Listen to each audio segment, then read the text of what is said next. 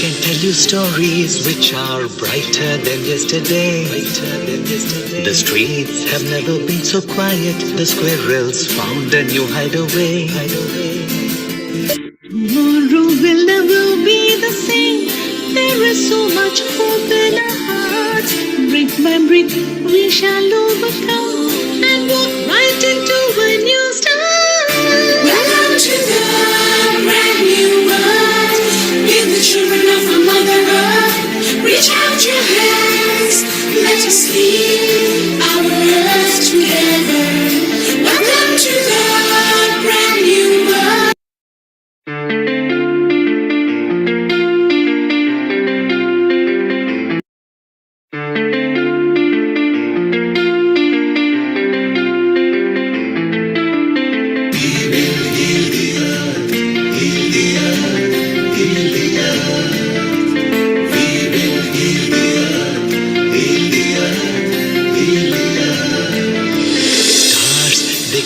Stories which are brighter than yesterday. The streets have never been so quiet. The squirrels found a new hideaway. Tomorrow will never be the same. There is so much hope in our hearts. Brick by brick we shall overcome and walk right into a new start. Welcome to the brand new world. Give the children of our Mother Earth. Reach out your hands. Let us lead our earth together. Welcome to the brand new world.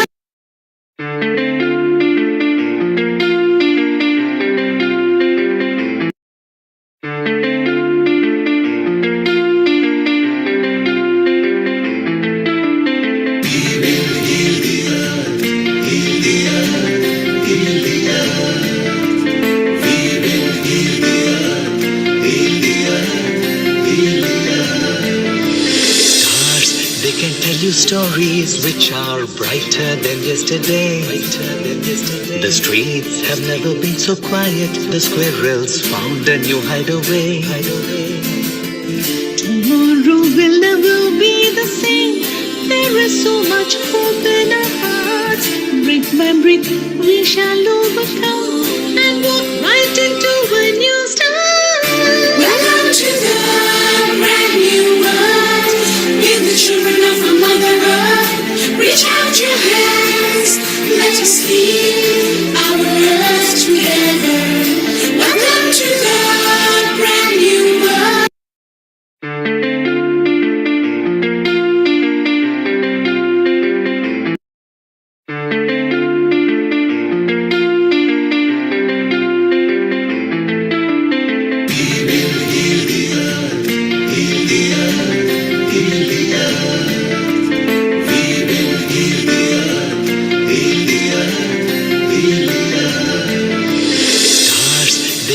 Stories which are brighter than yesterday.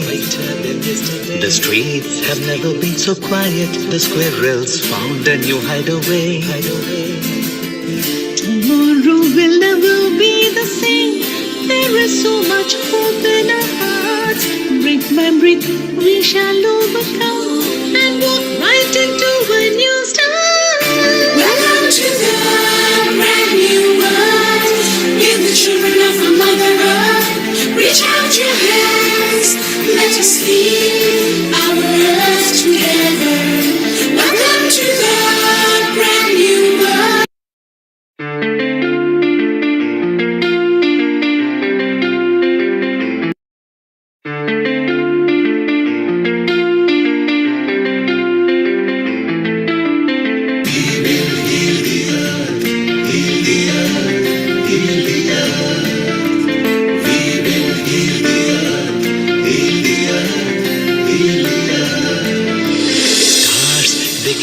Stories which are brighter than yesterday.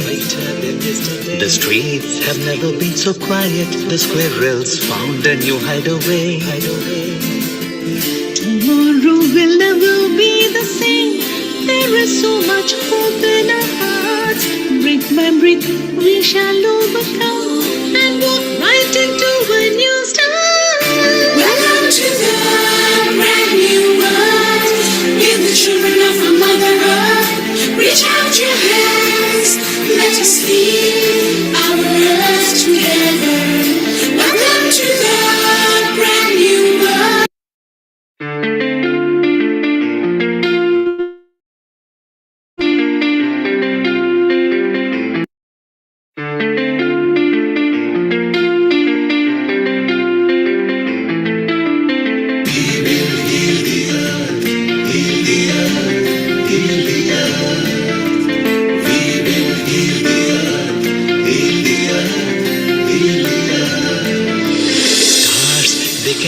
stories which are brighter than yesterday. The streets have never been so quiet. The squirrels found a new hideaway. Tomorrow will never be the same. There is so much hope in our hearts. Brick by brick, we shall overcome and walk right into a new start. Welcome to the brand new world. Give the children of our Mother Earth. Reach out your hands. Let us lead our earth together. Welcome to the brand new world.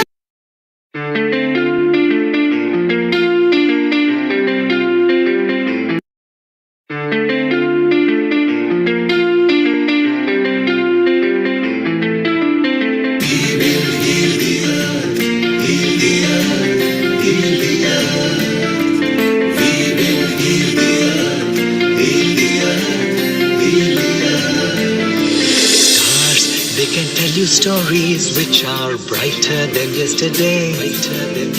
The streets have never been so quiet. The squirrels found a new hideaway. Tomorrow will never be the same. There is so much hope in our hearts. Brick by brick, we shall overcome and walk right into a new start. Welcome to the brand new world. Give the children of our Mother Earth. Reach out your hands. Let us lead our earth together. Welcome to the brand new world.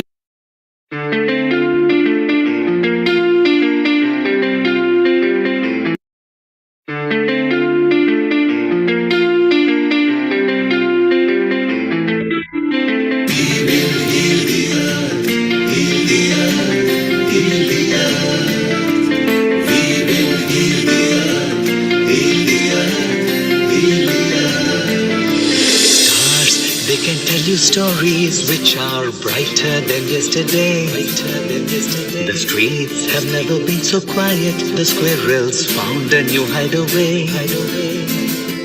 Tomorrow will never be the same. There is so much hope in our hearts. Brick by brick, we shall overcome and walk right into a new start. Welcome to the brand new world. Give the children of our Mother Earth. Reach out your hands. Let us lead our earth together. Welcome to the brand new world.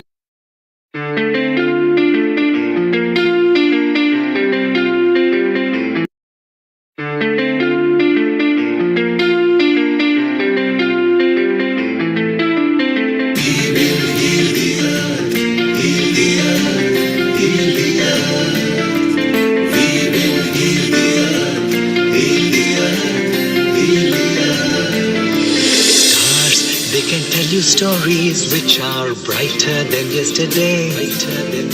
The streets have never been so quiet. The squirrels found a new hideaway.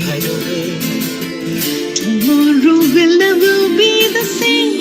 There is so much hope in our hearts. Brick by brick, we shall overcome and walk right into a new start. Welcome to the brand new world. Give the children of our Mother Earth. Reach out your hands. Let us lead our earth together. Welcome to the brand new world. Yeah, can you hear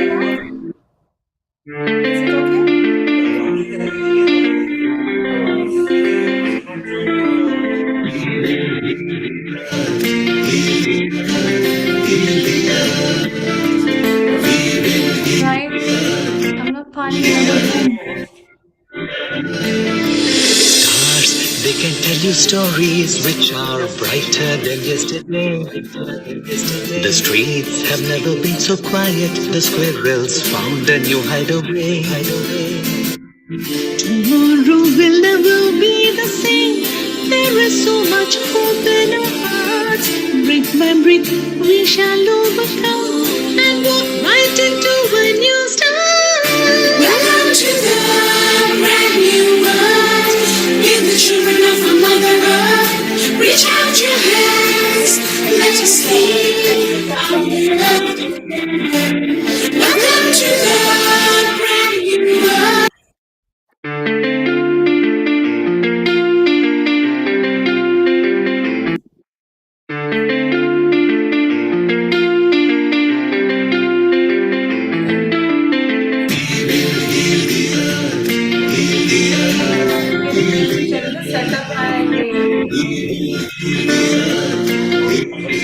I just saw one star Stars, one is they can five tell you stars. stories which are brighter than yesterday.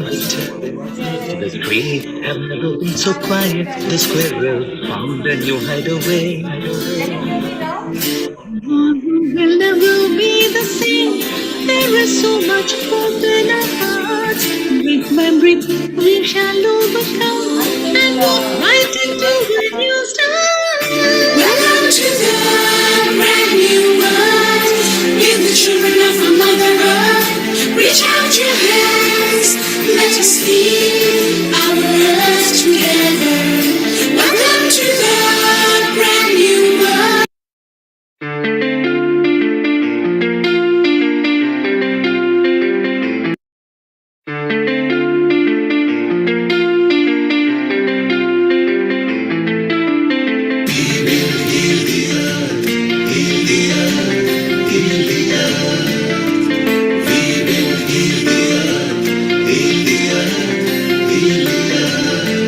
Stars, they can tell you stories which are brighter than yesterday. The streets have never been so quiet. The squirrels found a new hideaway. Tomorrow will never be the same. There is so much hope in our hearts. Brick by brick, we shall overcome and walk right into a new start. Welcome to the brand new world. Give the children of our Mother Earth. Reach out your hands. Let us heal our earth together. Welcome to the brand new world.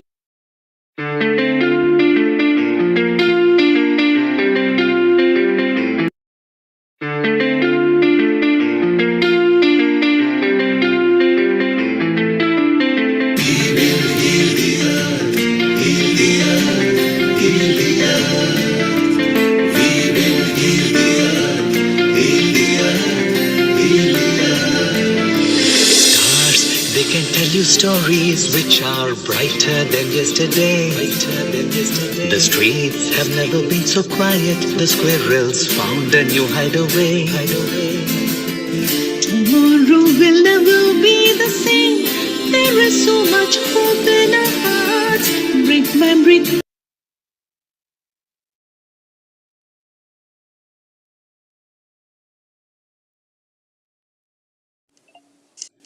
10, 9, 8, 7, 6, 5, 4, 3, 2, 1. Global Namaste. Good morning, good afternoon, and good evening to all the lovely viewers of Healing Our Earth.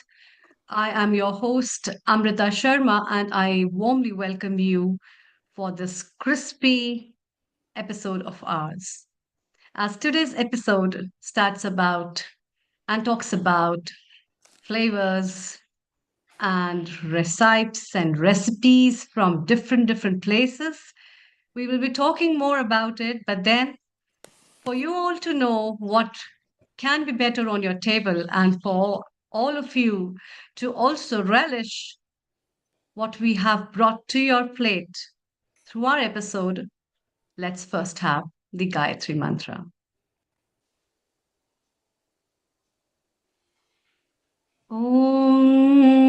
Om Om Bhur Swaha Tatsaviturvarenyam Bhargo Devasya Dhimahi धियो यो न प्रचोदयात् ॐ भूर्भुवः स्वः तत्सवितुर्वरेण्यं भर्गो देवस्य धीमहि धियो यो न प्रचोदयात् ॐ भूर्भुवः स्वः तत्सवितुर्वरेण्यं भर्गो देवस्य धीमहि धियो यो न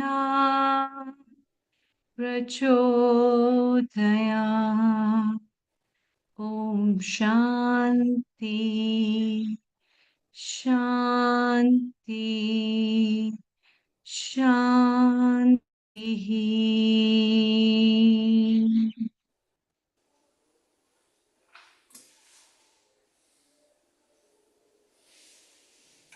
Welcome.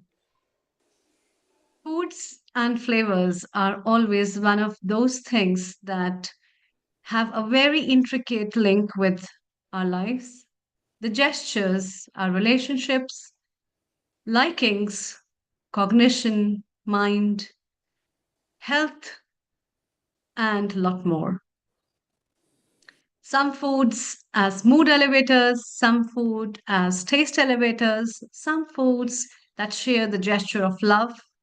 As we cook for someone, we serve to someone, we buy something for someone, we host someone, and therefore the food and its flavor has its own very beautiful connection that we have in our life. Our gut health and we ourselves, as an epitome of this nature, need to know what's best for us and what nutrients are really nice, good, and beneficial for our body. But more than that, what counts is how yummy the food is. And for that, we really need to have some experts who can tell us about how to prepare things in delicious ways, how to serve them in a nice way, and also giving yourself a feast someday is a nice idea. And every episode of Vegan and Vegetarian Kitchen, we bring to you something really yummy, delicious, and mouth-watering for you all, and also inspiring in a way that adds up something to your kitchen and add it on to your table and lot more. And that's why I really very warmly welcome the guests of today. And first of all, I'm very happy to see with me our resident contributor of Vegan and Vegetarian Kitchen who sings lovely, who cooks lovely, and a lot more, who has joined us from London. Let's warmly welcome her. A very good afternoon to you, Shivani Gollapalli ji, and a very warm welcome. Global Namaste. Global Namaste, Amrita, and everyone. Thank you for the very, very beautiful introduction and a warm welcome. So, today I'm just going to prepare a South Indian thali. Hope you all enjoy it. So, So shall what we? are the things that you're going to include in South Indian thali, and what is special about a South Indian thali? Can you just tell our viewers before you dive deep into the ingredients and cooking, and we just see what is going on, and we think have it on our Definitely, table right now. So please definitely. tell our viewers what is special about South Indian thali and what is the relevance of South Indian thali. Well, Thank you. South Indian thali is sattvic, and I'm taking different dish from different parts of South. So as I continue, you will be noticing it.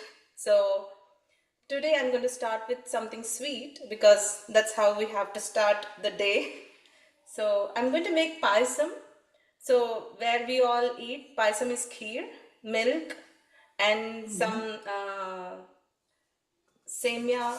This is okay. Is it clear? Vermicelli. Mm. Vermicelli, yeah. I don't know which part looks better. Yeah. So, and going to add a little bit of sagu also to it. So this will give, it'll cool you down and it's healthy. It has protein. It has everything in it. So shall we start? Yeah, sure. Why not? We cannot wait for it. I'm going to add a little bit of ghee to the pan. Just, Clarified butter.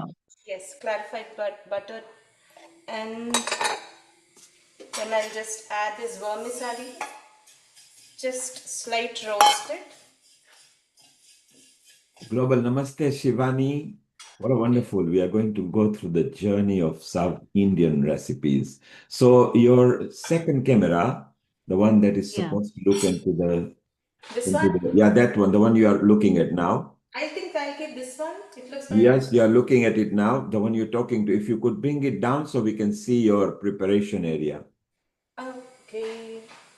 Yeah, that camera. Yes, yes, bring it down. Yes, bit more, just bit more. More. Yeah, a little more. Perfect. Perfect. Don't shift it. Yes, now we can see your ghee and everything. Yes. So to this vermicelli, I'm going to add this soaked sago. Sabudana? Sago? So we call Tapioca. it sagu biyam. Hmm. So with this, I'm going to add a little water too. Sago.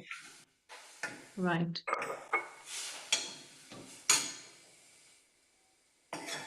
So it's going to take a little Sabudana. time. Yeah, it's going to take a little time to boil.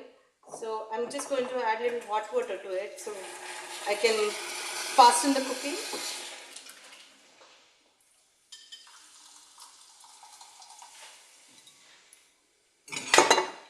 I was thinking in the meantime I can make one more sweet, which will be more quicker. So right now, Shivani is preparing some sabudana, which is tapoka. Sevaya Pearl. and sabudana. Yes, they are called tapoka pearls or sago, wherever if you go to the supermarket. They are really lovely, and you can make hot pot with it, which is called khichdi. You Yes, can cook vada. it with Yeah. potatoes, vada, yes. So And Shivani, you have soaked them because generally when we're using tapioca, we soak them. Are you soaking them right now or not? I did. I told I soaked for 2 hours. So Okay.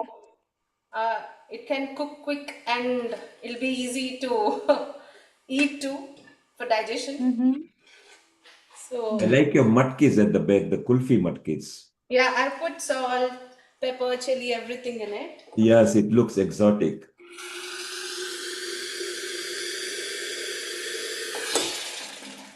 I'm going to show our rava laddu, South Indian style. So Rava laddu. yes, Right. in the next pan, I'm adding a bit of ghee. I'm just dry roasting this rava semolina. Semolina. So in India, we have a very good combination of the fats with the carbs. Sago, which is derived from the tapioca root, is carbohydrate, but then we are mixing it with the clarified butter. And here also semolina, which is again a rich carbohydrate source, and we are mixing it with clarified butter as you're preparing semolina balls, right? Laddus. Yes, I'm adding a bit of desiccated coconut too. It'll give good taste and uh, enhance the flavor of the laddu. Hmm. Now in South India, because there is lot of the temperatures are pretty high, cooling foods in different forms, and coconut forms the major ingredient in one of them, which is from Ayurveda point of view also a cooling dessert. So it makes a big sense of adding up certain ingredients that enhance the cooling properties of your body. So it's a quick dish when somebody guests come un what do you call without calling. So I make this one. So it's just 5 minute dish for me. This is a very important stuff because it has to be like the ready-made stuffs of the kitchen where people come suddenly and then what's new, what you're going to serve is also a very important thing. So this is a very simple dish. Just semolina, a bit of coconut, and just add sugar. In how much semolina have you added? How much coconut should we I add and added how much one sugar? cup Can you of please tell our viewers? 1 cup of semolina, 1 cup of desiccated coconut, and 1 cup of sugar, approximately a little more or less according to your palate. Equal quantities, right? If you call equal quantities, I just roughly mix it.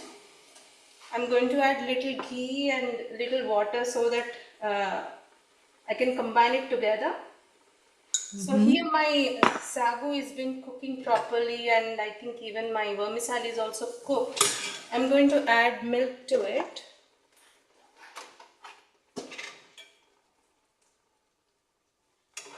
So these are all quick fixes.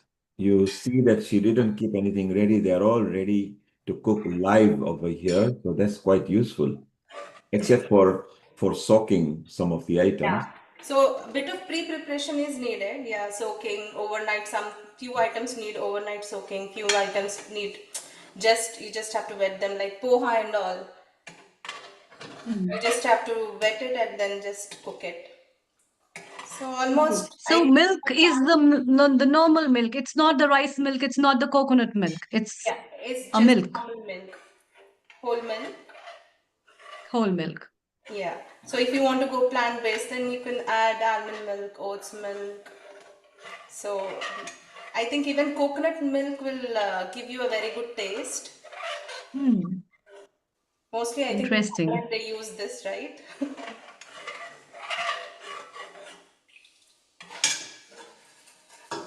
So we got Gazala joining from Wales as well. She loves cooking and dancing. She actually dances while she cooks. So it brings bit of, isn't that right, Gazala? I do. I do. I've done a wonderful, fun program, which was where we're looking at the different pots being cooked. I was doing one side, a healthy version, one side a traditional at the same time cooking. And then when it was simmering, then I did some dance moves to burn out the calories after they've ate the food. So I'm going to it's add fun. some nuts to it. Sorry, sorry to interrupt.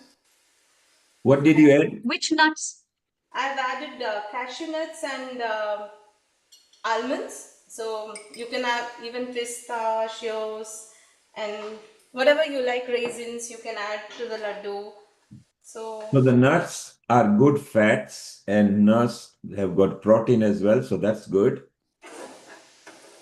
this I just have to cool this down, this semolina thing, and then I can make laddus out of it. And yeah, finally I have to add a bit of cardamom powder. So Deborah is watching as well. Later, she is also one of the contributor.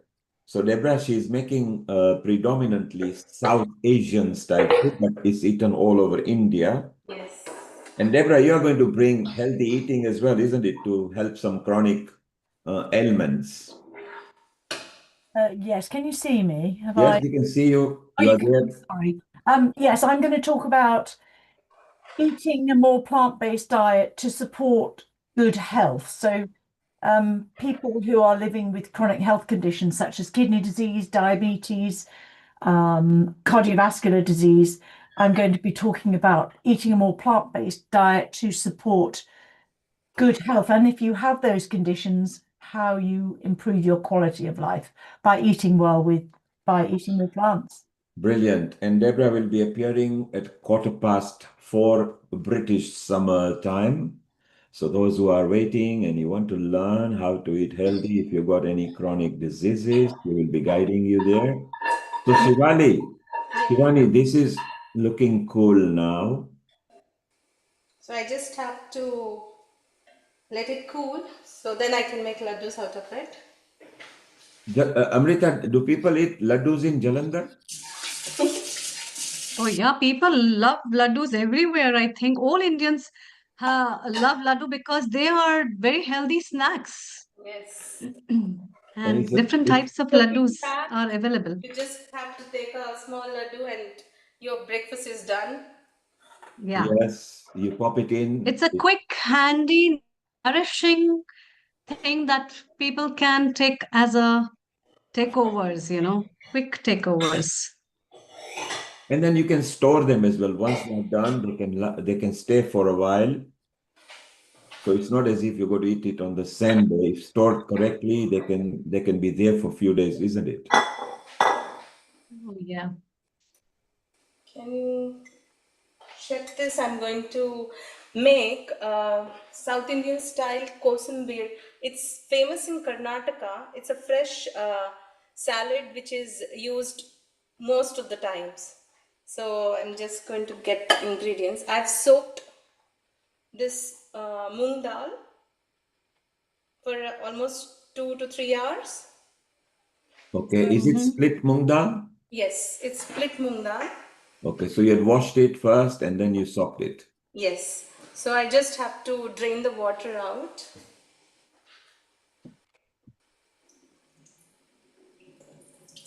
Amrita, why do we always soak pulses? It reduces the cooking time. It increases your absorption capacity. There are a lot of vitamins that are easily digested after soaking the foodstuffs. And I think, especially at this time of crisis of war, it's very important to cook wisely. So, soaking is one of those advices that I would recommend everybody, that will reduce your cooking time and will also preserve the utilization of the gas that you will be doing. Yes, it reduces the gas causing compounds, doesn't it? Yes. And also, does it help with acid as well? Because there's phytic acid there, isn't it? It eases down the digestion process of an individual. So, where somebody is not able to digest properly, and especially for the salads, this is like a good thing. So to this soaked moong dal, I'm going to add few chopped cucumber, carrots, grated coconut, a bit of cilantro.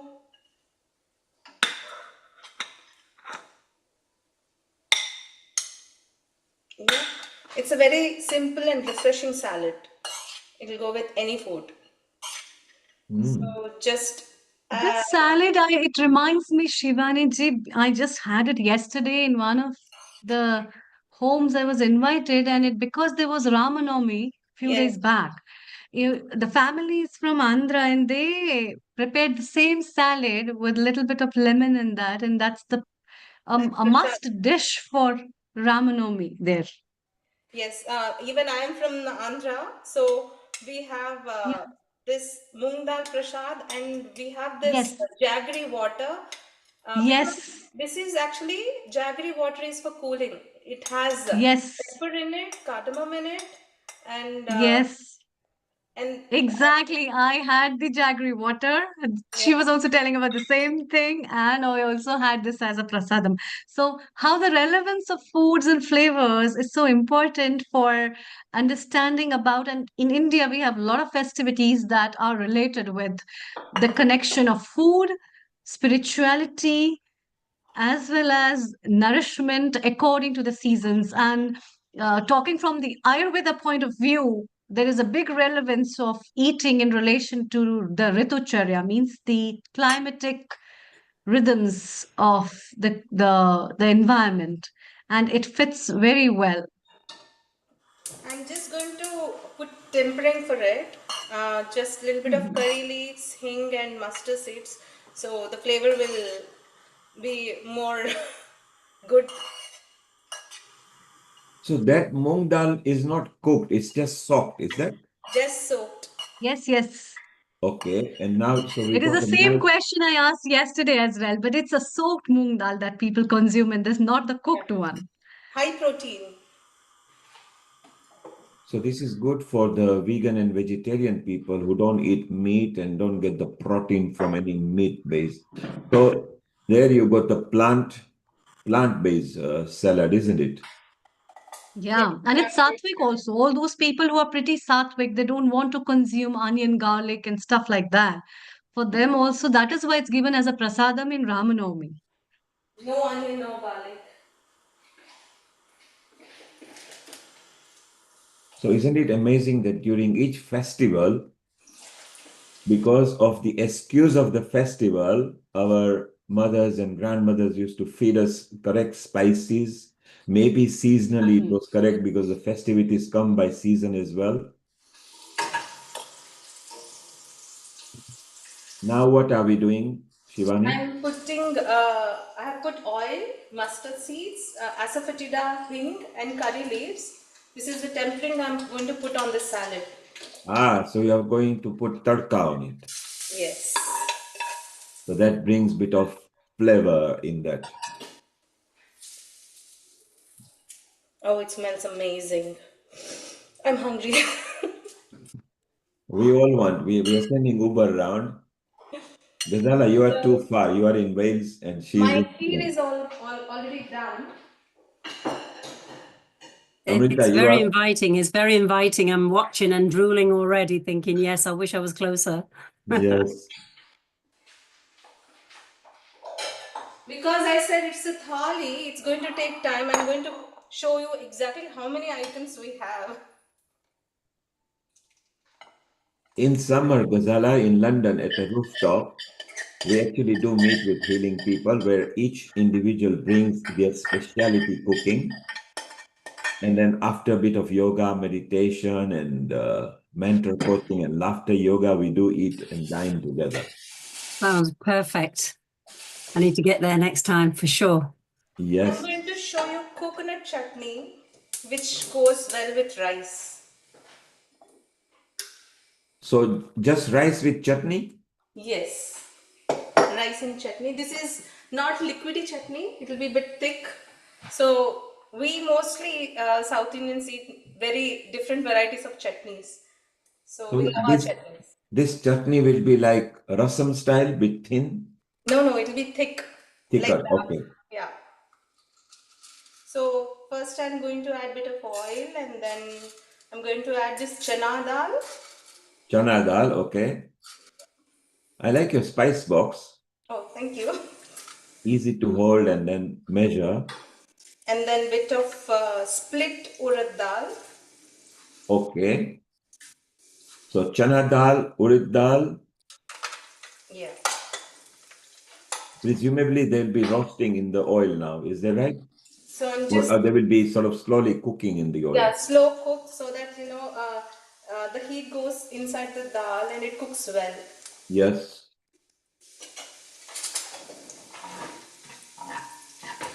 So far, this is the fourth item she is making, and we have covered about 20 minutes and 30 seconds. So not only can you prepare them fast. I'm just going to add a bit of coconut. Coconut, okay. This is diced coconut or? And I'll be adding few chilies. Ghazala, do you use coconut in your cooking? Actually, I don't. To be honest, it's one thing I've not used in my Kashmiri masalas. I haven't. We don't do much coconut, but I'm trying to test. I love coconut to eat. I love coconut, milk. I love all of that and water. So, but I've not used it. So this is nice to try that. Perhaps for me to add it to my Kashmiri style of cooking. Yeah. Yes, you can have Kashmiri style with coconut chutney. Yeah. What did you just put in, Shivani? I've added green chilies. Uh-huh. Yep. So I'll just let it roast for just 2-3 minutes. Okay. I'm going to show you the next item.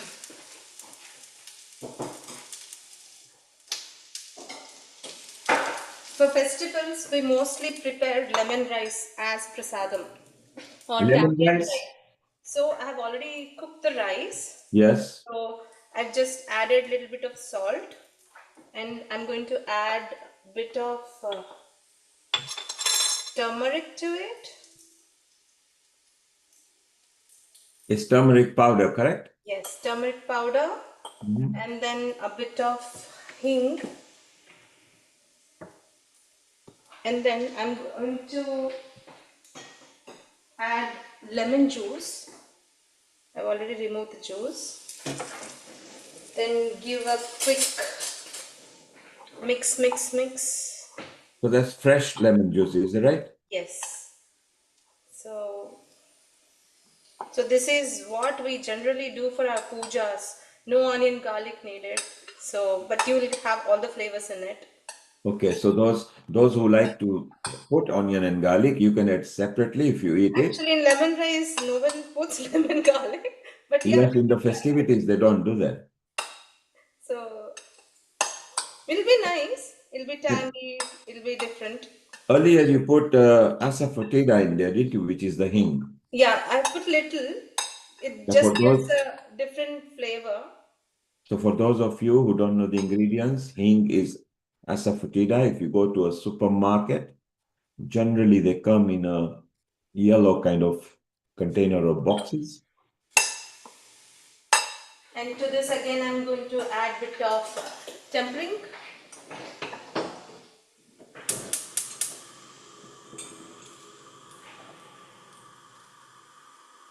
Which oil is that? This is rapeseed oil. Okay. But most South Indian cooking oils, they use, Tamilians, they use sesame oil, and I think our side, for many of them, they use peanut oil, coconut oil in Kerala. And a cold pressed rapeseed oil is very Yes, healthy. cold pressed. Yeah, if it's cold pressed, then that's one of the seed family oil safer to have. To the tempering, okay, it's not standing. And sabudana ready now? Oh yeah, long ago. And so that dish, and then we got this chutney, then we Here's got this sabudana. salad done. Yes. So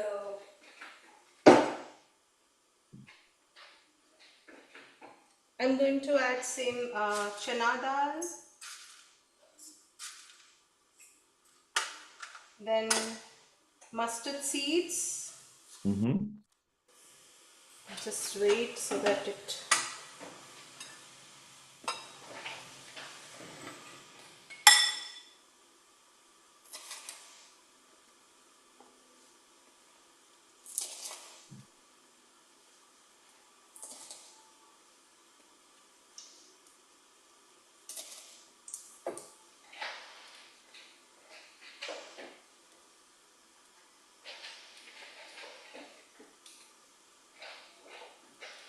And then again, I'm going to add urad dal, split urad dal.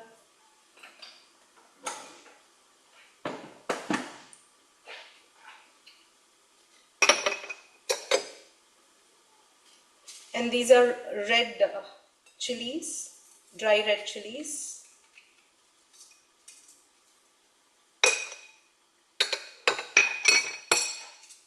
And some green chilies.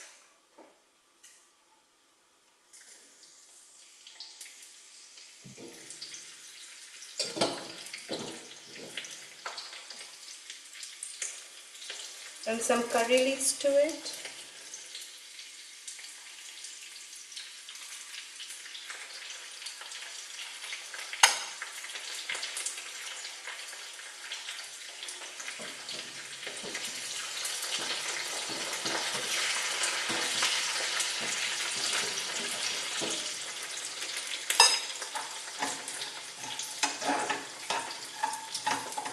My coconut for chutneys, this thing is also roasted. So I can switch this off, let it cool. Beautiful. Chilies. Indians love chilies. Ghazala, even in Kashmiri dishes, you put red chilies and yogurt, don't you?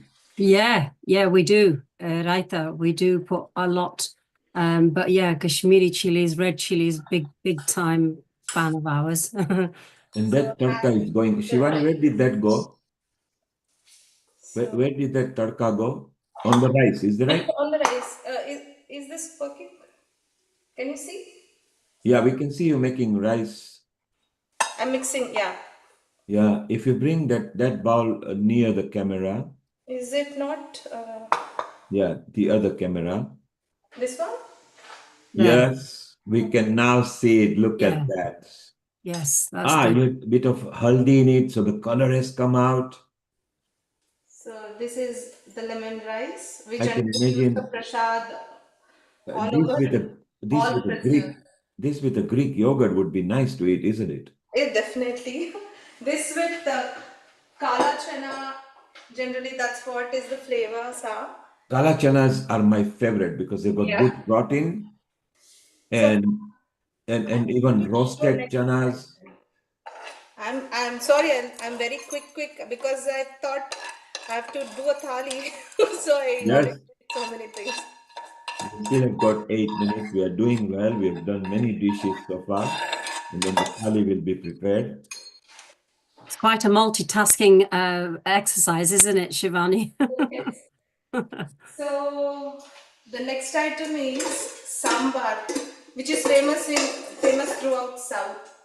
Yeah, they like sambar with dosa, with idli, with medu vada. This one is working or that one is working? Moringas, which is classified as superfood now. Isn't that beautiful? So I have moringa, tomato, bottle gourd, carrots, and some green chilies. You can add as many vegetables you like. Yes, So I'm just going to boil them superb. with some red chilies and chili powder and turmeric powder.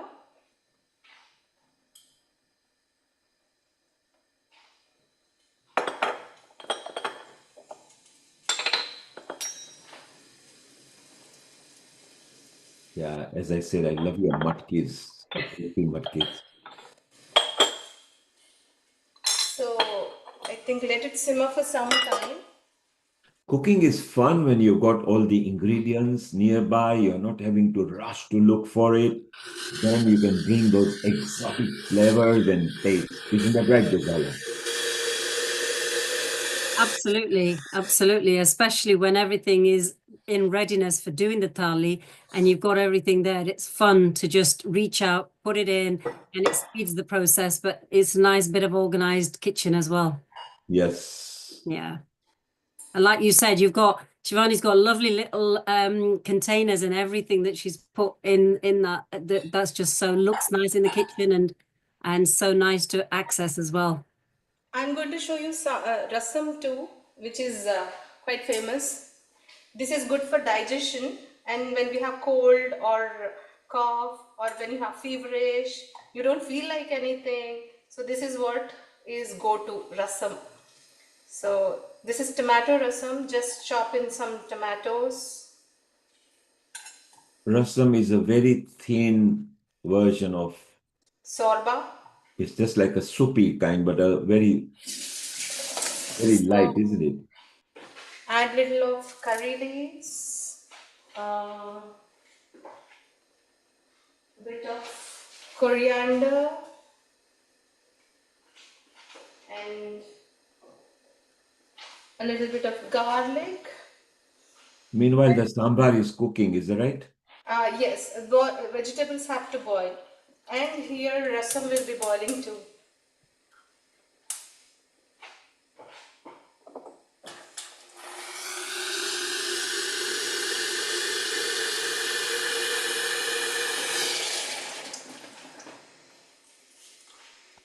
Sarah has joined from UK as well. She's going to do a rainbow salad. Eat your rainbow. I'm going to add a little bit of pepper and coriander powder to it and let it simmer for some time.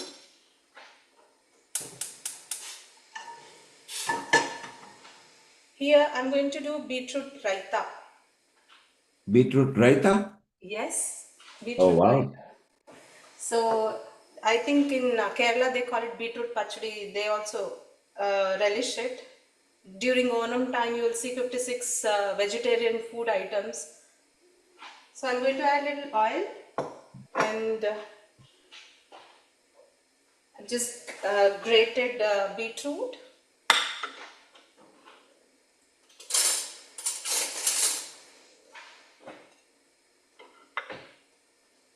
So we are traveling different countries today, different style of cooking. After you, we're going to go to Israel, where Rachel will be showing her, sprouting your foods, because sprouting foods is very important. Then it will be followed by Sarah, eat your rainbow, mix your colors, which is beautiful. Sarah, while you were away from the screen, maybe you were watching on the YouTube, Shivani has made a salad as well. And today she's preparing dishes from different state of south part of India and turning it into a thali. Thali means a dish, which means a dish of variety of food together. I can see the sambar simmering now. And moringas, as everybody knows, is classified as superfood now, which is good that you put moringas in there, drumsticks, as we call it. Get just a splash of water so that it's quick. This is a rasam you are doing? This is beetroot raita. I'm just. Raita, beetroot raita, yes. This is tomato rasam. So I've added tomatoes, curry leaves, coriander leaves, and a bit of tamarind juice I'm going to add to it. Imli juice, tamarind. Yes. So even sambar and everything, dal, sambar and rasam, they all need imli juice. So Yes. I've just soaked imli and I'm just going to add to it. Indians love tamarind.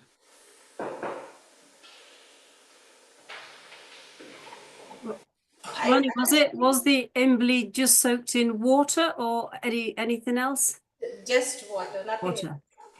I'm going to show you a quick pickle I made with cabbage. So this is cabbage. I finely chopped it, added a little bit of what do you call mustard powder, and to this I'm going to add salt. This is cabbage, is it? It's cabbage. It's instant pickle. So, and chili powder.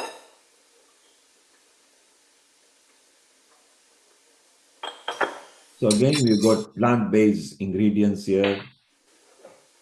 Yes. And to this I'm going to add a little bit of lemon too, lemon juice.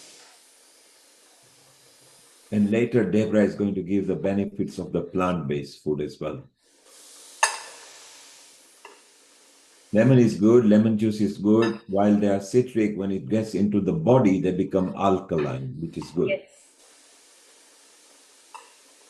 So I like the color which is coming. Bring it to the camera so we can see it, please. The other camera. Yes, that one. Aha. Color again. Lots of different like kimchi. And so simple to make and yet healthy. Yes, beautiful. It is very tasty to eat as well.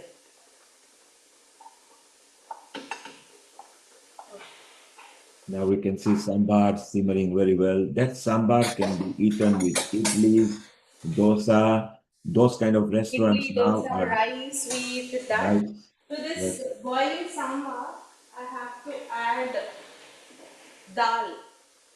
The cooked dal, I have cooked this tur dal. Yes.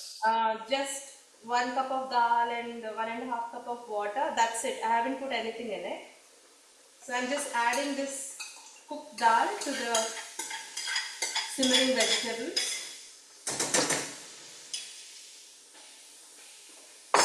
And tur dal is the pigeon dal, isn't it? Pigeon, yes. Pigeon. Yes.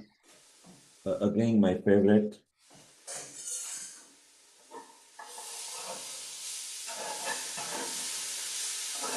So many dishes, and we have Just only. going to add bit of salt to this beetroot.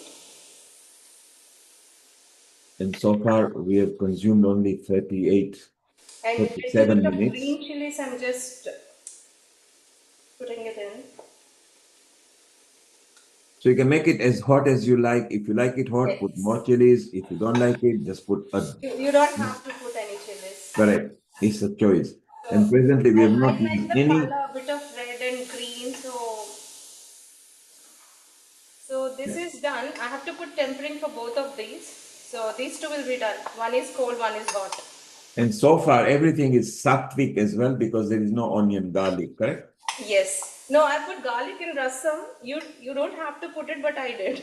Okay. Yeah, garlic, onion, people love it, bit of flavors. Yes. So if people have got option. So I'm just going to add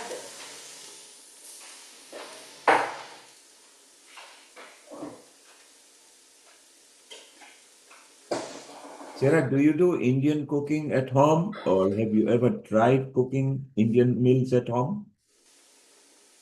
Yes, she does. Not to this level of expertise, obviously, but yeah.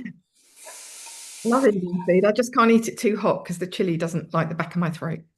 it won't be that hot. You don't have to add chilies because you can go for black pepper as well if you like pepper. And that's hot, different hotness. Yeah. I use black pepper and lemon to avoid salt.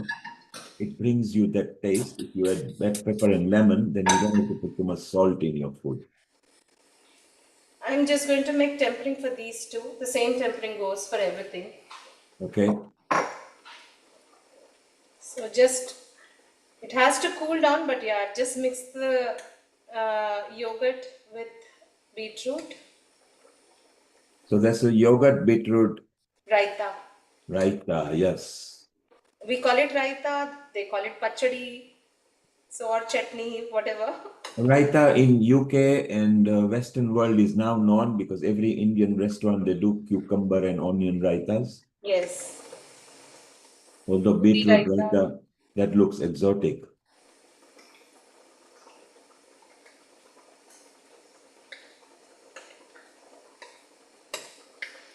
So Rachel, who is after you, has joined in as well. She's going to give the values of sprouted foods. Rachel, in Israel, do you eat Indian food? Do you make any Indian ingredients at home? You're muted. Well, that was 1 second. Let's just make you co-host. Yeah. I'm going to add again same chana dal and then mustard seeds, then split urad dal. Well, I love to your question. I love turmeric. Oh, All the Yeah. time, turmeric and ginger, and I make a meat lentil curry. So. Oh, wow. And turmeric is obviously beautiful. They call it superfood, but it's got so much value to it. So what Shivani is doing, she has taken the South Indian states of India, different one, picked up a speciality from one of these states and then turn it into a full platter. We call it a thali. And I think this is the 7th item she's creating, so it's all beautiful. And presently we have consumed 41 minutes. Oh. So you can prepare the whole meal of different states if a lot of guests come down in literally just 35 minutes. Wow. So I can see the sambar, the soupy liquid that is done is so beautiful. And this is chutney, and I'm going to add sambar powder. This is sambar powder which makes sambar, and this So is. that's ready-made powder you got, is it? No, this is homemade. Aha. So with that'll take a different session next time. And this is rasam powder. Yes, and for those who haven't got time to make it, you can buy this ready-made. Yeah, ready-made. Depending which country you are in, most of the countries have got these things. So I think my sambar is almost done. Yes, it looks. Oh, it's quite hot.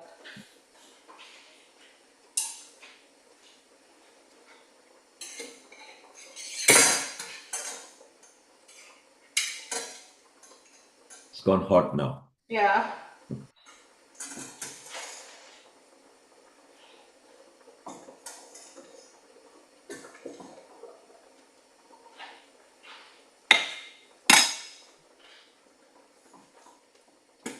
It's simmering very well, and now we can see the color of it. That looks good. I think the Indian food, when they bring that turmeric color, is more akin to Indian food, isn't it? I use it in everything. I have people that laugh when they say my house smells like turmeric. I'm like, I don't smell it, but I love it. I think it just adds, besides for being an amazing spice and so many health benefits. Yes. Why wouldn't you? It's so easy to add to everything. Do you use it raw or powder? Both. Yep. I could get really nice. I grow it raw as well, so that's the. Oh, wow. It's easy to grow with ginger.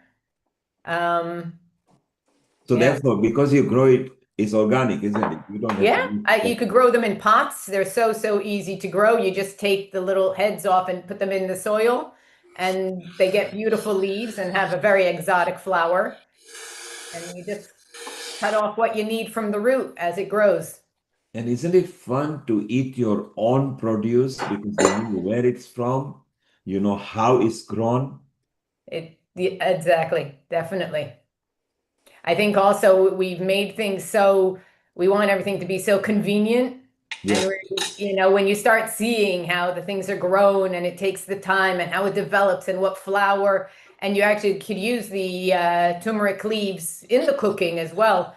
And it just changes the whole dynamic of your relationship with the food. Correct. Exactly. As you say, the relationship with the food. Psychologically, when you are eating, you know what you are consuming. Exactly. And then the tongue is ready for that taste.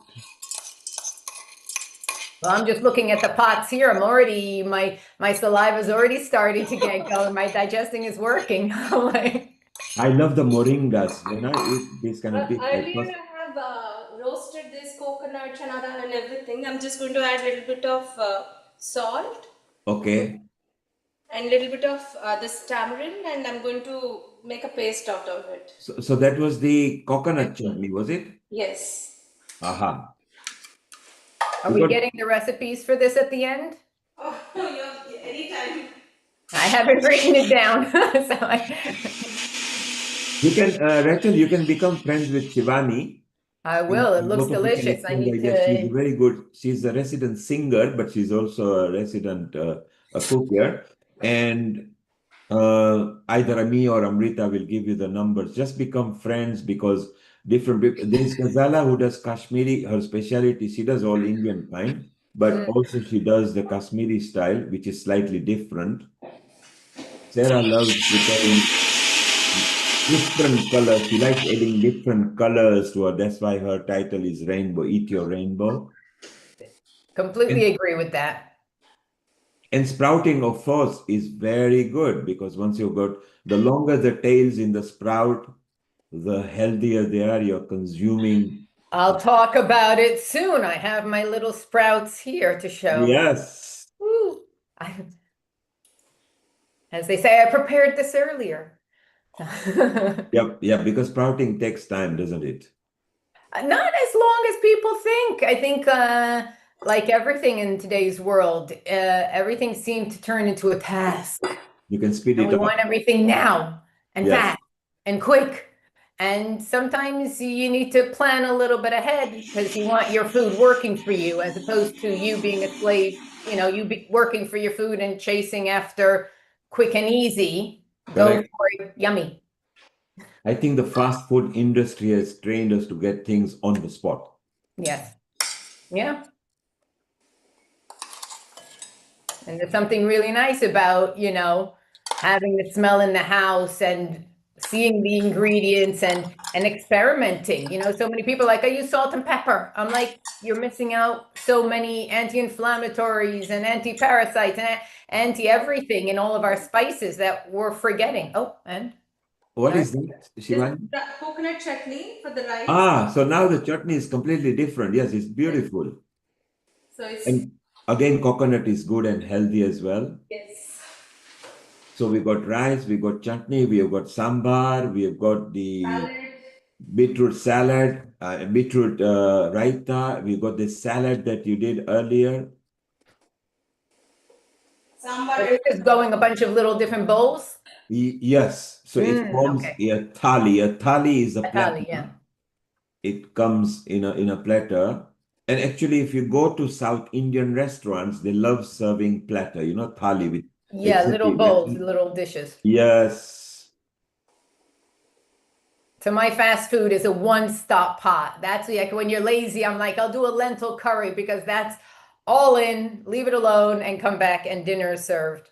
So. Yep. Sometimes simplicity, sometimes complexness. If you're sitting at a table with friends and it's nice to have the Exactly. But it also shows you that you could either choose to, spend more or less, but Yes.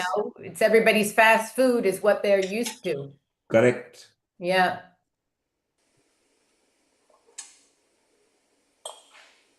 Okay, we are nearly done now, Shivani, aren't we? Yes. I have 2 more items to be done. If you have time. So maybe while you're preparing them, shall we run into Rachel and learn about sprouting? Sure. I You are just okay. want to You are show okay. Buddy. That's it. One last thing. Yes, you can prepare it because we want to see the final dish because Gazala's mouth is watering, Sure. although she Should is in I a explain diff. what curry I'm doing South Indian style? Yes. So this is soaked chana dal and rice. So with this I'm going to add bit of green chili and ginger. I'm going to make a paste and I'm going to add it to the yogurt and I'm going to make it thin and then I'll add bit of vegetables and boil it together. That is South Indian style curry. Okay. So while you are doing that, I'm going to keep the preparation camera on. Let's go to Israel and bring Rachel in as well over here. We spotlight her and we learn about sprouting. And first of all, are you all okay and safe there, Rachel? And Well, I'm actually in my safe room. So ah, if a siren goes off, you will have the rest of my family in here with us. But wow. it's been a quiet day in my area. So thank God I'm in a quieter zone. But And we in United Kingdom, we don't have safe rooms at all. So, if anything happens, we just have to leave it to the nature. So, Rachel, wonderful. You are there in Israel. You have been part of Healing Our Earth in different sessions. You love mentoring as well. You yeah. love helping with women matters and general health matters. And today you are going to tell us the benefits about sprouting your foods. Go ahead, all yours. Okay, so I know everybody's been talking about recipes and vegetarian and all the vegetables and everything today, which is amazing. And I thought I'd take it in a little bit of a different area. First of all, namaste to everybody, and thank you for having me on. But I was going to talk about preparing our food, as opposed to how to make the food. This is that one step before and how to get it ready. So in almost every ancient food culture, from Ayurvedic kitchen in India to the ancient China to the Middle East and to traditional Eastern Europe, people instinctively prepared their grains and legumes in ways that made them more digestible, more nourishing, and more alive. Today, I feel that a lot of people forgot about that part of the food. We tear open a bag of chickpeas or lentils and cook them straight, or we buy them in a can or frozen, and they're all perfectly convenient, but we're losing something in the preparation. We're losing something that the grain has that could give us. And today I want to talk about sprouting, one of the simplest, oldest, and most nutritionally transformative thing you can do with food. So you don't need any special equipment and no expense, just water, a sieve or a jar, and a little bit of patience, which I know today, patience, we're all running a little bit low and we want things fast, but if you do plan ahead, it's doable. So sprouting is simply the process of germinating seeds, how to wake them up, allowing them to begin growing before we eat them. That's all it is. You could sprout almost anything from any seed, from lentils, chickpeas, sunflower seeds, quinoa, fenugreek, alfalfa. This past few years, radish and broccoli has been very popular. So the process itself is beautifully simple. You soak the seeds overnight, you drain them, you rinse them twice a day, and within, depends on what, a few hours, you get a tiny little tail. Hold on, I'll even show you if you could see. If you see, you'll have a little sprout with his tail already popping up, and I started this one yesterday. This is a lentil, a brown lentil. Yes. And he started yesterday. And when he gets his little tail, It's a whole cascade of biological changes that happen at a cellular level inside the lentil. So what you're witnessing is life beginning. If you think about the lentil or any grain, it's technically the seed. So in this tiny little device, you have the wisdom of the whole plant. And who doesn't want to eat all of that wisdom? So we just have to wake him up. The most activated change that nutrition, it will change the nutritional profile of the seed once you wake it up and you sprout it. So seeds are designed naturally to survive, not to be easily digested, because when they fall to the ground, as nature has it, they fall to the ground, animals come or little insects come and they want to eat them up. If they're too easily accessible, we won't have any reproduction. They wouldn't survive, so they do need to have some protective layers so they could protect themselves from all of the creepy crawlies in the soil. So they contain compounds that are hard to break down, like phytic acid and lecithin and enzyme inhibitors, polysaccharides, and all of these are protective layers. If you've ever felt heavy, gassy, or uncomfortable after a bean dish, these are the culprits. So lots of people say, I'm just not going to eat beans because they make me gassy.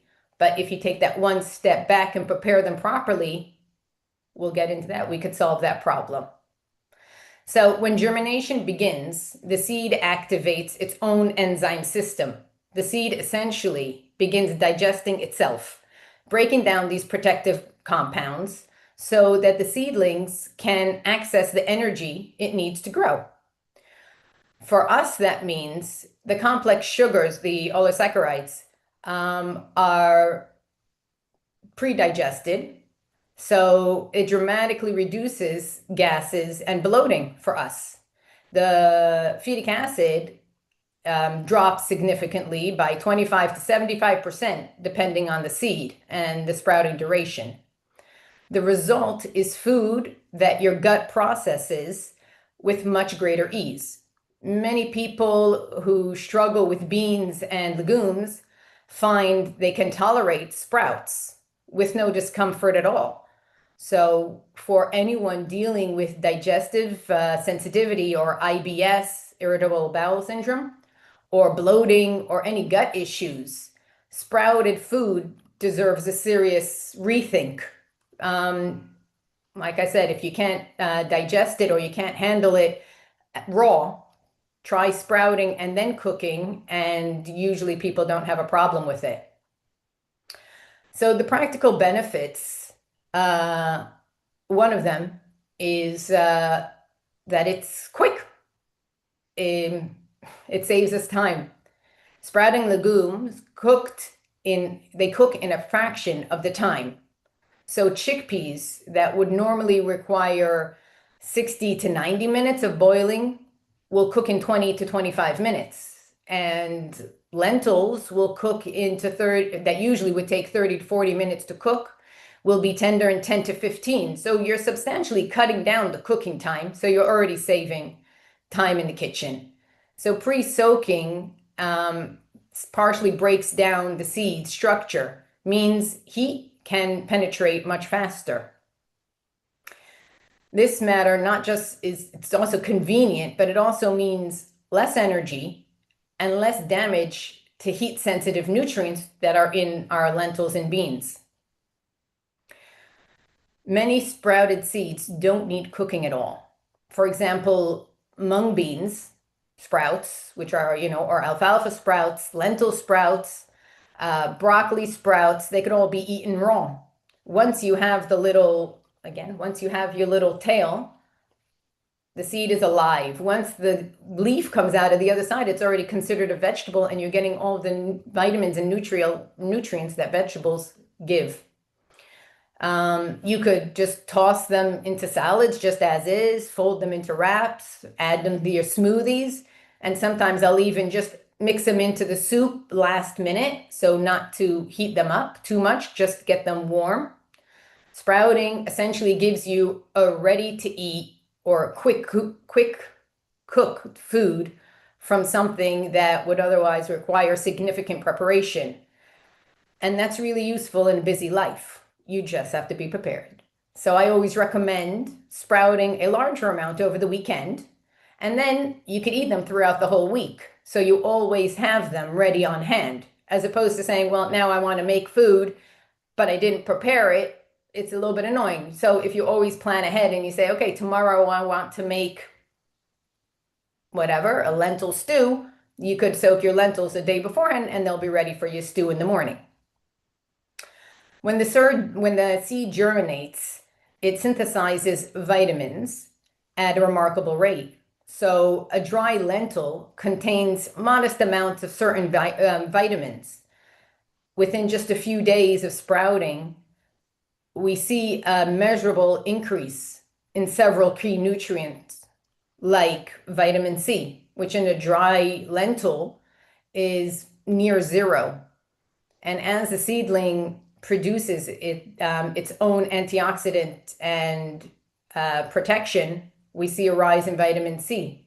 Vitamin B, particularly B1, B2, B3, folate are all increased during germination, and also vitamin K, which we know is for blood clotting and bone health.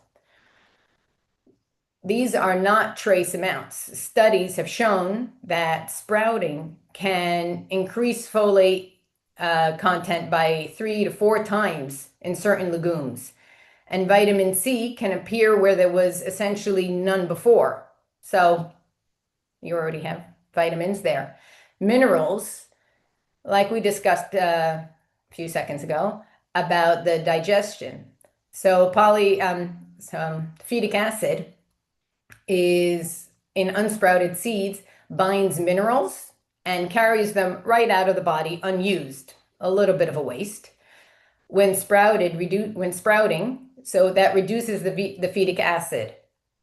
The same minerals become bioavailable, meaning your body can now actually absorb them. So iron and zinc and calcium and magnesium and phosphorus from sprouted legumes are absorbed at a significantly higher rate than from their unsprouted counterparts. You may be eating the same amount of food, but with sprouted legumes and grains, you're getting considerably more nutrient value from it. So live sprouts are rich in active enzymes, compounds that support digestion, cellular repair, and metabolic function. Cooking deactivates many of these enzymes, which is one of the reasons why raw sprouts have such a different effect on our body than cooked ones. Sprouts are also rich in antioxidants, particularly those produced to protect the seedlings from the UV radiation and oxidative stress. Broccoli sprouts, for example, are one of those most concentrated sources of a compound that has attracted significant scientific attention in the past few years for its potential anti-inflammatory and protective properties. Also, the protein found in the seeds are broken down to amino acids, making them easier to digest and to absorb. Some research suggests that protein digested for certain legumes improves by 15% through germination, which is wonderful. So how do we do? How do we sprout? Very simple. You take your lentils or your beans or whatever you want. You rinse them under water. I like to use a little sieve. This is small. I usually use a bigger sieve. I rinse and I put them in a bowl. You got to soak them overnight. For example, for my red lentil curry, which is a nice pot, I use around 1.5 to 2 cups of red lentils. You soak them overnight. The good thing is, like red lentils, you need to soak maybe 20 minutes. So I'll soak them, chop up my onion and my vegetables, by the time I finish doing that, my lentils are already ready to be used. Otherwise, you soak them overnight. In the morning, you drain them off. And then I keep them on the side with a bowl and a sieve, and you rinse them off twice a day. Just a quick rinse, 20 or 30 seconds, and you keep them where there's good airflow, but out of direct sunlight. You'll see within, like I said, with red lentils, it could be within 20 minutes. Other lentils will take hours to days. Chickpeas, obviously, or beans will take longer.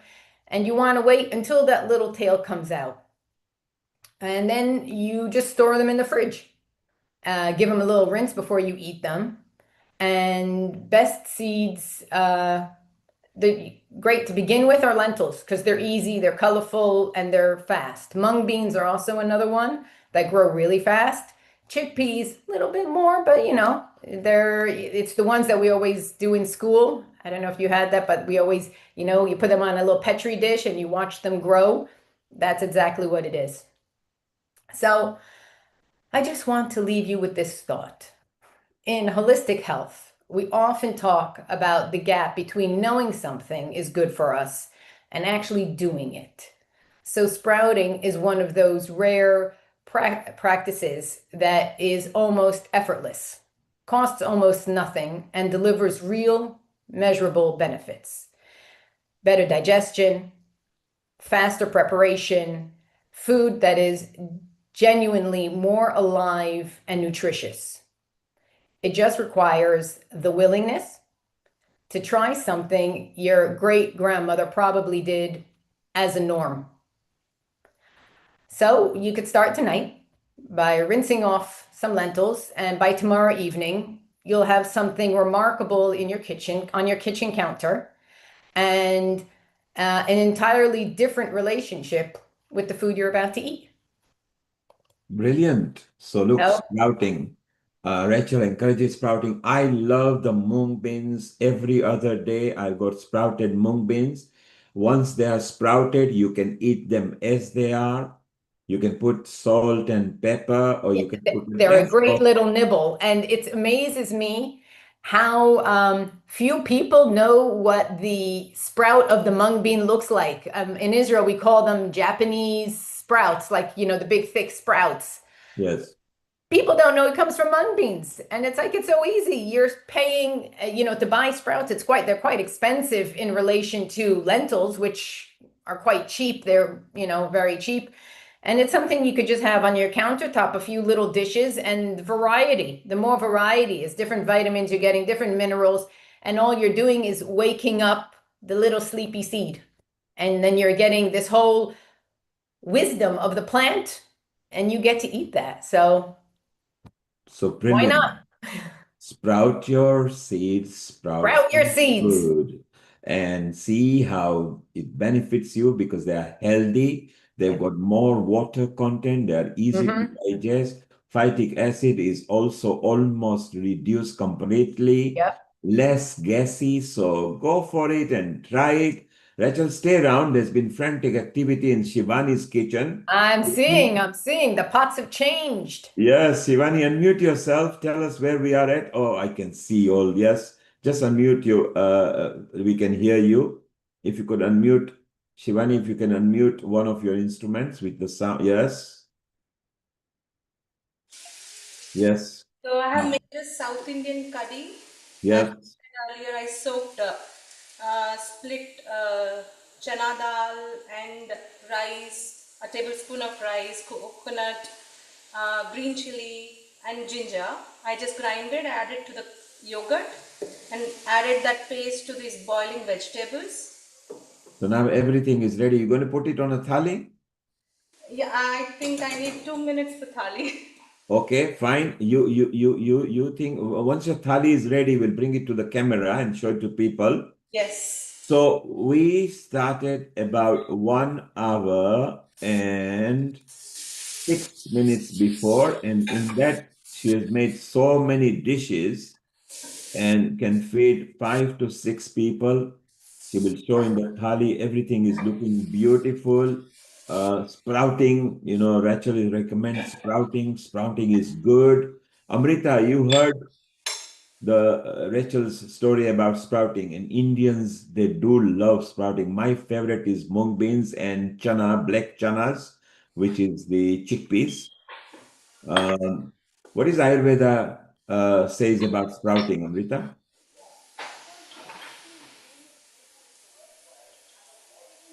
Unmute yourself, please. Yes, thank you. Yeah. Sprouts are really good and healthy. It's a live food because it has a good life force. And the other thing it uh, is there the way Rachel you was showing the germination process and that happening and the cotyledons coming out. Yes, actually. So these things are very rich in nutritive value, those kind of nutrients which we don't get. But when we talk about Ayurveda point of view, the way we are mixing these foods, how we are consuming them, that makes also a very big difference. And just because the proteins are tough to digest, they can increase your vata element. Therefore, all those people who are vata, they must heat it with a little bit of oil, and they must add vata? cumin What seeds is to it, a vata? little bit of grated ginger, that will be beneficial. So these kind of things has to be done in case you prefer taking this. Sprouts are very, very good for pregnant ladies. It's very good for children, adolescents who need to grow, growth and development, and also for old age people. So you can just simmer them a little bit and steam them also if it's tough for old age people to digest. So there are a lot of varieties you can mix in it and a lot of combinations you can add into it in terms of the vegetables that you can have, or you can add some parsley, cilantro, basil leaves, make it uh, more flavored in different ways. So that can in fact add up as your complete meal, as well as can substitute with some on additions of bread as pestos and other things. Beautiful. So we've got a different perspective there from the Ayurvedic point of view. And you can sprout grains, seeds, nuts, and beans as well. So sprouting is not restricted to just pulses. It depends what you love. You can sprout almost any of the varieties that I mentioned, which is so beautiful over here. But meanwhile, we've got South Indian dishes being prepared, several dishes from the southern states of India. Rachel has given us why sprouting your food is good, how you can sprout your foods, how easy it is. Don't be scared. Try it. Leave it overnight. See what it happens.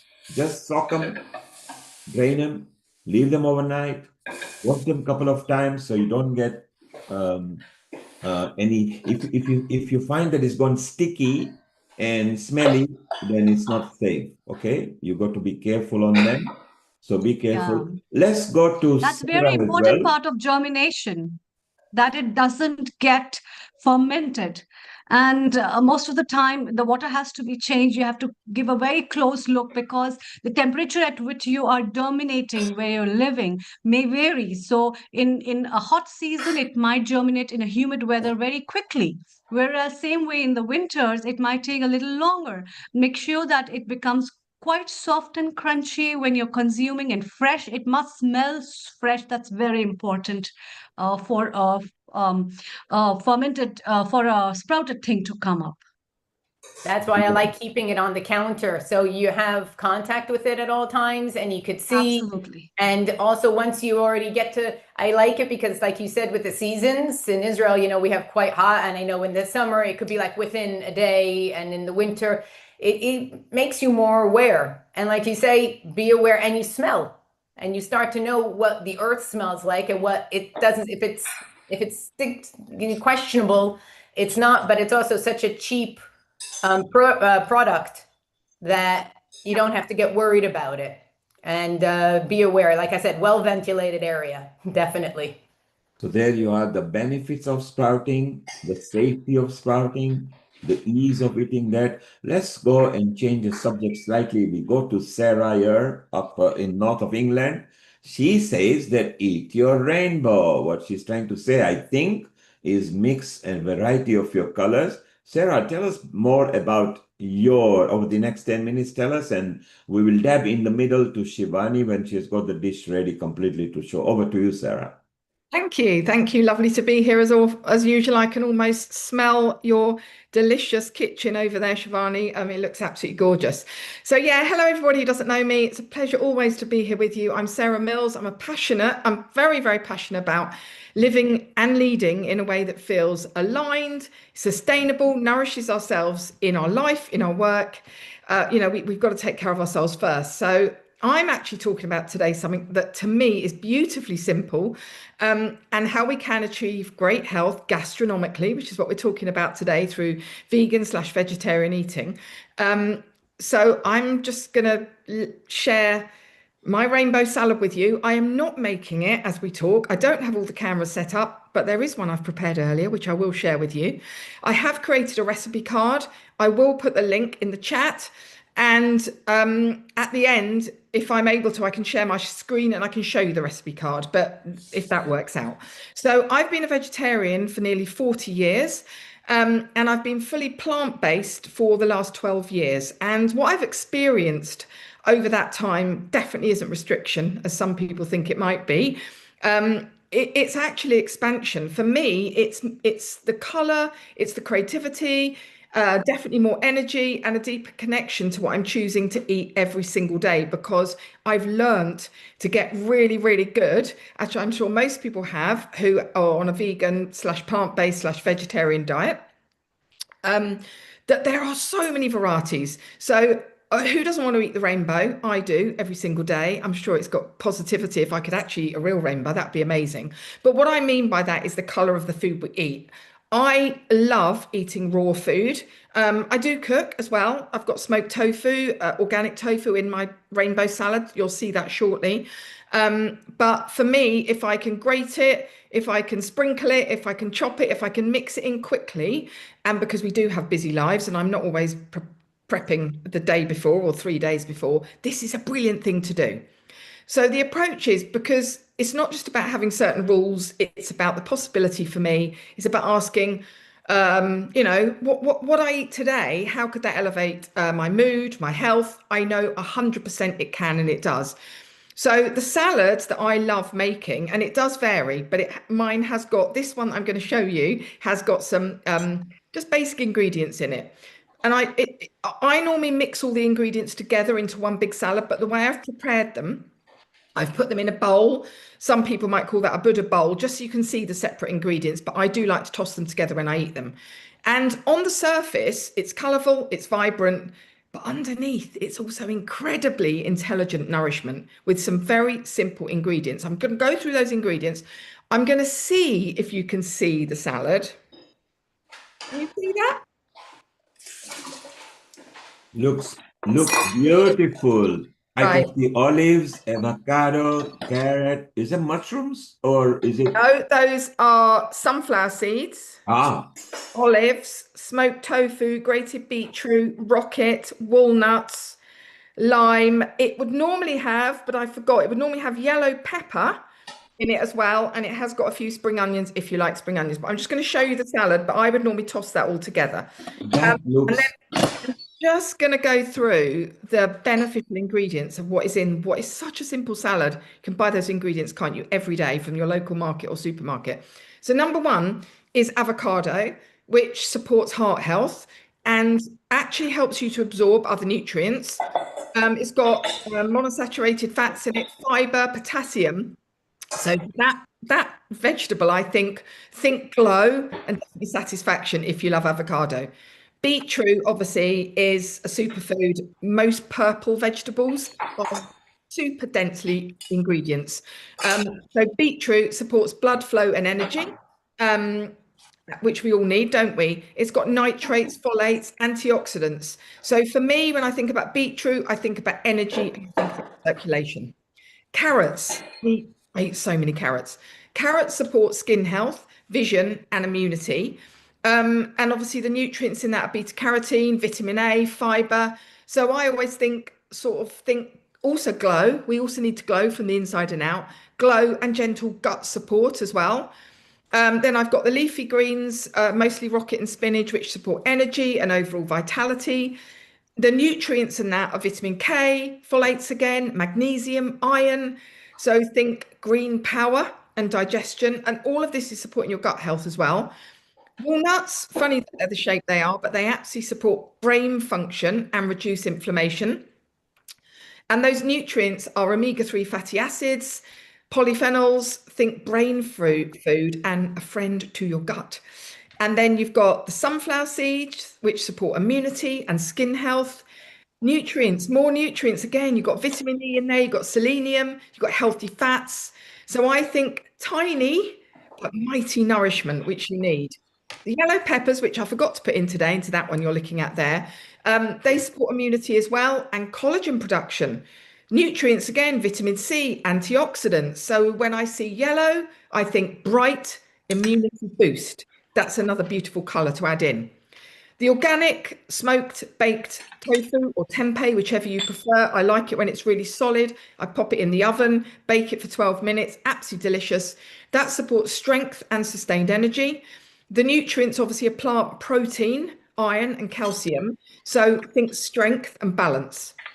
And then olives. We all know how, if you like olives, all of this food is based on whether you like it or not, whether you're going to eat it. But I see it as some sort of medicine, so I'm going to eat it anyway. So olives, they support heart health. They reduce inflammation. And the nutrients are monosaturated fats again, polyphenols. So I think Mediterranean magic for longevity. And finally, the last item in there, tiny little thing you don't even think about, spring onions, right? They are really good for feeding the good bacteria in your gut. That little spring onion, who'd have thought of it? They're anti-inflammatory and they support overall body balance, which I think is amazing. So alongside all those fiber-rich veg, seeds and greens, that they supercharge the whole bowl's gut impact. And the benefits is it's the combination effect of it all. They don't just work on their own, they work together. Healthy fats absorb vitamins, vitamin C helps to absorb iron. I mean, it just goes on and on. So fiber feeds your gut bacteria. I mean, what a little family plate of gorgeousness it is. They're all helping each other. And the most important thing for me is about your gut health, because everything about your health comes from your gut, really. Your mind health, your happiness, it's known as your second brain. Your gut thrives on diversity. So different plants feed different bacteria. So when you eat more color, when you have more variety, more texture, you are creating an internal environment in your body where your body can truly flourish. And who doesn't want that?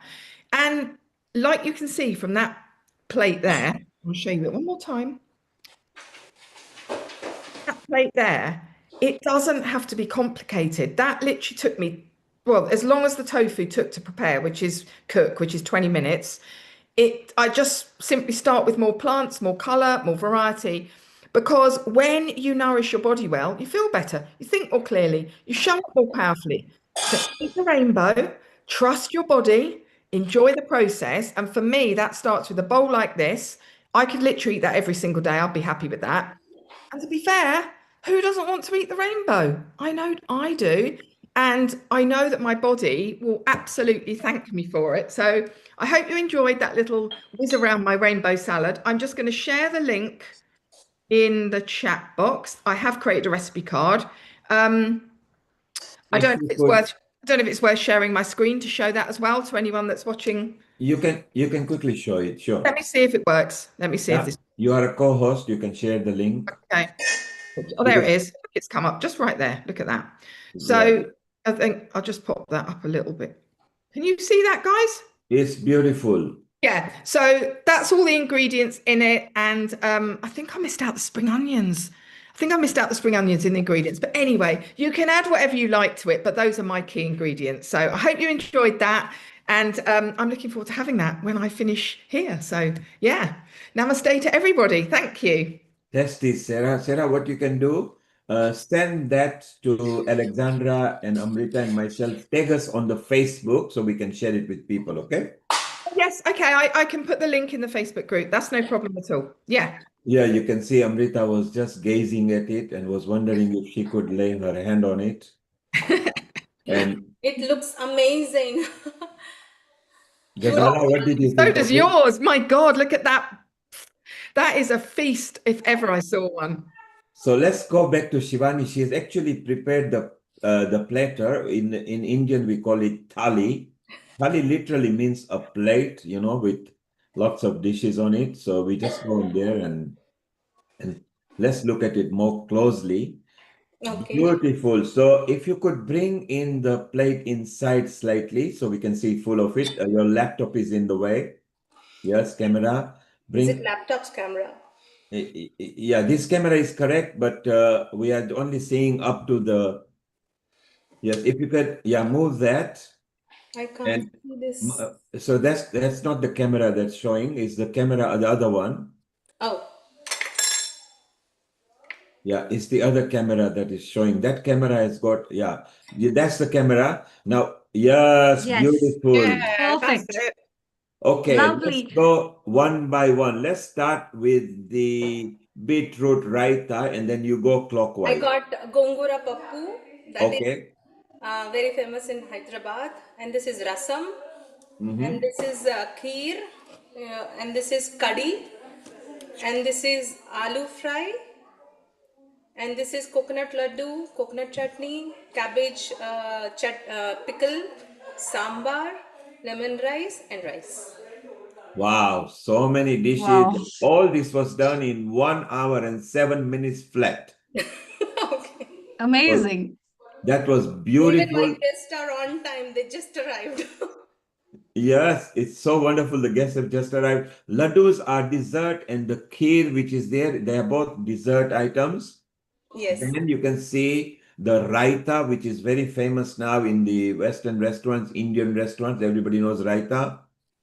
Two kind of rices. You got carbohydrates, you got potatoes there as well, so the body is not missing. You So got this one rasam. is Yes, leafy vegetable. This is gongura is a leaf, yes. char leaf, so which has high content of iron and calcium in it.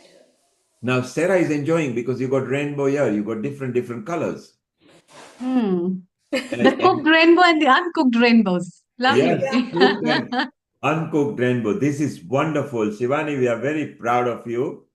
Thank you. So these are the I hope South. one day I can feed you all this in person. Yes, pretty soon in summer when we do the Healing Our Earth, people here in London, or if the guest comes from Hong Kong, Singapore, or India, a tail end of April, a Thailand guest will be here and the Hyderabad guest will be here. So it'll be beautiful.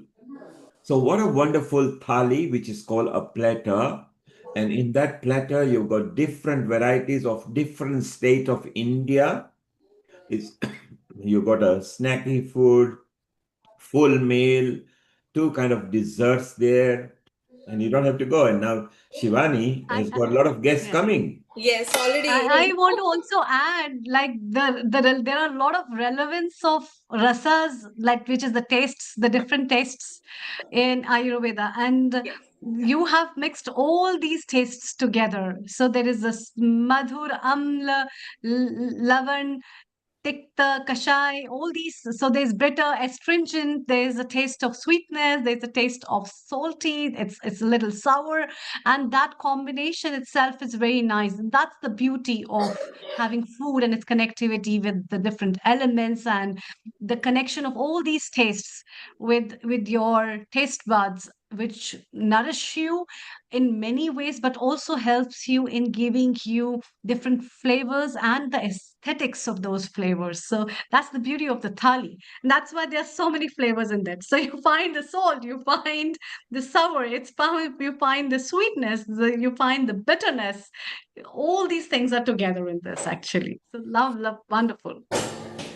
It's beautiful. It's like a party for the Yeah, eyes and a that is party in the why in mouth. the We olden already have times guests also here. this concept of thali has come from the traditional systems of foods where it's not just about the bread and the butter, it's not just about one vegetable, it's about the combination of things and how you process them. Food in Indian and in the Asian foods, these kind of things are the processing of the food makes a very big difference.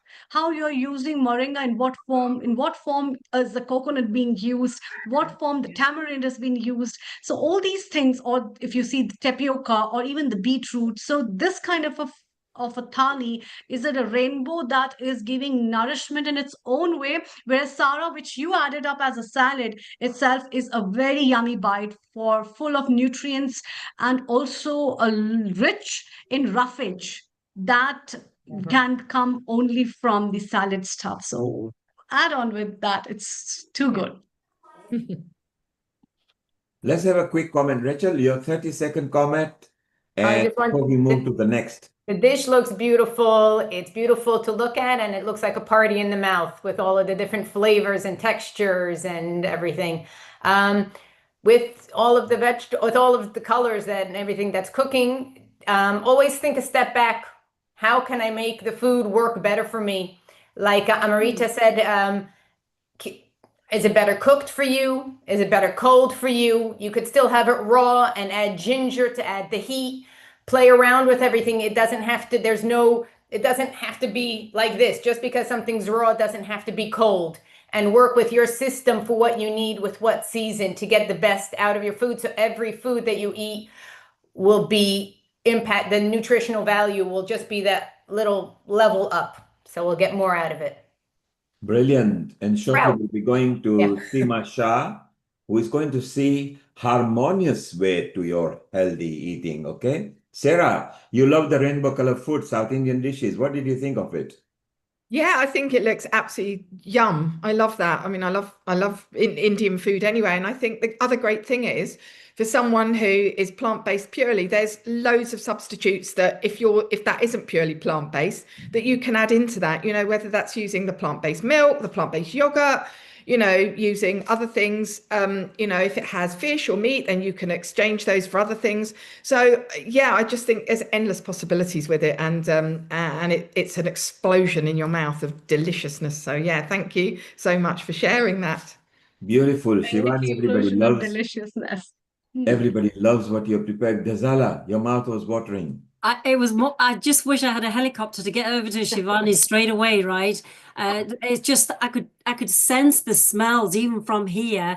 And what's nice is how different seasonings have been added, and you know we don't normally think about those items in our fridge or in our cupboards, but it's so nice with it collectively from Rachel to Sarah to Shivani to actually highlight not only the different type of ingredients that are not familiar for a lot of people, but more importantly, the benefits of them all, that people would be encouraged to say, well, if this is good for my protein, it's good for this, gut health is good for that. It's a really beautiful educational way for us to nourish ourselves mentally and physically. And what a beautiful way to show the cooked and the uncooked and the variety and the sprouting I already do, Rachel, which I love it. And I'm so glad that you've actually shared that. But I went into complete full-blown thing about preparing the dishes and everything, but it's a absolute marvelous way to prepare for our enriched everyday life, to take snacks to work instead of buying, you know, sugary stuff that people do in rush. It's just planning, isn't it?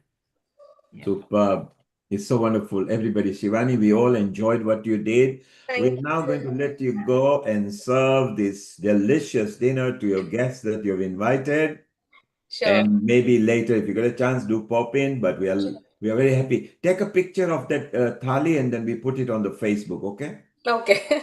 Yes. So that'll be beautiful. Thank you, Shivani. Bye. Wonderful. Thank you, So that was Shivani. Thank you so much. Thank you. that was so beautiful. And so from full, complete thali, a platter of different foods, to values of sprouting your fruit in Israel. We went to Rachel, to Rainbow, to Sarah, to say to mix your, and how easy and fast it was to prepare, and yet healthy. And if you feel hungry after that, you're not going to binge too much anyway. So you feed yourself, which is a gut-friendly food.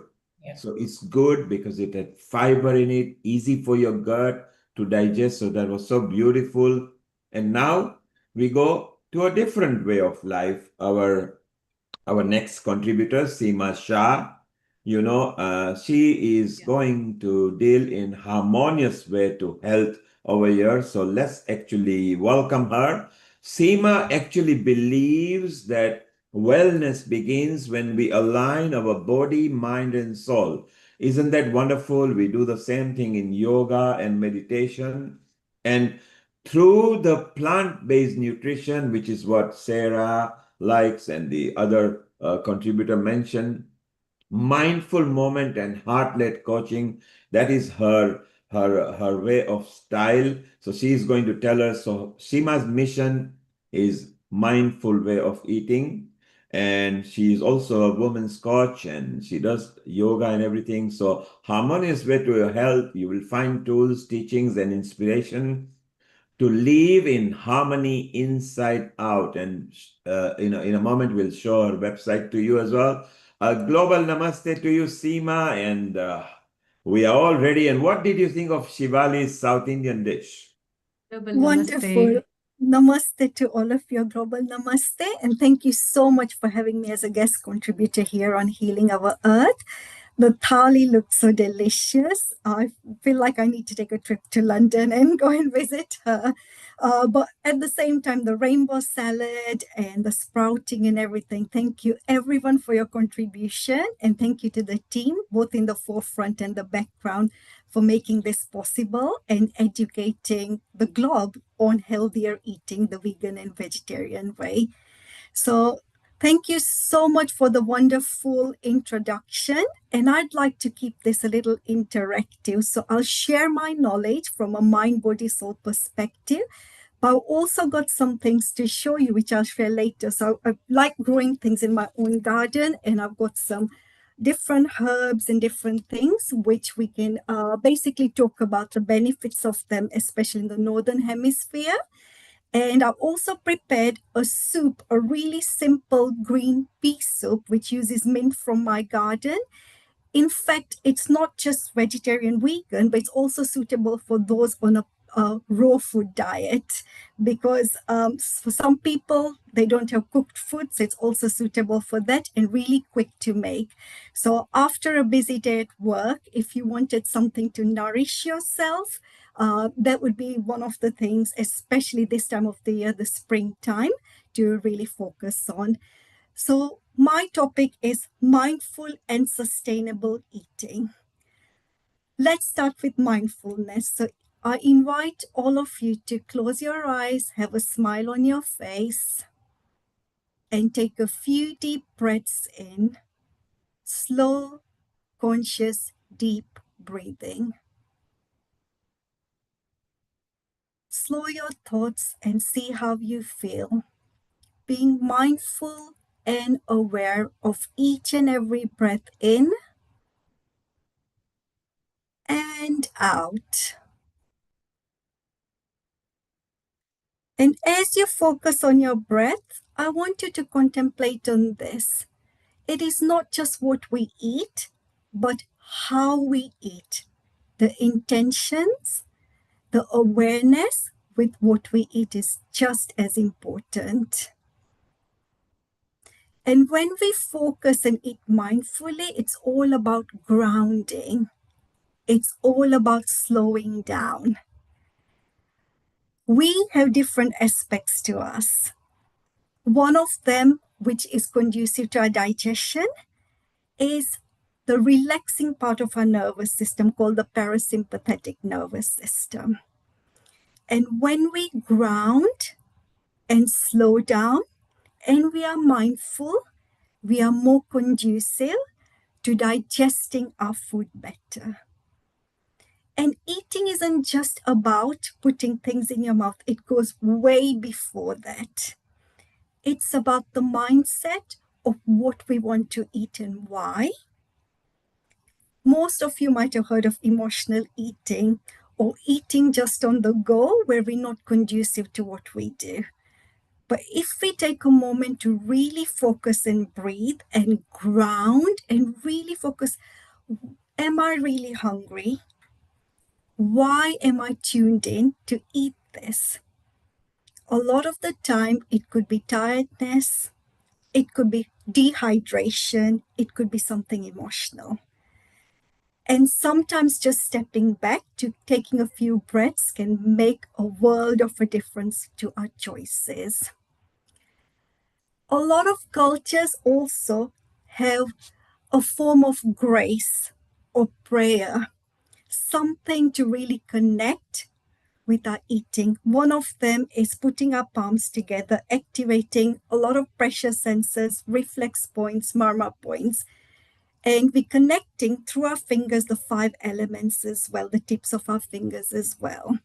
So when we focus, thumbs touching our chest, our heart center, with gratitude, smile on our face, with grace, prayer, or even an affirmation. It could be something as simple as, I am nourishing my mind, body, and soul. Something simple to ourselves before we put the first morsel into our mouth. That can make a big difference from a mindset point of view. But what is mindful eating? It is all about being fully present.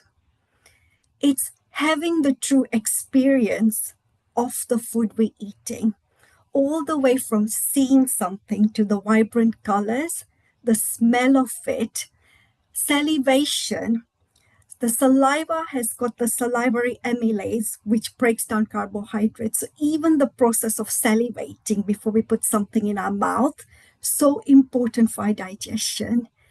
And some of you might have heard something along these lines, chew your food 32 times. Well, that's an old saying, but what it means is chew consciously, because that helps with our digestion, but it also slows down the process of our eating, so that when we eat consciously, we're less likely to overeat, and our body knows when to say, this is enough, we've had enough, and we're full. When we eat on the go, which is without the awareness, without fully being aware and mindful, it's very easy to overeat. A lot of the times eating on the go is about eating in a stressful way. It doesn't engage our parasympathetic nervous system or relax us for conducive digestion, and that's where a lot of digestive issues happen. So the next point is, what is sustainable eating? What does the word sustainable mean to you? Just take a moment to reflect on that. For me, sustainable eating is all about making choices that sustains our energy, our vibrancy, but not just for ourselves, it's for our families, communities, because when we're vibrant, we've got more of ourselves to give out to the world, but also for our beautiful planet.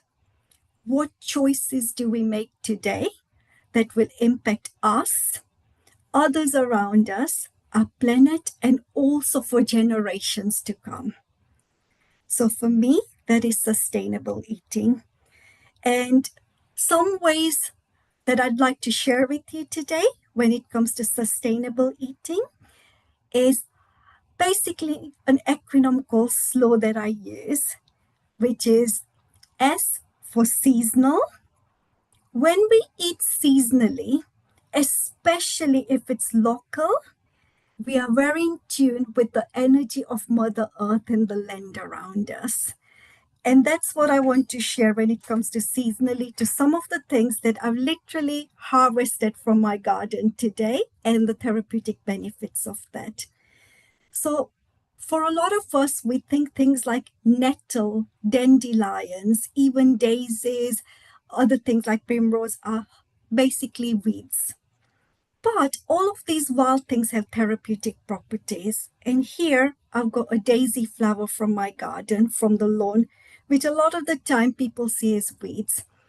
But did you know this therapeutic flower has so many benefits, especially in the northern hemisphere, where hay fever this time of the year is a big thing, because this has got astringent properties for chesty coughs, for hay fever symptoms, the mucus production, making daisy tea, just like chamomile tea, lavender tea. This has a lot of therapeutic properties.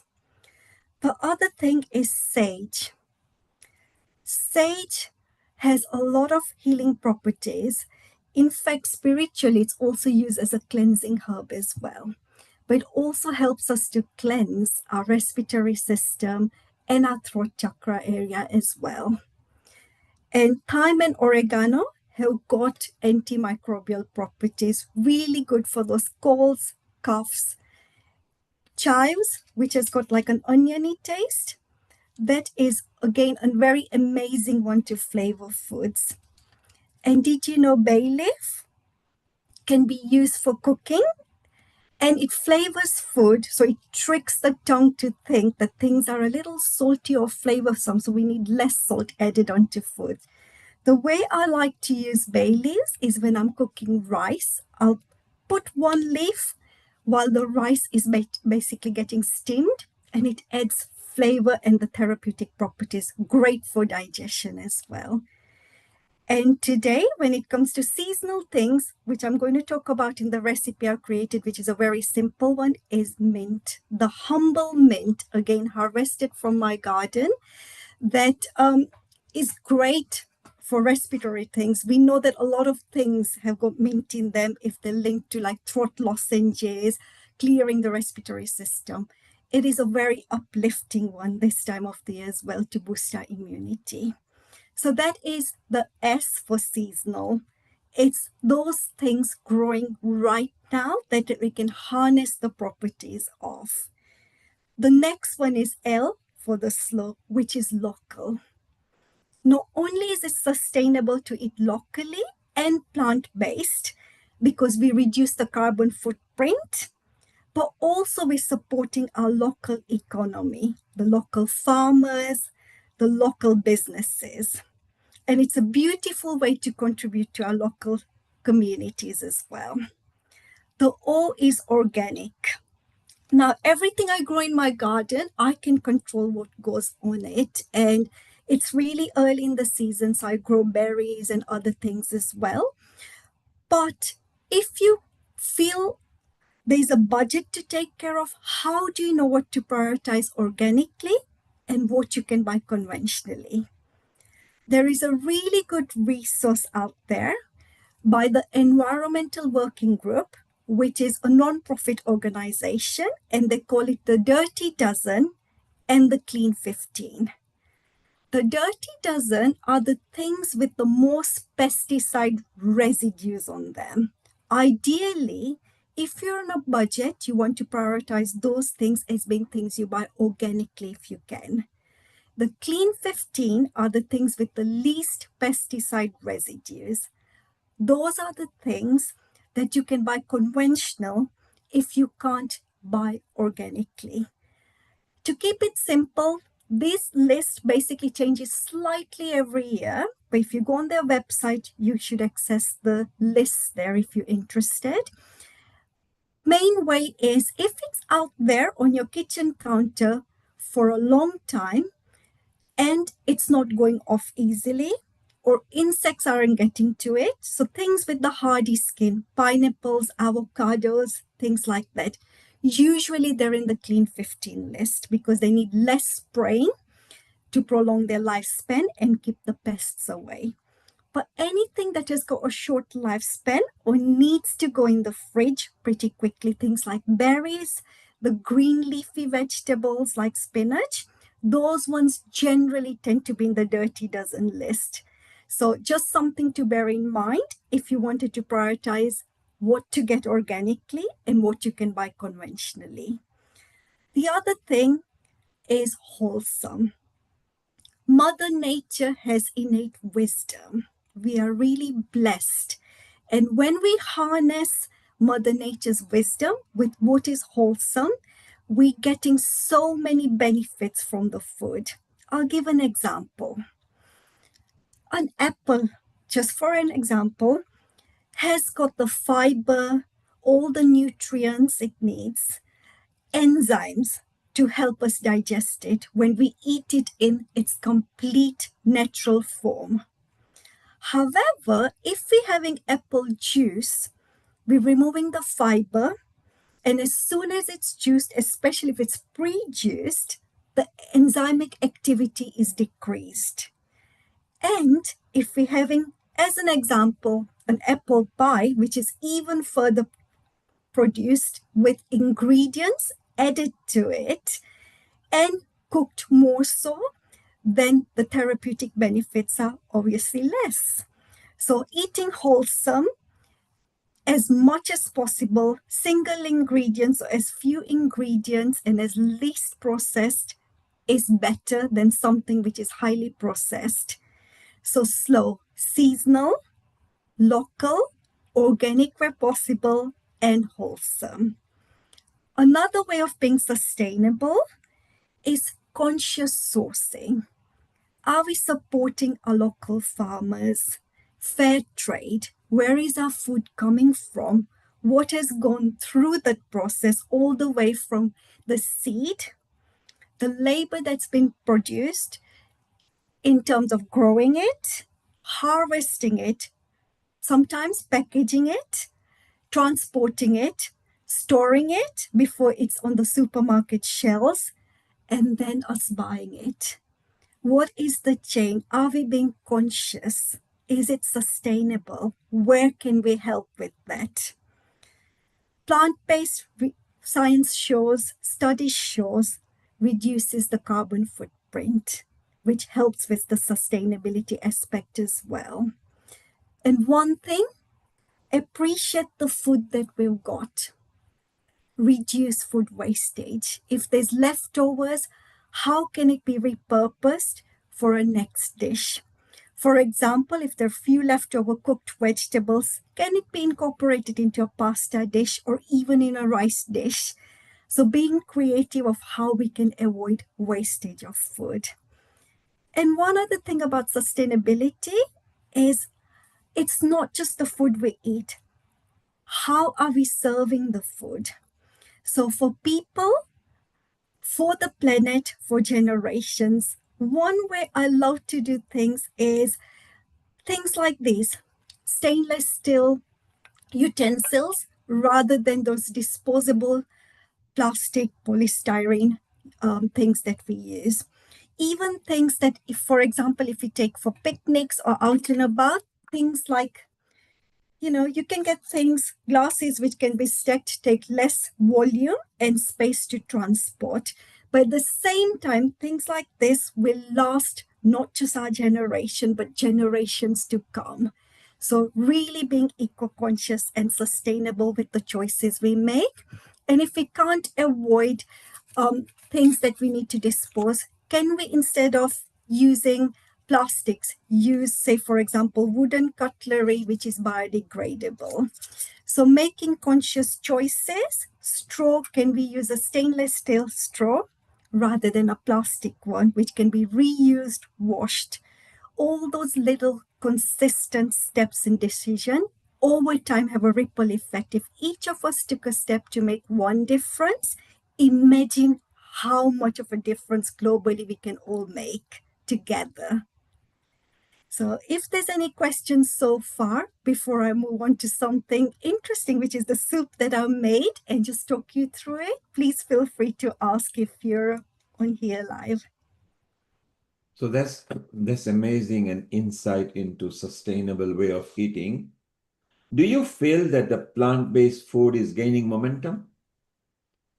Yes, absolutely. From the work that I do as a clinician and a holistic health expert as well, I find plant-based is becoming more and more prominent in the world because people are more aware of the benefits, and it's talked about more in the Western world. There's more available out there online, and also the books available. And the beautiful thing is most of us can make the most with plant-based living, even if you got a small space, like on the windowsill, having a pot with herbs growing on it, or making those small sustainable changes, we can all make a difference. When we use, for example, what I've got over here, mint or anything else, those small things, those dense nutrient things go a long way for our immunity, for our health and well-being. So it's a very sustainable way of incorporating that. And I respect everyone's food choices and lifestyle choices. So beautiful. So Seema suggests that plant-based food is actually gaining momentum. Let's share her website just for the viewers who are actually on the YouTube and Facebook and everything. This is Seema's website, Harmonious Way to Health, Empowering Minds energizing bodies and enriching the souls. Seema, let's remind them how they can get to your website. Perfect. So you can find me at www.harmoniouswaytohealth.com. I'm also on Instagram, Harmonious Way to Health. You can find me on LinkedIn. Again, search for Harmonious Way to Health. And what I want to share is on my website, I've got a free healthy eating guide, which talks about things like batch cooking, which we talked about. If you got leftover vegetables, what do you do? Sustainable eating. And it's also got a green juice recipe. It's an immune boosting green book recipe as well. So it's a free guide accessible to anyone, which you'll find on my website. So if that's something that interests you, a plant-based healthy eating book, then feel free to look at my website and find that book there. And as you can see, she loves yoga, meditation, holistic health coaching, online courses, mind, body, soul, and WhatsApp group, chakra workshops. So a woman with multi-talent over there, which is beautiful. Ghazala, you've been listening to her patiently. Your comments on what Seema has delivered so far. Absolutely, Seema. First of all, global namaste to you. And what a beautiful way that you've actually shared the importance of mindful eating, because today's life is at such fast pace. We don't even take a moment, because I remember the first part I ever learned was mindful eating was to eat in a little raisin. We had to close our eyes, just the texture, the feel, the taste that came, the saliva, everything you just explained was a great starting point for me to be mindful. And another thing, everything about the program, the acronym SLOW, it just is a great reminder of, in the world where we live, where we're so bothered about the food that's on our plates, what's going in our system, in our health. We talk about worshiping our body and it's our temple and looking after it.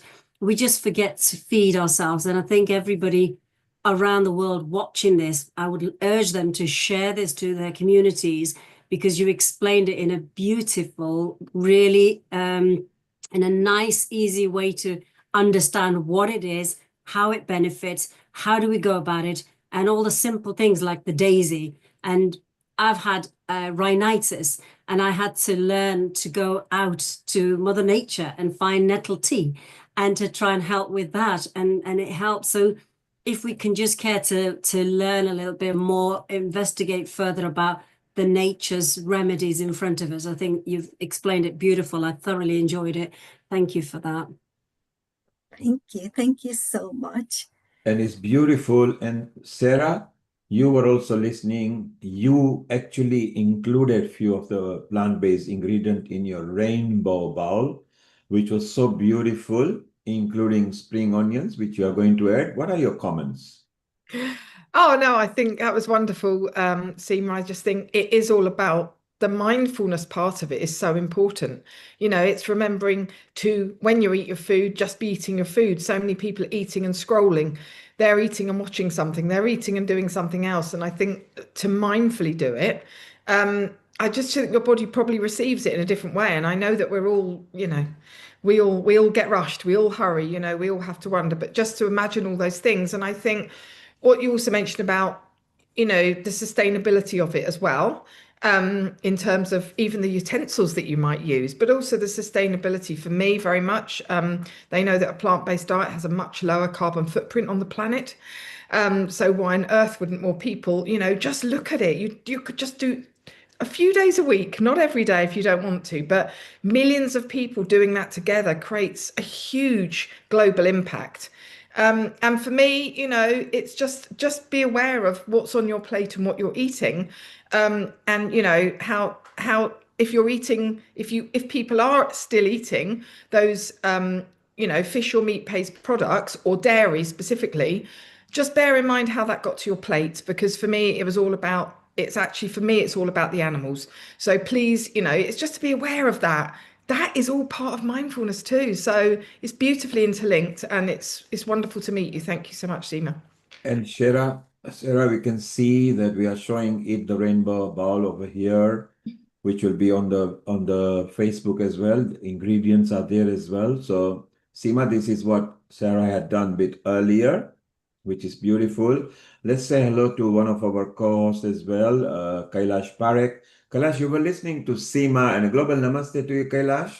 Global namaste to everyone as well. Thank you for inviting me to say that this episode is really helpful to everyone. It's a must. I've experienced in the past some health issues, and just changing my diet a little bit has really helped to bring my diabetes into a bit of a control. So I do believe that food is a very important element, in terms of our health and well-being as well. And we mentioned, in the past episodes, we looked about the different kind of colors that can bring on the plate, the rainbow plate that we've been referring to. And I love that. That's so beautiful. I always remember that, when I'm cooking and, presenting the food, that rainbow is so important to life. So never underestimate the power of food, because that's so important. Also, I want to share a personal experience of me during COVID. I had a long COVID where it kind of blocked my the mucus. It's getting stuck in my chest, and it wouldn't just come through my nose. But just changing the diet just recently gave me some herbals, different herbal mix that I'm taking. Now you can see it's just like kind of opening up my voice as well, and my voice is coming back. I'll be able to sing for you as well, Neil. Come on, now that my voice is coming back. So it feels good to be able to blow my nose again after 6 years of COVID. So really this, I hope that everybody will take on board how important food is in our lives. So thank you. We have got lined up lots of other speakers who will be talking on this topic as well. Thank you, Kailash. And later, Kailash will be here introducing a couple of guests as well. So Ghazala, Kailash, Sarah, I'm going to keep you in touch with Seema Shah. You are all in United Kingdom, so you can either visit each other or invite each other as a visiting faculty. Kailash, you are up there in north of England, which is, Seema is in a different county away from you. But when you do large gathering or in the council where you are, and if you want her to come as a visiting faculty, you can invite Seema. So I'm going to introduce you to her. Ghazala, you are in Wales. So again, you do outreaches. So share ideas with each other, invite each other as a visiting faculty, whether it's on a friendly basis or monetizing basis or community basis or holistic basis. And Sarah, you are up north. Sarah, you and Kailash ought to get together because you are up in north of England, both of you, which will again be beautiful to meet in person, which will be nice. And shortly, in about 12 minutes, we'll be visiting Deborah, who is going to give us benefits. If you've got any chronic illnesses or what you feel you might be, then she is going to share some tips and knowledge with you on that. So Seema, you wanted to show, maybe you did a recipe or something you wanted to show us? Yes, so I've done a recipe on a green soup with mint from my garden, which is really simple. But before I show the tying in with the rainbow food and the thali shared earlier, which were amazing, what I want to say is a lot of work I do is on chakras, which are energy points in our body. And did you know that different food items are linked to different chakras? So when we eat the rainbow, when we eat those colorful foods in the thalis, we are helping with our chakra system, which is our energetic body, our prana, our life force in a different way. Because food isn't just about our physical body. Sometimes we eat, we feel energized. It's helping with energizing us. Sometimes it dampens our energy. So that food which dampens our energy may not be conducive to us. And from a chakra point of view, things like root vegetables, red foods like beetroot, which was in the rainbow salad, that's great for grounding. Things that grow under the ground have got the energy for really grounding us. When we need more grounding in our life, those are the type of foods we want to tune into. Sacral chakra, those things that add flow, creativity to our lives. Think about for a moment, if you are in a Mediterranean climate where there are lots of oranges, citrus things, those joyous foods, that helps with our sacral chakra. So do other foods. which are orange in color. The solar plexus, that's where our digestive fire, our Agni is. And things like ginger, turmeric are known for their digestive properties. Those are the kind of foods that we want to include to enhance our digestion. The green soup that I'm sharing today, it's all to do with our heart chakra. And I'll talk more about it when I show you the soup. For the throat chakra, the mint that I mentioned, so anything for respiratory things like blueberries, those are great for the throat chakra. For the third eye, which is to do with our intuition, so that's to do with our innate wisdom. And you might have heard that in some cultures, the cacao ceremony, especially the raw, authentic cacao, which is the raw cacao bean, which is ground down into a medicinal drink, is really inducive for the third eye chakra intuition. It's not the store-bought one with sugar and milk and all that. This is the therapeutic one. Crown chakra, again, some traditions use coconut. That's a great one. A pure fruit used also in some spiritual and religious ceremonies. Great for our crown chakra. So different foods have got different properties, and the greens, the salads. Spring is all about what I showed you, the herbs, the sprouts. Summer is the greens, the lighter energy, the buoyancy about it. And then autumn is all about shedding, going within the root vegetables. And then winter, it's the warming foods. It's all about hibernation, tuning inwards. So when we follow the rhythm of nature, the seasons of nature, and what nature has to offer seasonally, locally, as authentically and wholesome, and where possible organically, that really adds to our health and well-being, mind, body, and soul. So talking about the heart chakra and the soup, all it is, it's peas, so either fresh peas or defrosted from frozen, whatever you can get. With those peas, I've added some water in and then basically blended it. If you don't like the bits, you can sieve it, but to keep more fiber, so this is my green soup right there. All it is peas, bit of water. Then I've added some Himalayan pink salt. That is high in trace minerals compared to getting normal table salt, which a lot of the time have got iodine and other things added to it. But I like using the pink salt, sometimes sea salt, depending on the recipe. And then it's got some pepper, so black pepper in it.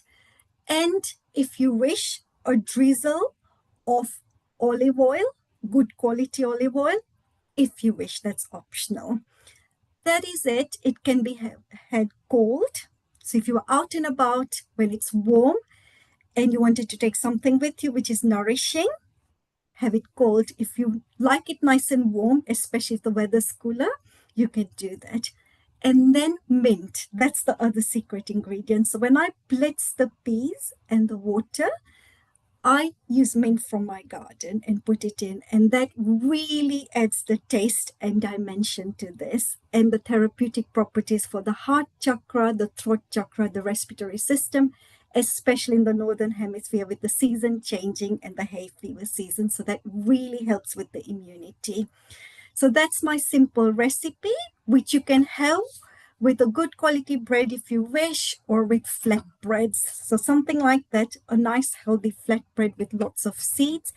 And I have previously shared a flatbread, a gluten-free, nut-free flatbread recipe. So if you want that for healing earth, for your blogs or anything, let me know. I'm really happy to share that recipe for the flatbread as well.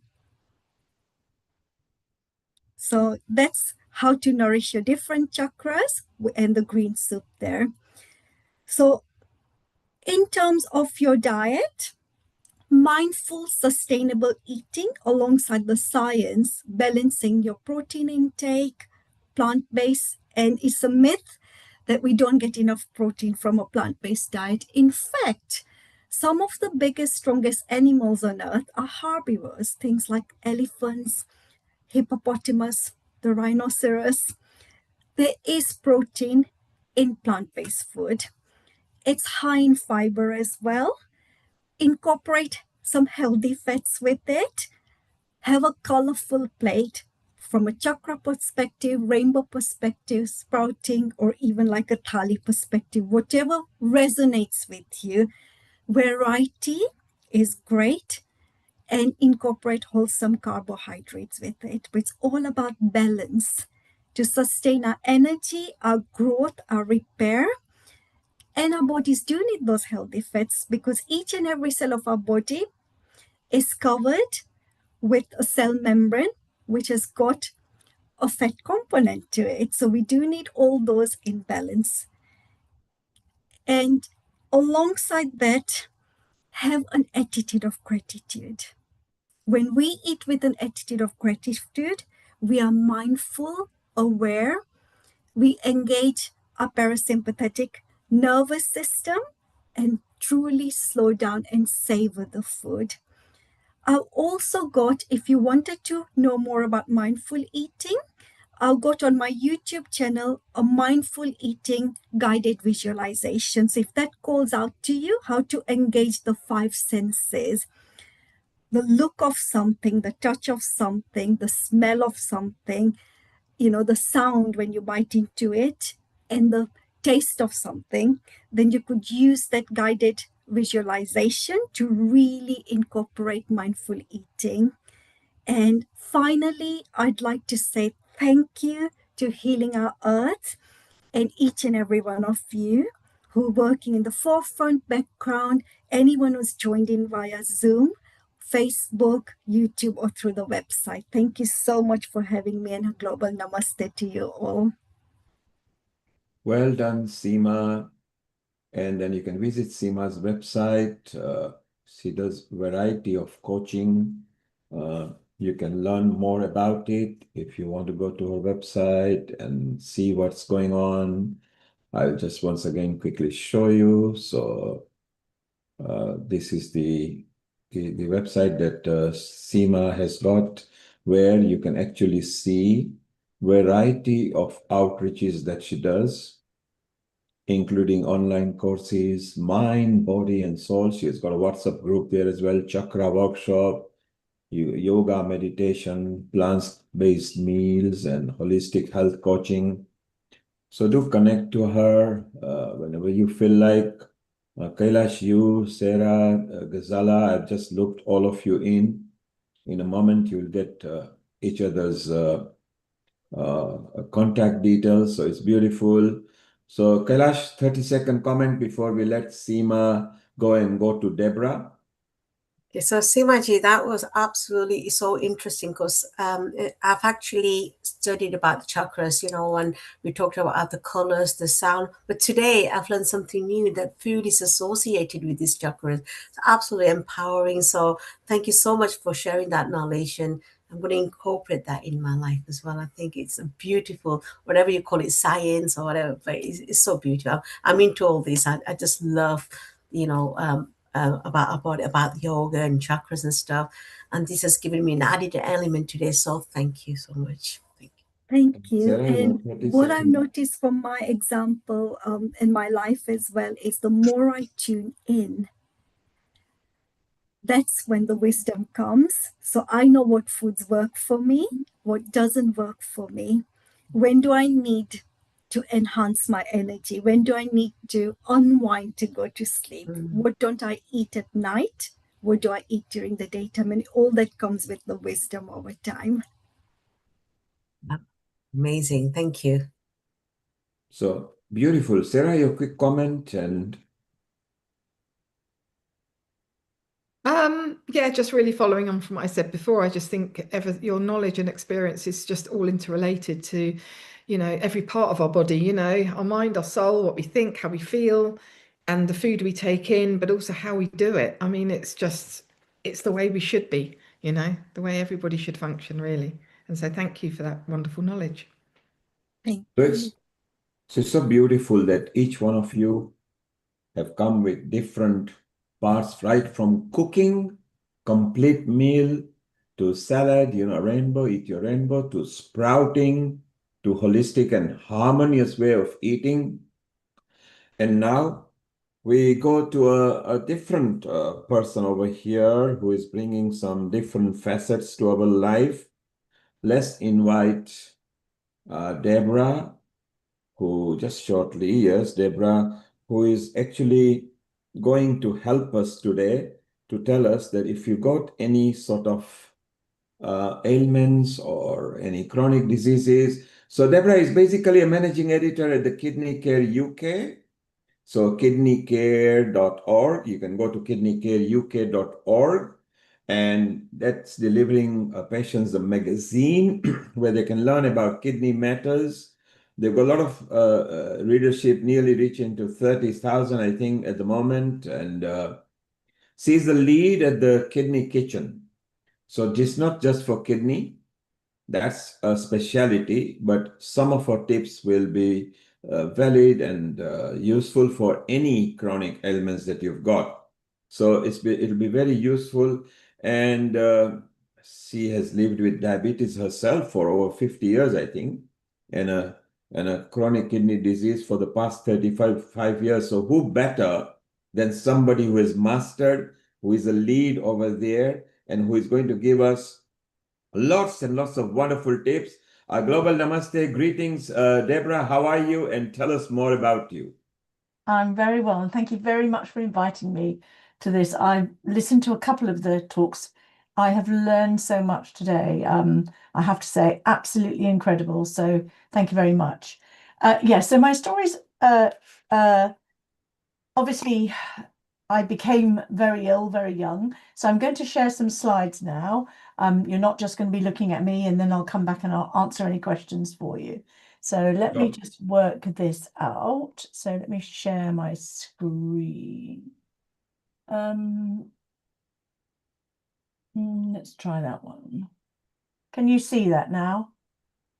Not yet. You are not sharing. So if you yes, we can see now. You can see now. Yes. Yeah, it's come. The first slide is living well with chronic health condition. Go ahead. That's great. Okay, so my name is Deborah Duval, and I'm managing editor, as you've heard in the introduction, at Kidney Care UK.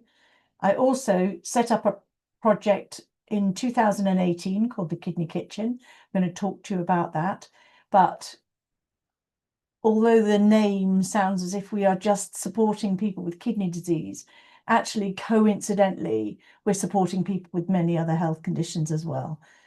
So some fairly dramatic slides here so that you get an overall view of how many people in the country now live with chronic health conditions.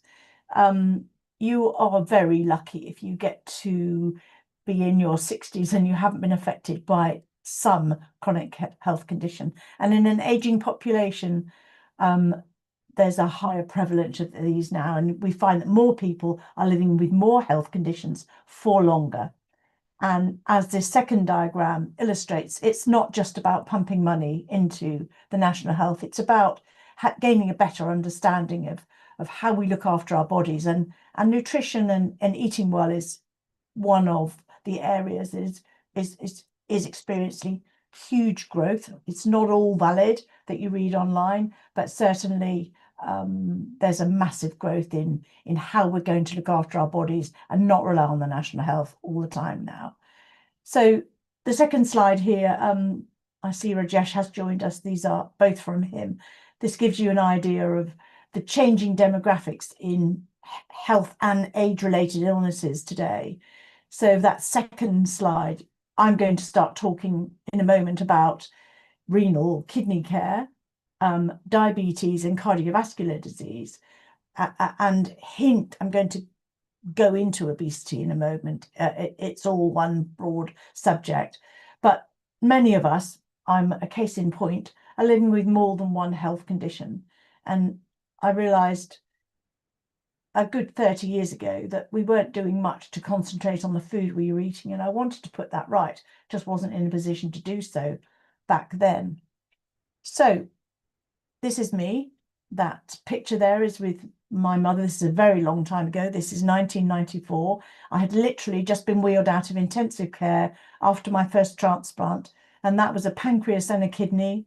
And both of those organs were successfully working in me here. So for the very first time since I was 11 years old, I was not injecting insulin, and I was not treating kidney disease. So from that day onwards here, I could eat food without having to inject myself prior to that with insulin. And so massive celebration. And here I am today with my dog. I live in Cornwall. And this is just a little snapshot. This is the first page of my medical notes. Whenever I get a letter from the hospital, the first 2 pages are procedures and operations and chronic health conditions that I'm dealing with. So this is me. And I want to welcome you into the Kidney Kitchen. So here we address the fundamental cause of many of these illnesses. So why did I go into kidney disease? My type 1 diabetes, autoimmune condition, nothing to do with my diet. So that's a misconception by many people these days, is that I must have got type 1 diabetes because I was eating badly, or I ate a lot of sugar as a child. And of course, none of that.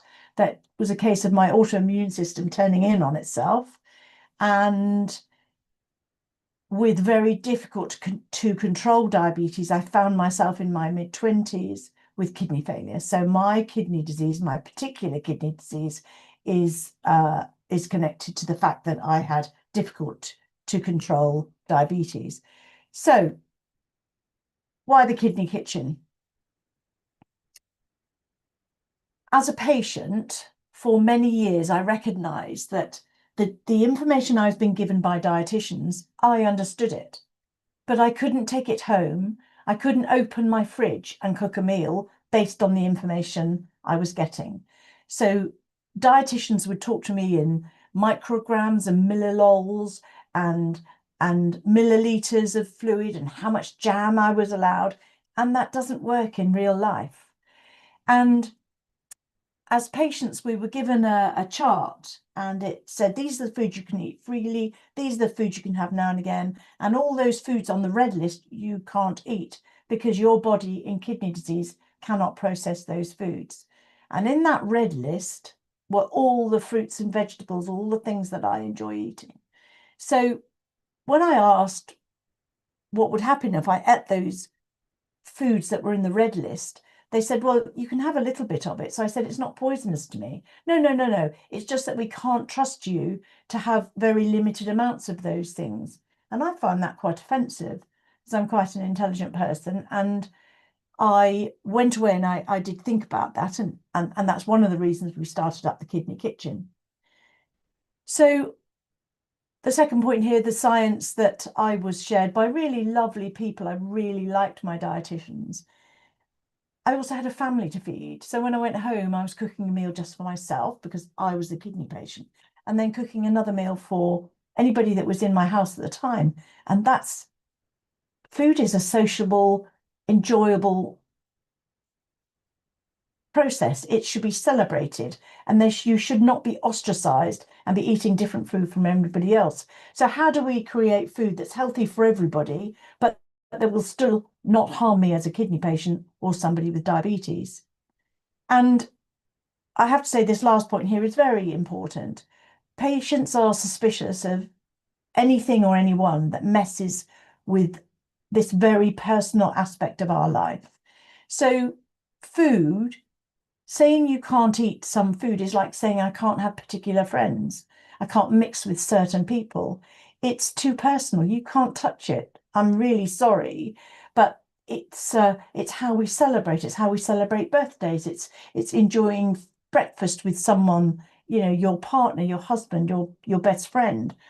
It's throwing some sandwiches into a plastic bag that you can take on a picnic. Well, why would you want to not celebrate that? Why would you want to have a really boring piece of food while everyone else is enjoying their food? I didn't feel that was right. So what happens then is sort of several aspects feed into that when you are a patient. When you're not feeling very well, you are maybe not, don't have a great appetite, and I can base that on experience. When I've not been very well, I go off my food.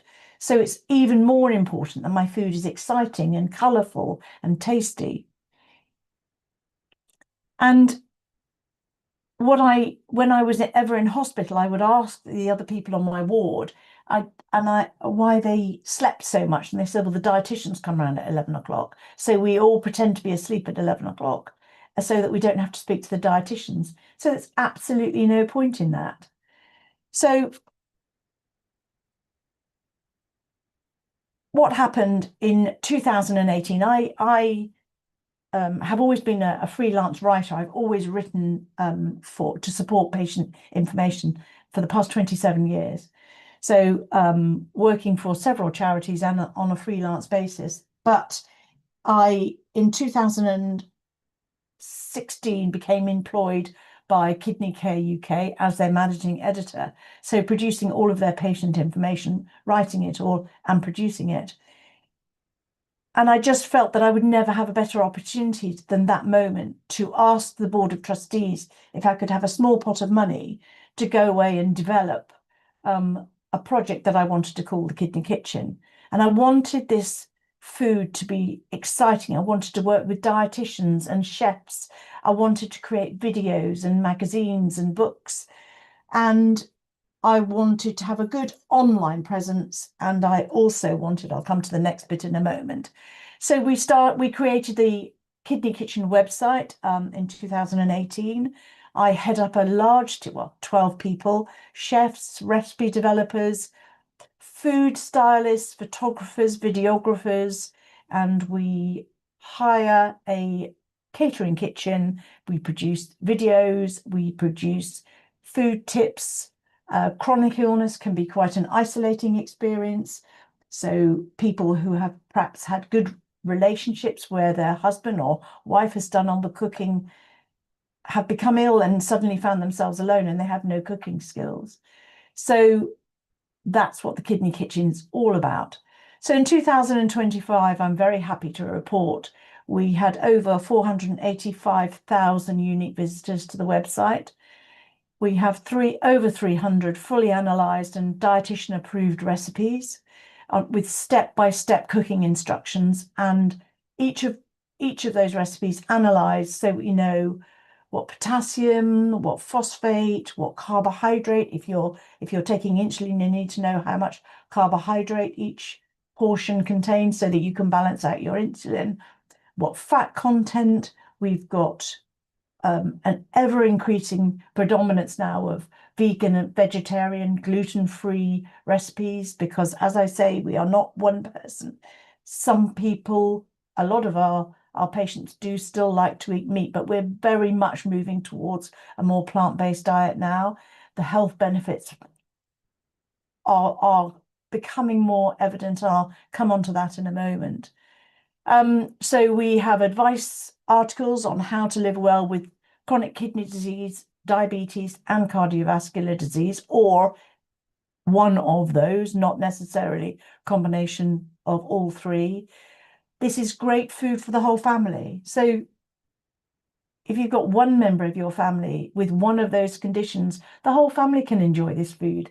So if you're the person doing the cooking and you open the fridge and it's full of vegetables and grains and fruit, and then you can create a meal that's great for the whole family, but still great for that person in your family or those people in your family that suffer with any of those conditions or a combination of all three.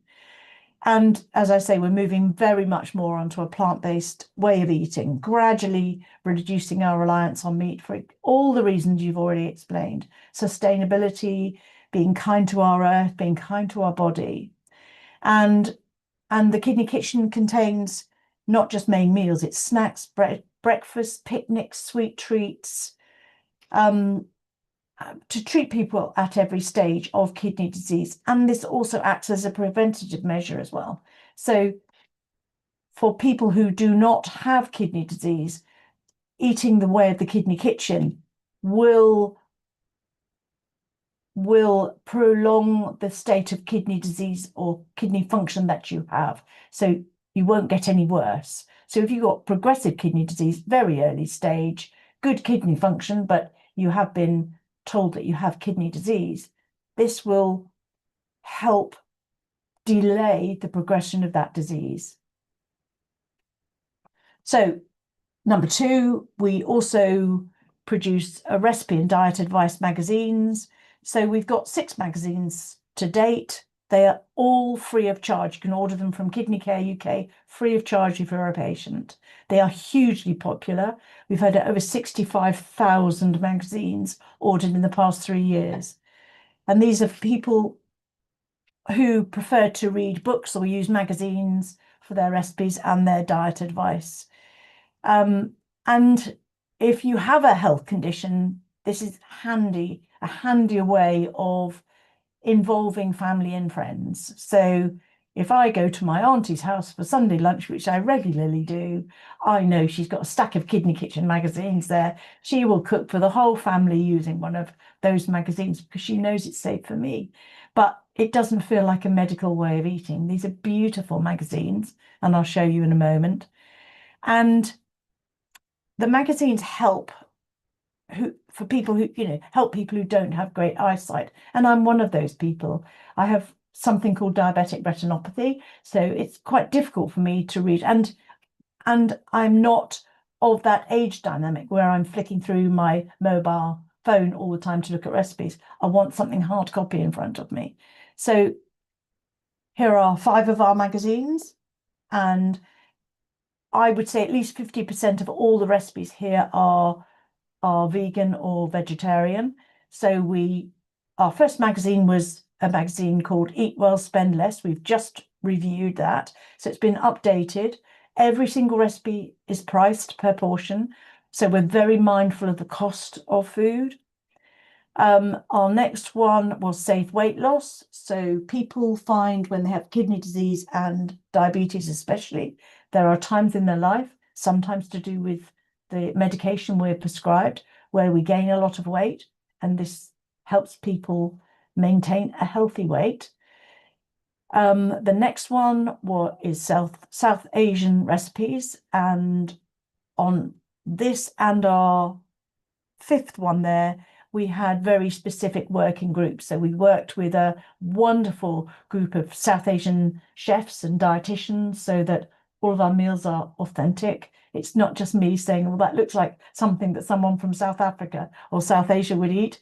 That's nothing to do with that. I've always taken guidance from very specialized working groups of people who really do know what they're talking about. And then our dietitians will adapt those recipes to make them safe for people with kidney disease and healthy for people with diabetes or cardiovascular disease to eat as well. Our 4th magazine, Classics. So you can see there's some lovely chocolate shortbreads. All of our cakes are reduced sugar, but they still taste absolutely delicious. I challenge you to taste the difference. I genuinely do. And then our 5th magazine was for people from South African and Caribbean cultures who have kidney disease, diabetes, or cardiovascular disease. All of our recipes are analysed by dietitians, so they're all safe for everybody, every stage of kidney disease to eat, and to protect the general public from kidney disease as well.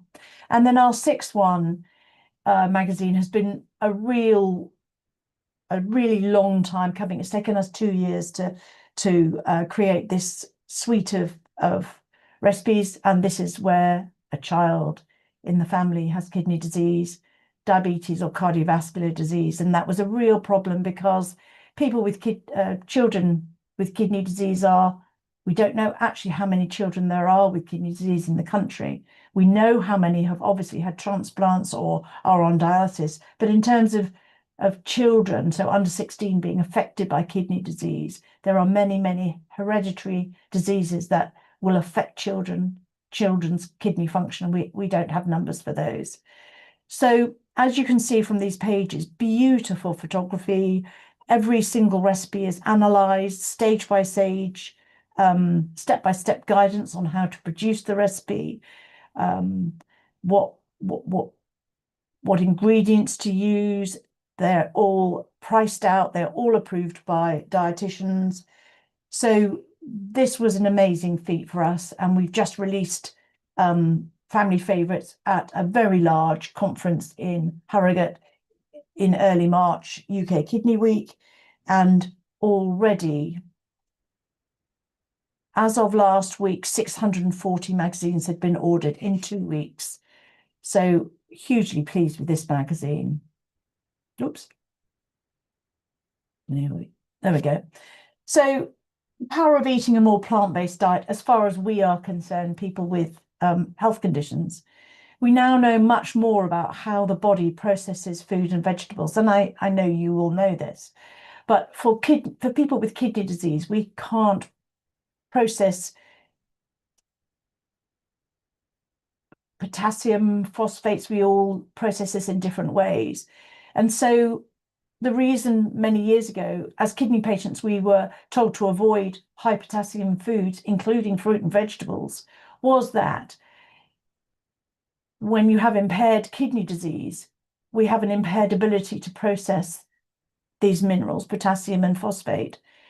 And we now know, science has moved on, that the potassium and phosphate in fruit and vegetables is processed by the body in a different way, and it's not absorbed in the same way that higher potassium foods, such as foods with ultra-processed foods. So ultra-processed foods are processed, the potassium in ultra-processed foods is absorbed by the body, and if somebody's got kidney disease, then a higher potassium intake could potentially lead them to a cardiovascular event, real heart problems. But we now know that the potassium in fruit and vegetables is passed almost completely straight through the body. So we do take all the healthy minerals from fruit and vegetables. So people with kidney disease, diabetes, cardiovascular disease, we're now being encouraged to eat a much more plant-based diet, including lots of fruit and vegetables. And I celebrate that because I've always wanted to eat that. And it didn't feel right for me all those years ago when I was being told I shouldn't eat them. We've also heard from previous speakers, eating a more plant-based diet is a more sustainable approach to sourcing our food globally. We can still get carbs from plant-based meals, because if you've got diabetes, we do need to eat carbs to balance out the insulin that we're taking. And it's evidence, there are evidence health benefits of eating a more plant-based diet, including much better diabetic control, slowing down the progression of kidney disease and cardiovascular disease. And we do say to all of our patients, eat the rainbow. So it's a common phrase. Every single one of the magazine has an eat well plate, and it's a very colourful array of fruit and vegetables. Just so that you have some information on the Kidney Kitchen. Half of all the questions we are asked as a charity, and we are the major charity supporting kidney patients in the country, half of all of our questions are about diet. What do I eat now? I've been diagnosed with kidney disease. What can I feed my elderly father because he's been diagnosed with kidney disease or he has diabetes? So 10 in our top 20 videos viewed on YouTube, 10 of those are food and diet related. We have films of our chefs cooking these foods, cooking these meals. So very simple step-by-step process. What makes the Kidney Kitchen safe? As a patient living with several chronic health conditions, I need to know that my diet advice is trustworthy. I do not go to the internet and just download something that says, oh, this is safe for kidney patients to eat. I want to know that my food has been analysed by dietitians, it's been approved by an appropriate source that I recognise. So all of our recipes are analysed by qualified kidney dietitians. and they are from a group of dietitians called the Kidney Dietitian Specialist Group, called the KDSG. I jokingly call them the KGB because that's how it feels sometimes. They're just so strict, but I want to know that. As a patient, I want to know that I'm eating safely. And also each recipe is approved by the British Dietetic Association. And I can tell you from first-hand experience that each recipe tastes amazing. If it's not delicious, it doesn't make it into the kidney kitchen. So how are we doing? Earlier this month, we sent out a patient survey to 6,000 patients, and we already had over 1,800 patient responses. And this is a 5-page questionnaire, so I'm hugely impressed with the uptake of this. And what we want to know is if people are enjoying the food, how they're sourcing their recipes, where are they buying their food from? If they're following a recipe, where are they getting that recipe from? What do they want from us? What would help them engage in good dietary advice, given they have one of these 3 health conditions? How can we better support them? When we've got all the responses back by the end of April, then we will go out to our healthcare professional population and we will also ask them what they want from the Kidney Kitchen. How can we better support them? And this information will then help us shape the future of the Kidney Kitchen. What do I want from the Kidney Kitchen? What do I want to see us do as we move forward? Well, first thing is education is key. I believe we need to be teaching our children the value of food, how to embed cooking food from scratch into our very, very early education. So we go out to, these are all the young adults at last year's Young Adult Residential Weekend. The chef is the second one in there on the left-hand side. And when we say we're doing a cooking class at these weekends, there's about 40 young adults. As Kidney Care UK, we pay for them to go a residential weekend. They've all got kidney disease or diabetes. And I've said previously, it can be a very isolating experience. We want these young adults to feel empowered to live good lives, to go to university, know they can get married, have good relationships, but also really enjoy food. So we advertise the fact that we're doing classes at these weekends, and they are the first courses to be absolutely booked out. So it's a myth that children or young adults perhaps don't want to engage in food. They do. We just need to tap into that excitement at that age so they understand the holistic approach to food, how it can benefit you physically, mentally, and emotionally. We need to make food fun, and we need to share with them that home baked or home cooked is best, and that takeaways are fine for a treat, but it's worrying how many of these young adults attend our weekends and the only food they eat is takeaways. Every single meal they eat comes from Deliveroo, and somehow we have to knock that on the head. That's a real sad testament to our times. And the future, what do I want from the Kidney Kitchen? Or what do I want? Well, we're in the process of developing our own Instagram account so that we'll be able to share these recipes across another social media platform. We are actively working with health trusts to help them deliver, whoopsie-daisy, healthy but tasty foods, sorry about the bracket there, to people living with kidney disease, diabetes, and cardiovascular disease while they're in hospital. You would not believe what I'm delivered when I'm in hospital. It's totally inappropriate, laden with salt, food I can't identify.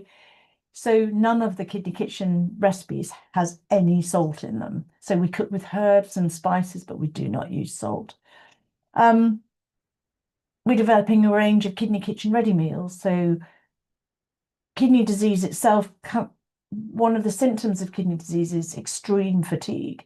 So you come back from dialysis and you can barely take your coat off. So the last thing you're going to do is prepare a meal from scratch. So how wonderful would it be to have a really healthy meal that you could just bung in the microwave, cook for 4 minutes and know that you're eating a really healthy meal with no ultra-processed foods in it that is going to support good kidney and health and diabetic control. We're developing a kidney kitchen recipe book, and I am waiting for my 5th transplant as I speak. I will be going on the active transplant list within the next month. So yeah, I'm poorly, but I'm absolutely driven to deliver this. And thank you. Thank you for listening.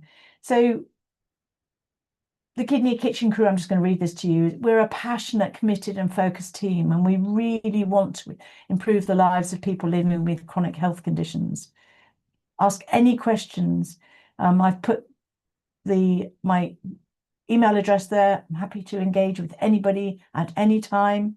That is a Kidney Kitchen website there. I'll be told off when I go back to work for putting that above the Kidney Care UK website, but please reach out if we can help. If you know anybody with kidney disease who we can help in any way, I'd be delighted to do that.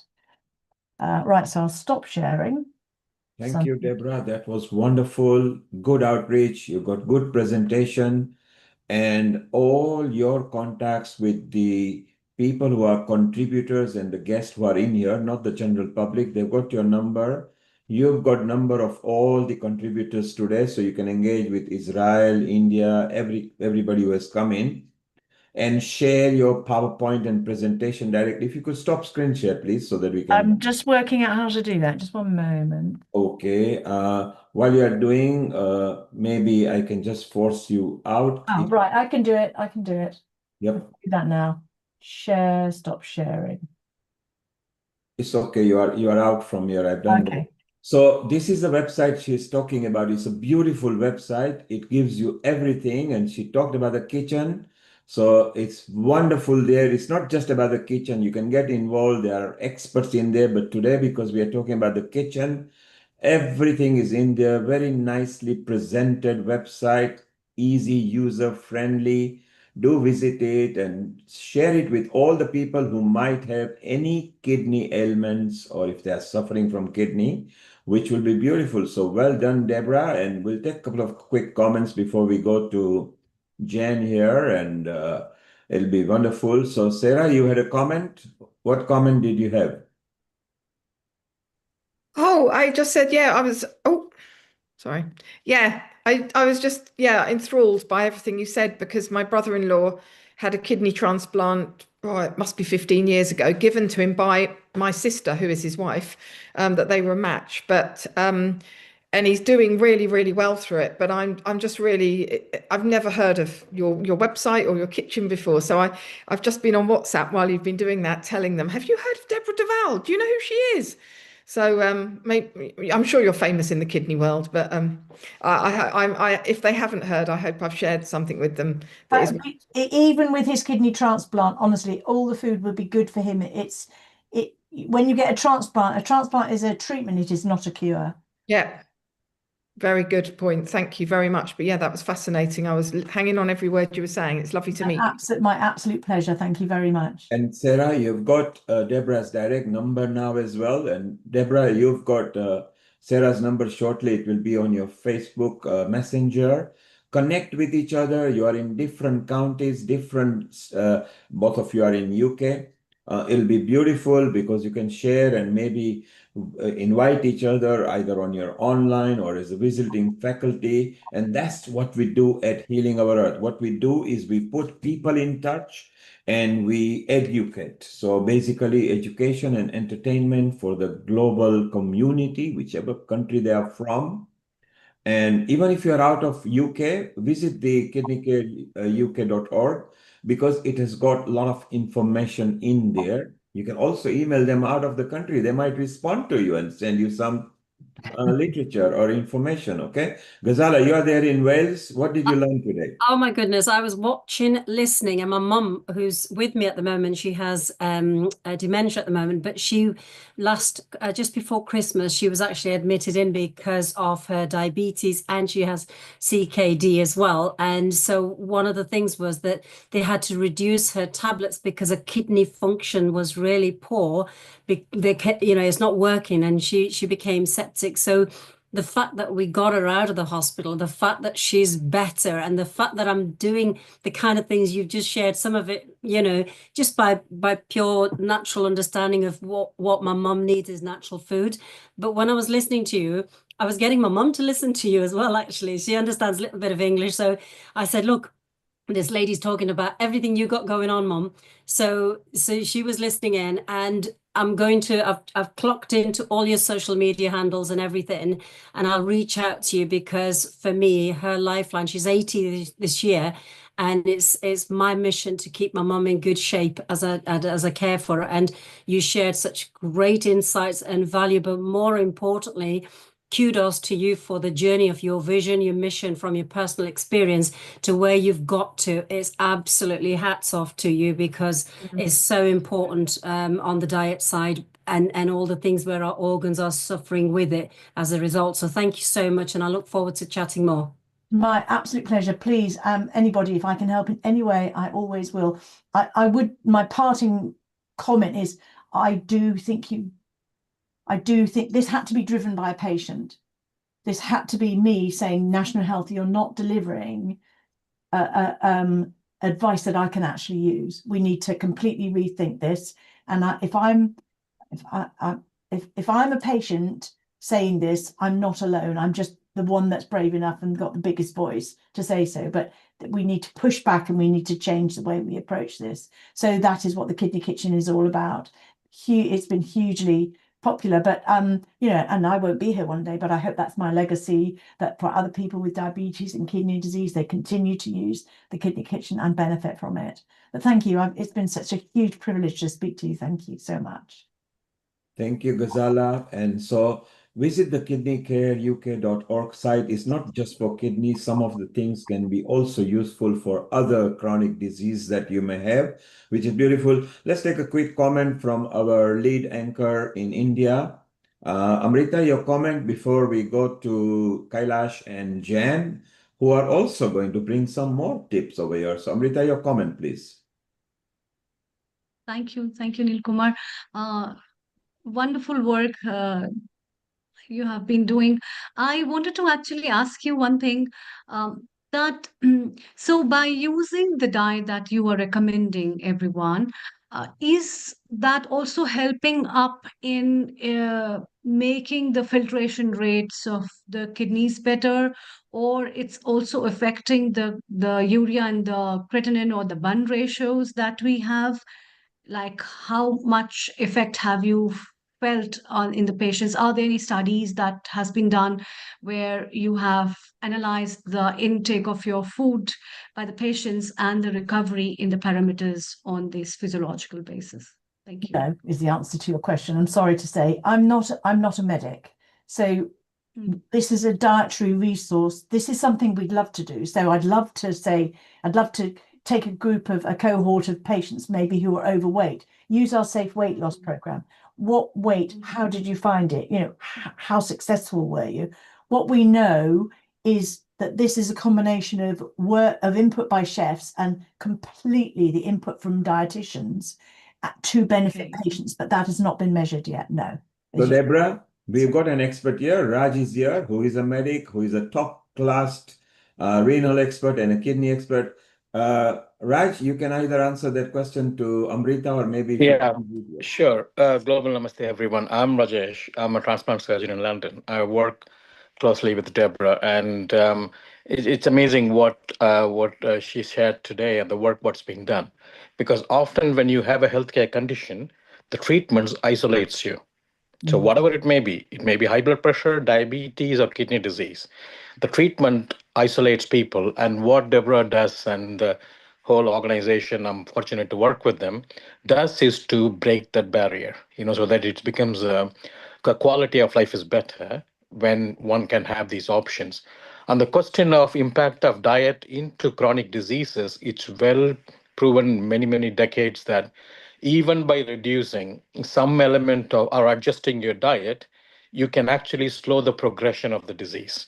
So which means when you have a grade 5, there are 5 stages, for example, in kidney disease.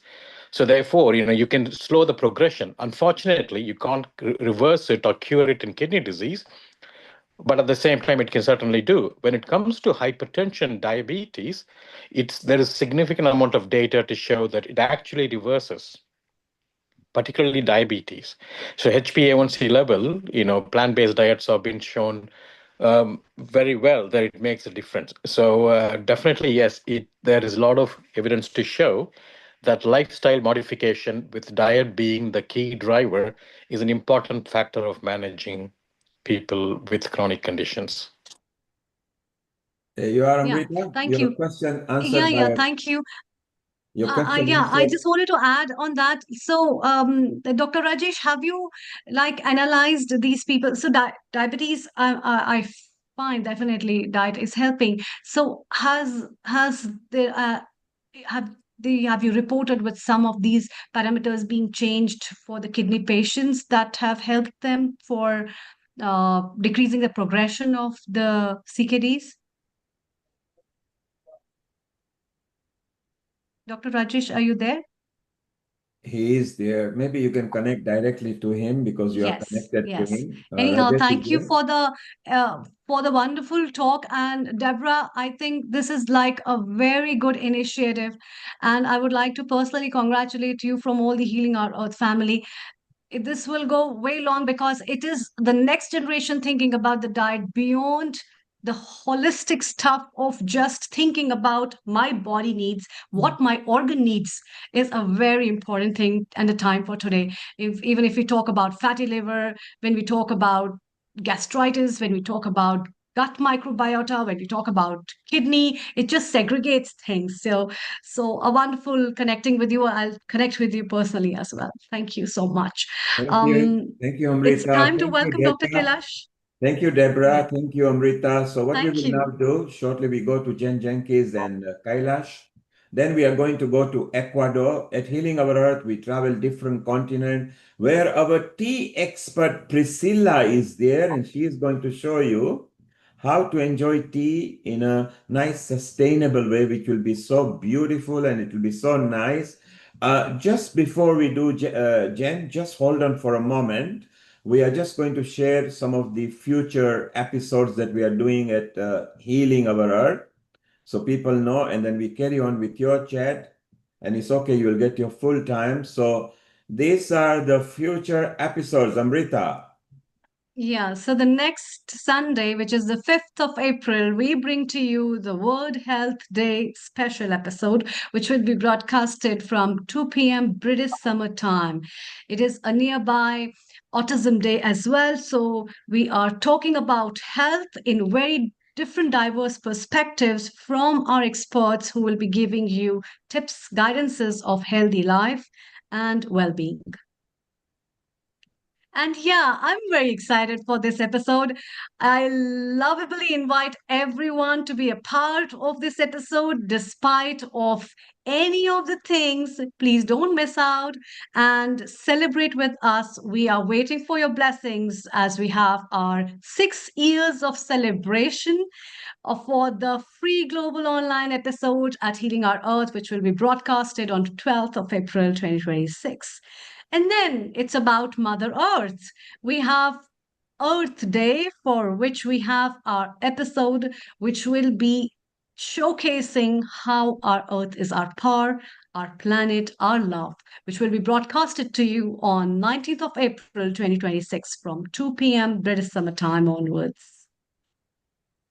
And then something to do with Tai Chi and Qigong. The 27th anniversary, we will be talking about Qigong and Tai Chi all the way from our episode, which will be broadcasted to you on 26th of April, 2026 from 2 p.m. onwards. Beautiful. And now we go to Jen Jenkins, and She's going to talk about community cohesion through sharing of recipes. Now, isn't that wonderful? Because completely different topic, which will be good. Kailash, introduce Jan, and let's move over to Jan and Kailash. Thank you. Thank you so much. I just want to say thank you to Deborah. That was very inspiring, very empowering presentation. And I think those recipes looks absolutely delicious. So again, you know, prevention is better than cure. So if we invest in our healthy eating styles, we can prevent many of those diseases. So from the kidney kitchen over to Jen's kitchen, which is about community cohesion. So Jen does a wonderful work in Preston, bringing communities together and sharing good recipes for healthy eating. So over to you, Jen. Hi, thank you, everyone. It's really interesting to come onto your platform. So thank you for the invitation.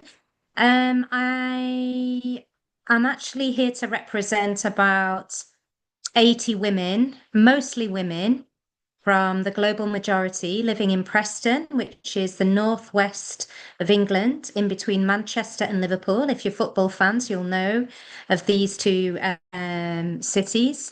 And I have the good fortune of knowing Kailash. I've known Kailash for many years, as we both teach English as a second or other language. And that's where we first met. And Kailash also was a good friend of my dad, who was who sadly passed a few years ago. I'm the founder of Sanctuary Cook-alongs. We're a community cooking group in Preston, and we set up just when there were about 12 Syrian families that came to Preston on the UN Development Fund, and the council rehoused these 12 families, and I developed a family integration program to help the parents learn English. And we attracted lots of volunteers on this program. And subsequently, after about a year, we realized that there's an opportunity for giving and taking. So, and what we took from the Syrian families were their an understanding of their love of cooking, and that's how Sanctuary Cook-alongs was born about 4 years ago.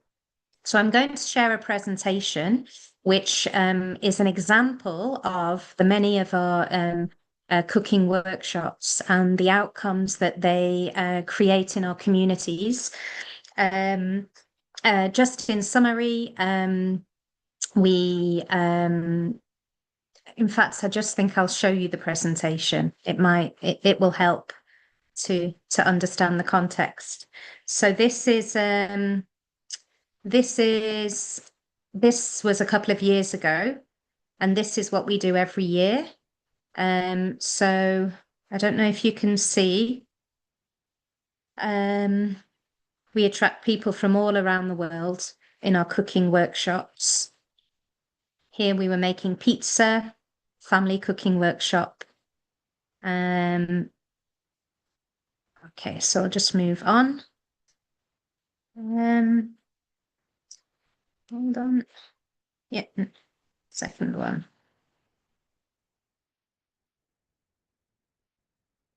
So people from all around the world, I don't know if you can read, they say, we enjoy learning a new skill. We enjoy meeting and making connections with others. I love meeting and watching different cultural cooking. I'm happy to socialize and enjoy cooking. I liked how welcoming it was. And people enjoy, So this was a family cooking workshop. And in the middle, we have one of our star chefs who's originally from Jamaica. And he's a professional chef, but loves teaching in the community. And just a summary of what we do. So each participant follows the chef's recipe instructions during the cooking workshops. And with surplus ingredients, we have a chance to recreate the recipe at home. And this presentation I'm about to show you shows the range of efforts that participants have gone to do this, and we hope you can recognise and celebrate their efforts. So this is a poster for our cooking workshops in Preston. It's not all vegetarian, but I would say maybe a third, like a half are. So we've got fava beans with dua from Syria, aubergine salad with wafa and jihan. And I think this was a very interesting one from Denisa, which was 5 polenta dishes. And Denisa grew up in Romania during the communist times. And she taught us about the versatility of polenta, how you can make 5 dishes. So it was really interesting to have the cultural insight. And that's what we hope to do in all of our workshops. Can I just check you're all still there? Because I can't see anyone. Can't hear anything. Everybody is Hello? here. They are listening to you. We are seeing the presentation. It's got St. Matthew's Mission. Okay, perfect.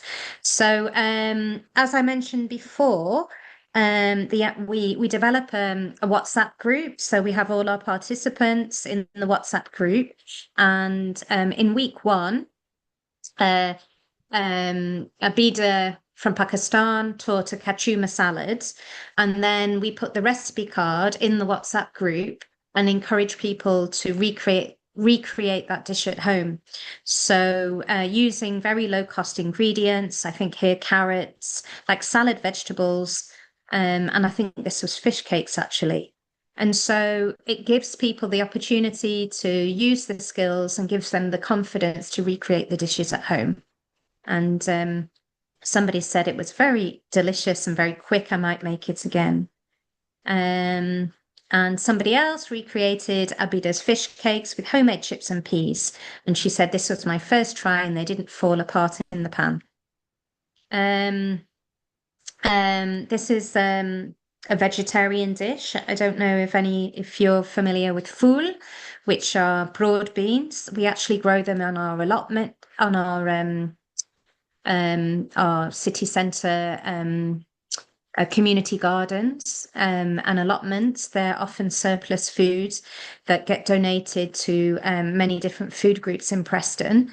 And here, Dua from Syria likes to create this dish, and she taught us how to make it because it gives her a sense of belonging for the place that she's missed in Syria, because she can't go back to her country because of, she hasn't been back to her country because of the war. So somebody made this. I think it was me actually. And I said I tried to recreate Dua's dish because it seemed quite easy to make with only a few ingredients. I already had garlic, some lemons, yogurt, and olive oil in my house. It was fairly cheap to buy a couple of packets of frozen broad beans from Asia Continental, which is a local supermarket. It was easy, cheap, and yummy to make. So I'll try again. Someone else created wafa and jihan's potato mincemeat recipe. But we encourage people, if you don't have the peanut butter, it's okay. You don't need to add that in. And the polenta dish that I mentioned at the end earlier. And the kids loved it. These are another cooking workshops where people have said it's an opportunity. It's easy to talk to new people. I feel more at ease being part of a community. I'm very happy and I feel relaxed. I feel great meeting new people, and I love learning different foods from different backgrounds. And this was a collaboration with another charity called Disability Equality Northwest. And I think here the council, Preston City Council, came to visit. And then these are our dishes that we taught each week. That's the shakshuka, bean and mushroom soup,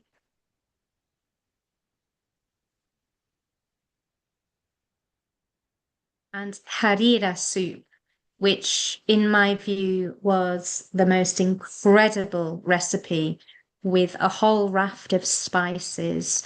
And this is made by one of our Algerian chefs. So on WhatsApp, we have the conversation. I tried making it. It turns out thick.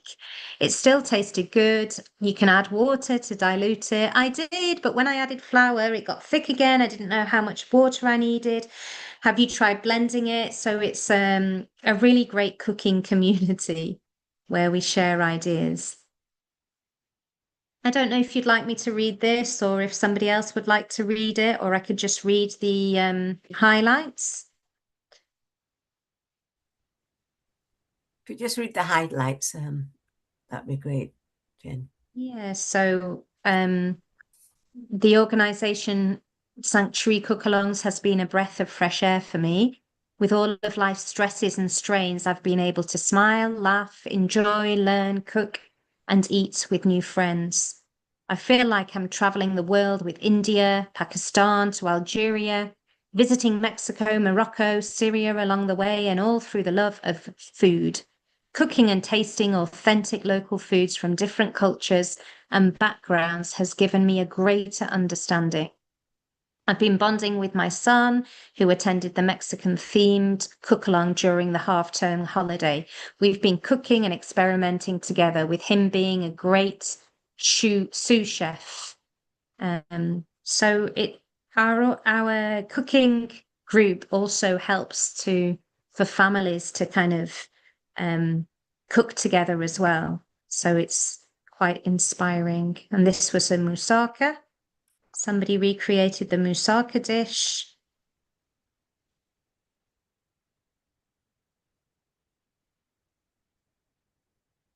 And at the end of our program, on this particular 6-week program, we collaborated with a local Thai restaurant.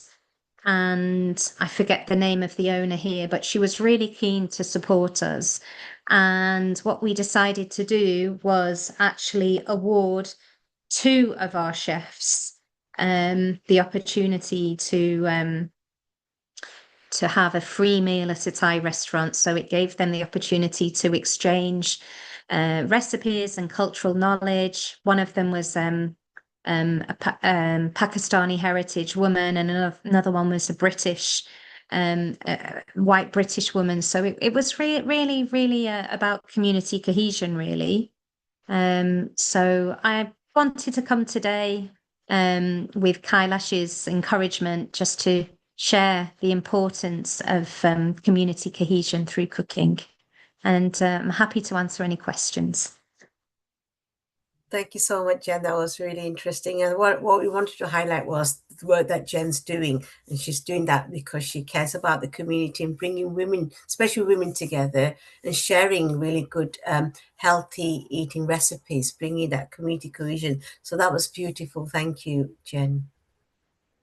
Wonderful. So there is a proof that whichever city you are in, whichever community you are in, get together, share the recipes, share the ideas, and then maybe you can grow and expand into recipe books or something. Amrita, your comment before we go to Ecuador? Thank you. Thank you, Jen. This was nice, actually. And specifically, when you're talking about so many aspects in relation to understanding about diet and understanding about food, it makes a lot of sense in many ways, rather than just consuming food. And I also think that when people take food, or they eat food, or when they are picking food substances, they hardly take care of so many things which they should. And this kind of initiatives are really wonderful to give a take on, to really think about the food systems and how it affects us, and how holistically we must take care of so many aspects in relation to the food. So thank you so much for joining and sharing your insights. Wonderful. Thank you, Dr. Kailash. Thank you. And Jen, if you would like to connect to any other presenters or contributors in different countries, Kailash will put you in touch with them, okay? Brilliant. Thank you. Thank So you, you're Jen. part of the Thank you. family. And you can come on to Healing Our Earth. She will update you every week is a different episode. And any that is suitable for you, just pop in. Thank you very much. And let's Thank you. travel to a different country now, Amrita. Yeah, it's time for, and I am really looking forward to welcome Priscila from Ecuador. Global Namaste, Priscila.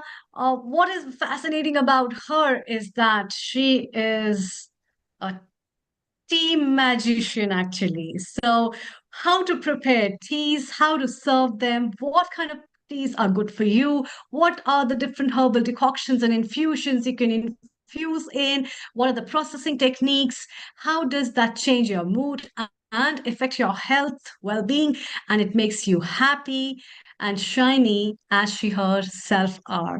So, a very warm welcome to you, Priscilla. It's so good to see you. And thank you for joining and sharing with us all these things because it's been a long time you have been there. And so it's all yours. Please share with our viewers what new you have for us. Thank you. Thank you very much, and global namaste for all of you. I'm very happy to be here, and I'm very honored that you guys invited me again to share what my path of happiness has been, the way of tea, and I'm glad I have this space for sharing with you guys. I'm honored to be around all those wonderful people that concern about human being. And yes, thank you for having me. For this session, I will try to share with you guys how to tea pairing with vegan vegetarian food. So I think we all are in a similar mood. So I had some simple food, not saying simple in a bad way, but I'm saying simple because it's in the reach of all of us, and it's healthy, it's tasty, and it's good for our bodies, for our minds, and for our mood.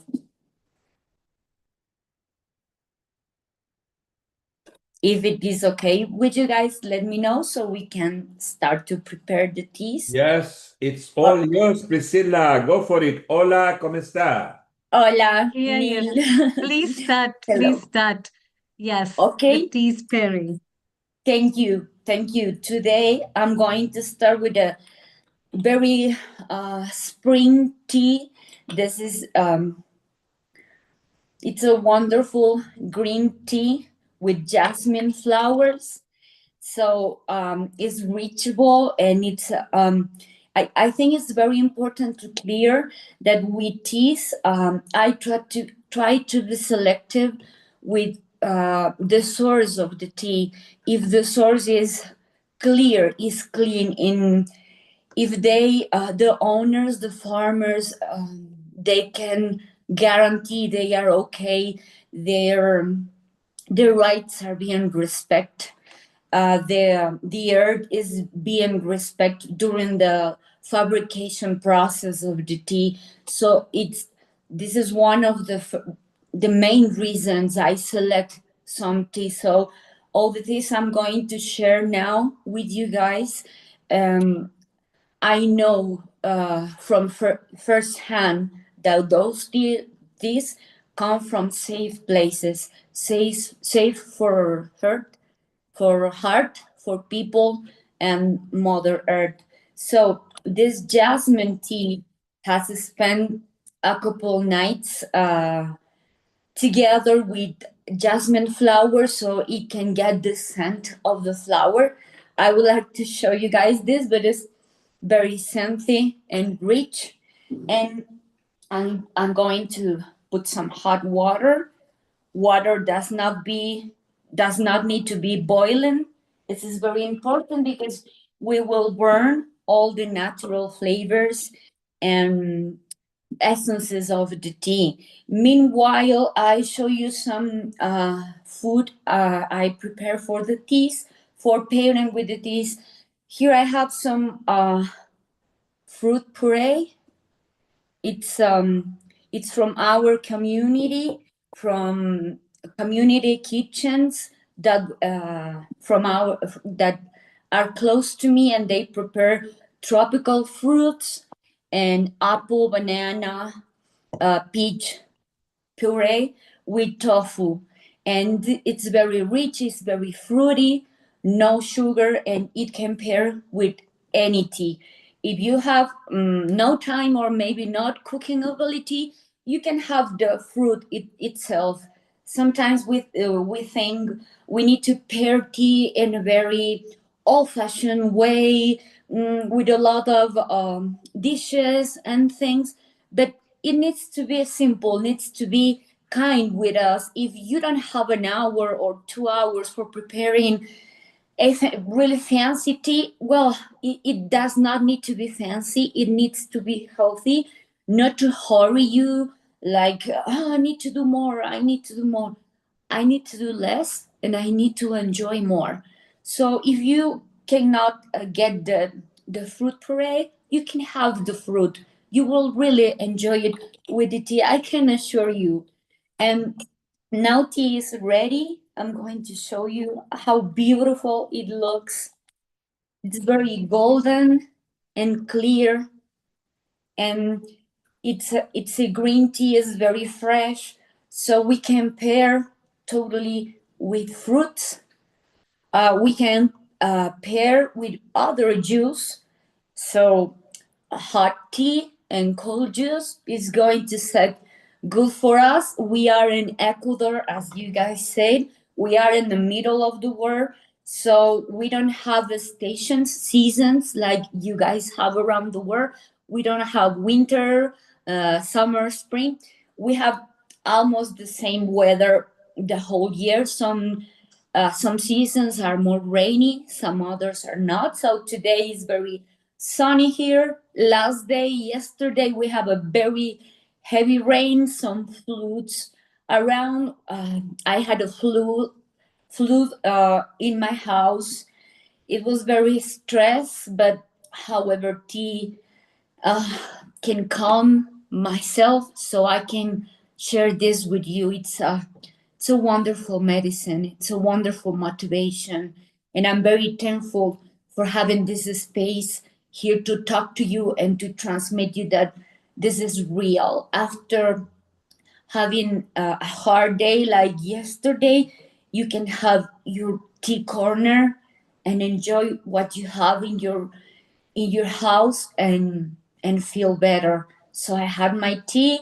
I have some vegetables. They are cultivated in community places with friends of mine that I know. Cherry tomatoes. We have cheese. So it's from around, and it pairs wonderfully with green tea. This is a special green tea with jasmine flowers. I always say, in Western, sometimes it does not sound very polite, but I recommend we serve of tea like this. It's not very polite in Western. Maybe our parents or grandparents will say, no, don't do that. But when you do this, oxygen goes in through your mouth and your nose, and the taste will be clearer, and you can enjoy it. So I recommend you can enjoy your tea like this, and maybe your juice too. It's delicious. It simply pairs deliciously. And so this is our first tea. Is there any question? If there's any question, please let me know. I'm more than happy to answer. If there is not, well, so Priscila, yes. The people in Ecuador or the South American countries, they are avid tea drinkers. Do they drink tea regularly? We are drinking tea more regularly, maybe in the last 10 years, 10, 15 years, we have been drinking more tea. And it is interesting because we had tea plantations in South America, and they used to belong to Europe countries. So when colonizing ended, we heritage the tea plantations. So we start to drink tea in our way. But now we are drinking tea more consciously, I would say. And you are, of course, an expert in tea because you actually mix it with desserts and scones and sandwiches and breads, and you actually make it like a meal as well, don't you? I have been very blessed. When tea met me, it was a discovering for me. Even that I grow up in Ecuador, where there are tea plantations and we can drink Ecuadorian tea. I think we were not conscious enough to know how good tea was for us, how good tea is for us. But learning is always a fascinating path of way. So I had the blessing to learn about tea from around the world, from countries that drink tea years, thousands of years ago. And I'm trying to put that together with health too. And the Ecuadorian tea is got a different taste to it? Yes, it is. Ecuadorian tea, actually, each tea from each country has a different taste. The name is terroir, like it is in wine. Like you can taste tea and say, I think it's from this place or that place. Like you can taste one tea, and I always say to my colleagues, tea lets you know where it has been. Like it grows at night, it grows during spring, it comes from China, it comes from India, it comes from South America. So there's a different taste. Like you can say in wine, you can say with tea too. And Ghazala, you from Himachal Pradesh and from Kashmir, sorry, and colder area. So do they drink tea a lot in Kashmir? Oh, yeah, goodness, tea is a big part of our life. You know, we have our tea like stewing a lot of the time, all day in a pan with the masalas thrown in. So chai masala, tea, we do. But I just was enjoying your lovely talk, Priscilla, because I have a dedicated tea cupboard. So everybody that comes to my house knows that Gaz is a tea person. And one thing I don't have is an Ecuador tea. So I think I need to now stock that in that cupboard so I can be more global than I am already. But it's so nice to see that when you're saying about making tea with lots of foods, in Wales, we have what we call tea loaf. Like we have fruit loaf. We make the loaf like bread, if you like, but it's fruity bread, but it's made with tea. So they stew the tea bags and then they make the bread. It's like a lovely dessert type bread with the butter on, and you have it with a cup of tea, but it has tea in it. So it was interesting to hear you talk about it, how interesting the world come up with the different things in there. But it's nice to see about the different earth where the tea plantation is, because of the different ones similar to wine. So very nice insight to that, and you presented it very well. So lovely. I wish I was having tea with you now. Beautiful, Ghazala. So, and you are now, Ghazala, you got Priscilla's number as well. So keep in touch. Let's grow our community. Let's grow our field, and from different countries, we can share more values and nutritional values, healthy values, and how different country contributes differently. So we, at Healing Our Earth, we always grow and grow and grow. Yes, wonderful. And in few minutes, in about 10, 12 minutes, we'll be going to Suresh. Suresh, if you can landscape, always landscape when you are on a professional videos. output because the audience are watching it. And wonderful. And Suresh is also going to share healthy tips. Okay, Priscila, let's move on and tell us more. Thank you very much, and I'm glad you guys are enjoying the tea session. I would love to have it live with you guys. As you all asked it, I have here Ecuadorian tea. It's not easy to show. It's not whole leaf. It is fabricated, hand rolled, really tight, and it tastes like Indian tea, like from south of India tea. Similar, the taste is very similar. So I hope I can share tea with you guys someday very soon. Now I'm going to introduce you guys another beautiful scented leaf tea. This is a Japanese green tea now. It is sencha tea, a green tea scented with sakura flowers. As we know, sakura blossoms are growing now in Japan in spring.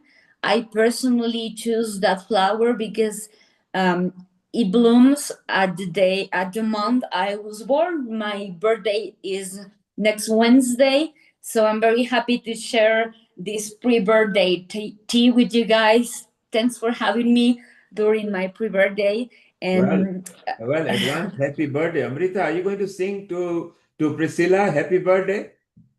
Oh, yeah, why not? Happy birthday to you. Happy birthday to you. Happy birthday, dear Priscilla. Happy birthday to you. May you have many more. May you have many more. Happy birthday, happy birthday, happy birthday to you. Thank you. From Thank you. everyone in the world and all Healing Our Earth family, and also especially from our founder and director Neil Kumar, we wish you a very blessed, flavorful, and yummy life as you share the teas to everyone. Thank you very much. This is very special for me. Means a lot to me. Global namaste for everyone, Global and thanks for namaste. having me in my pre-birthday this session. So that's why I choose this sakura tea, because it has sakura blossoms, so I could share with you guys. As you can see, it's another kind of golden color. This is more yellowish than the other one, and I wish you can scent the flowers. Is beautiful, is very delicate. It's important when we are pairing tea that one flavor does not kill the other. So with natural vegetables and with natural fruit, no additional ingredients, artificial ingredients that cover the other flavor. And on these teas, flavors are natural too, essences are natural too. So it matches together and it matches with ourselves. We don't feel extra accelerated, and we can feel tranquility, and we can find inspiration and a time for calming ourselves and sharing this calm with other ones. So I want to taste this tea. Maybe I have something special here. These ones are quinoa cookies. I don't know if you guys know about quinoa. This is a cereal. Yes, it's a cereal that grows in Andes Are mountains. they homemade? Are they Yes, homemade they are. cookies? Yes, they are. Can you Not show it by to our me. viewers again? Quinoa cookies. It's Wow. quinoa cookies with some corn. They grow in South America, in Andes mountains. Through South America, Andes mountains go from north to south. So quinoa grows in these mountains, and I have a community of friends who made these wonderful cookies and food and tea and puree, fruit puree I'm sharing with you guys. So it's very tasty to have them with tea, with this beautiful scently tea. It's wonderful flour with some quinoa cookies. With the taste is it's very kind that you can mix with other kind of food and with other kind of beverages.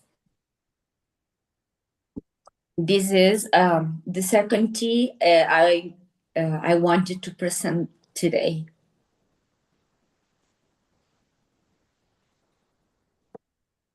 If there's any question, I will be more than happy to let you know. Yeah, Priscilla, I wanted to know, is there any contraindications or any recommendations for your teas that you say that we should not overuse them or we should use them properly, something like that? Right? Is there something like this? This is a very good question, Amrita. I recommend tea to my patients. I'm a psychiatrist. I work in mental health.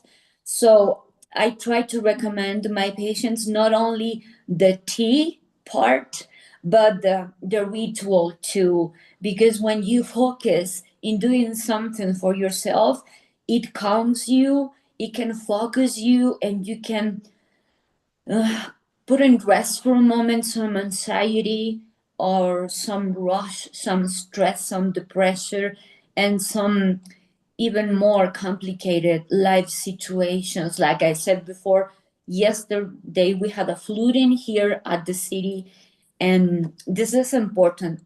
Doing a ritual, it's important for our minds.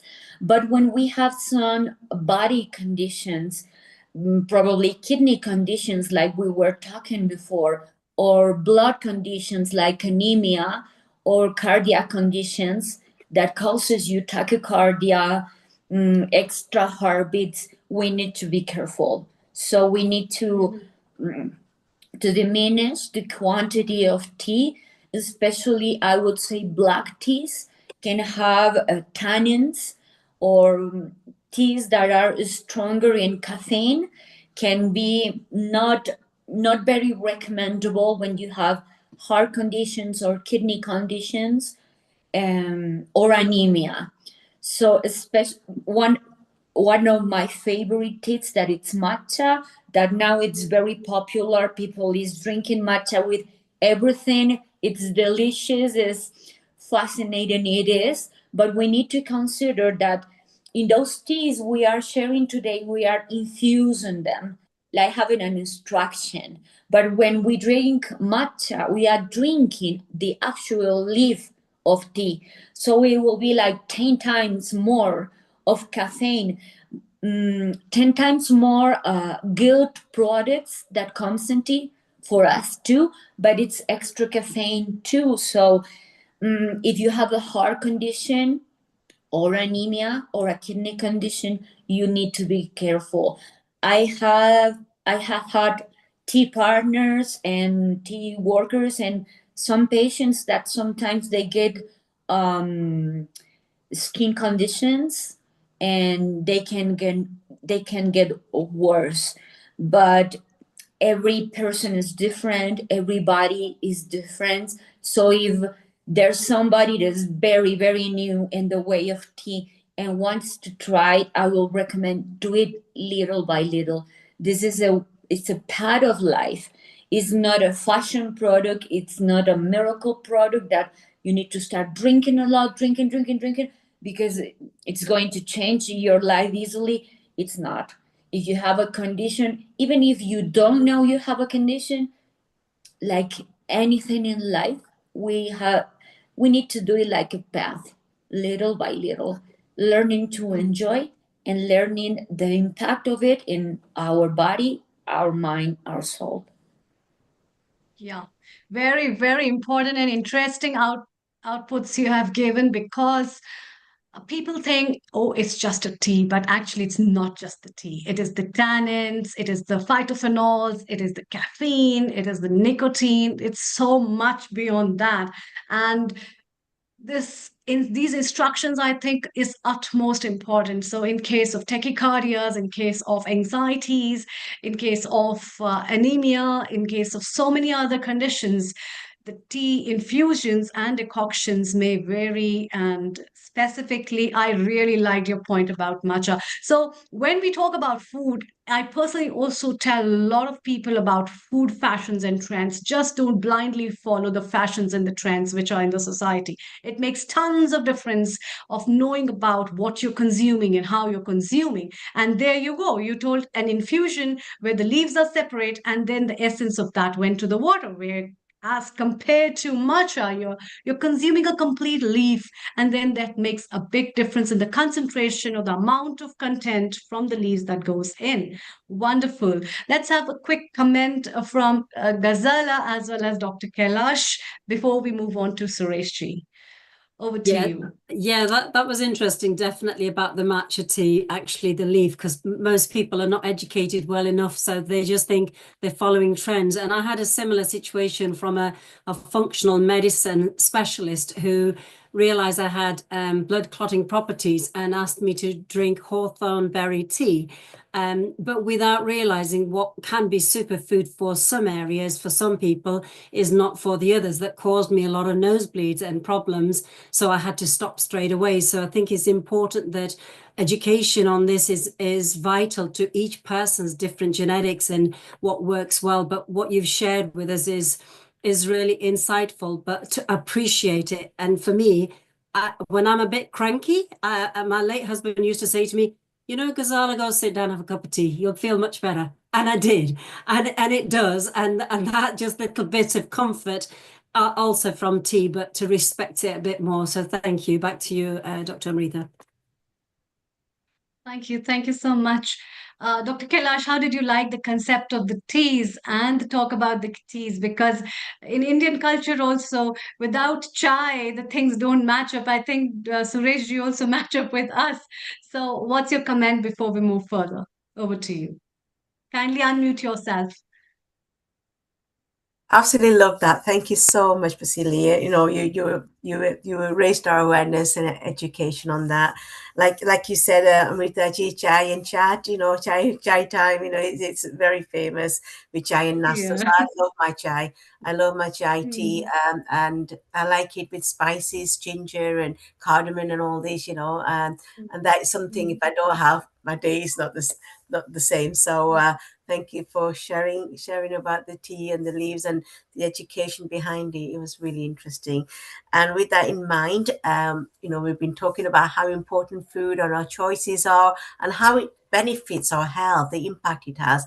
Well, here we are with Suresh, who is going to be, his topic is be your own doctor, basically. So it's those food choices that we choose that is going to have a big impact on our health. So over to you, Suresh, with your knowledge, if you share your knowledge about the food choices. Thank you. Thank you. Namaste Global and a very namaste good to you, afternoon. Suresh. Thank you, Priscila. Thank you so much for joining us. And once again, a very beautiful, flavorful, and infused birthday.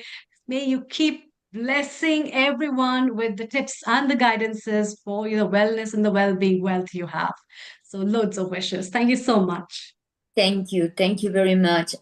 Again, I'm very honored to be here, and I hope to see you guys soon. I wish a wonderful day for everybody during the show and all the viewers that we are having today. Thank you. Thank you.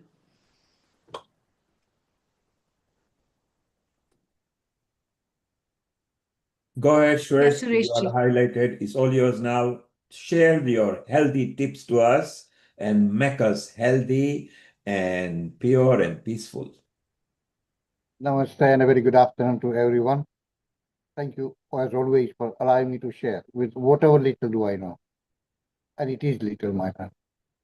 But before we go on to the main topic, we had a brief discussion about the significance of number 9 last week.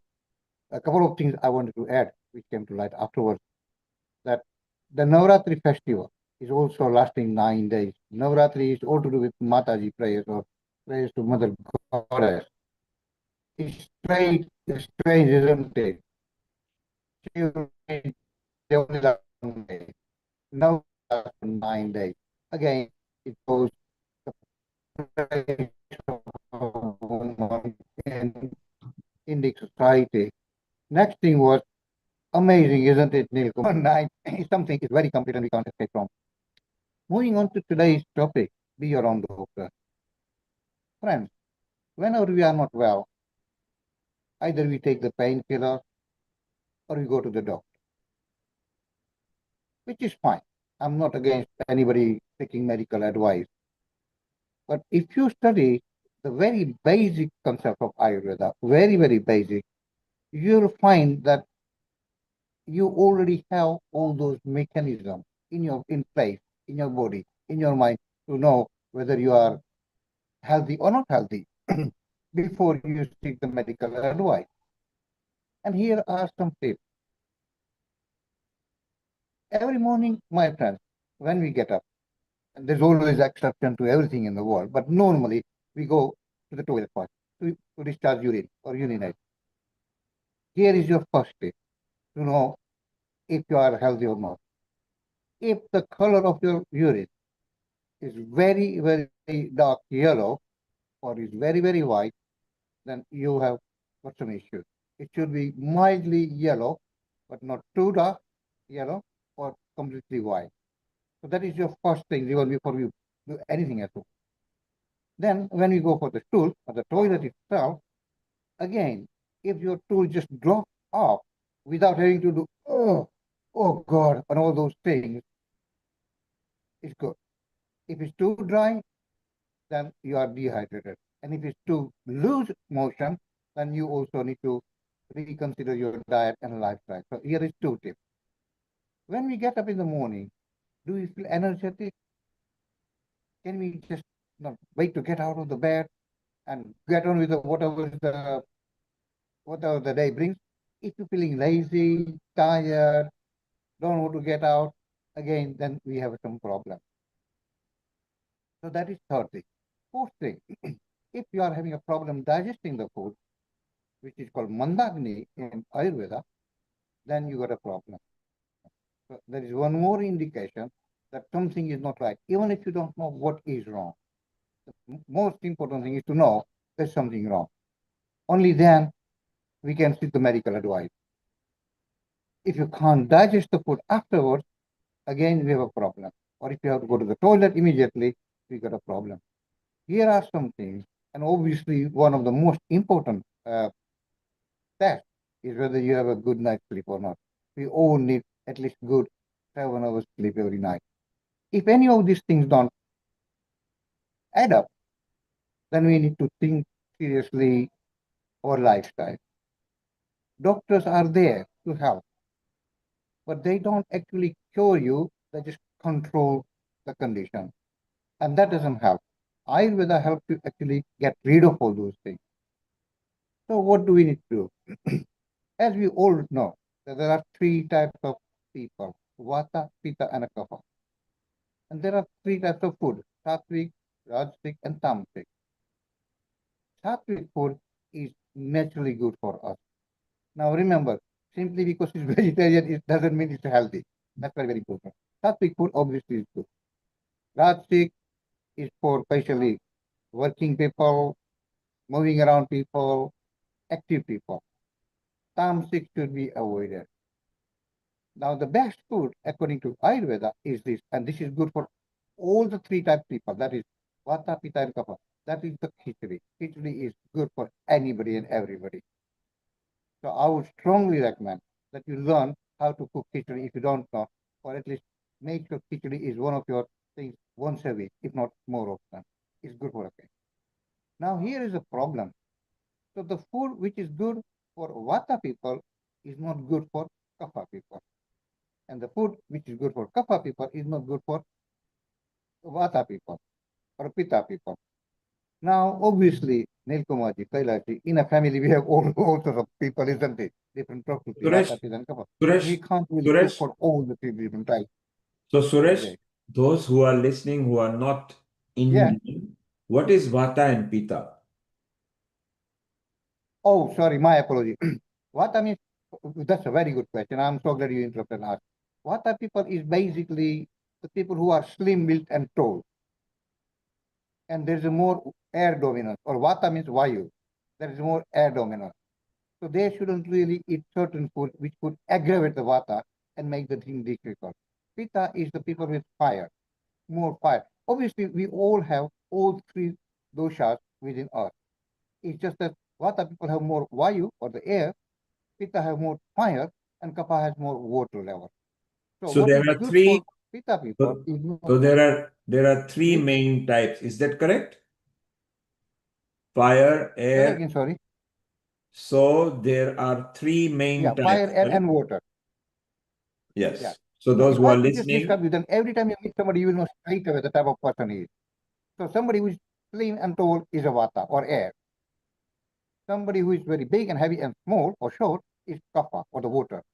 And somebody who is in between or medium is a Pitta, which is fire, who has got more or less things in balance. So Pitta people can eat more food, especially vegetable, which contains more water, and so forth. And Pitta people should, Kapha people should consume the food which has got more energy, fire, like mircha, pepper, and that kind of garlic and that kind of thing. So it has to balance the things. We need all those things. There's no doubt at all. If it's in moderation, in equal amount, then we are happy. When it is not, we are not happy. Now, how to deal with this big problem? I don't know of any place in UK, but in India, I often go regularly, and they have a what you call 1 week long treatment center. That is completely based on the natural therapy. And I would strongly recommend to anybody and everybody. It will do what you call, when you have MOT done or the car service done, new oil filter, new air filter, and everything is changed. The staying by this treatment lasting for 10 days will completely cleanse your system, and it will restore to original balance. Now, obviously, Neil Kumarji, you don't know what is missing or what is right. Ayurveda is not based on treatment, it's based on prevention is better than cure. So if we maintain the lifestyle in line with our prakriti or dosha, which is Vata, Pitta, Kapha, right, we will be happy. I'm 71-year-old and don't have to go to doctor for anything. And that's amazing, isn't it? It's not that I'm any more blessed than the rest of the mankind. It's just I'm very, very careful with what I eat and drink and everything. Now, another important thing is, if you don't know, and we obviously have to start, there's always some imbalance. There's a churn or the powder, herbal powder called Triphala. And that one is common to all the three types. I would again strongly recommend that if you have access to Indian shop in your area, then buy Triphala churn, unless you can get it from India. Three means three, phala means fall or the fruit. It's mixture of this. Now, when we consume or take that 1 spoon or 1 tablet, whatever is available, right, it will keep all the three dosha in balance. And it's just like this, Nilkumarji. Your car has got 4 wheels, and if it has got the equal amount of air, then you will have a smooth ride. You don't have to be an engineer to know that. The same that this Triphala is good for all the three type people. And the main thing that it will maintain that balance. Now, I just want to move on something else, because today's topic is about vegan and vegetarian diet. My friend, if I ask you a silly question, the dog, the elephant, goat, all animals, their children or offspring, whose milk do they drink? Can anybody tell me? carry on. Okay, so dogs drink the milk of their own mother. Elephants do the same thing, yeah? Isn't it strange, Neil Kumarji? Humans are the only people, and we call ourselves very intelligent and developed people, who drink someone else's mother's milk, cow's milk. That's not natural. Veganism is the right thing. We may have been drinking it for a variety of reasons, but we are the only species or the only creature who drink someone else's milk. All others drink their own mother's milk. So that also will go a long way. But that is to do with our body type. But really, cows cannot produce the amount of milk we consume every day.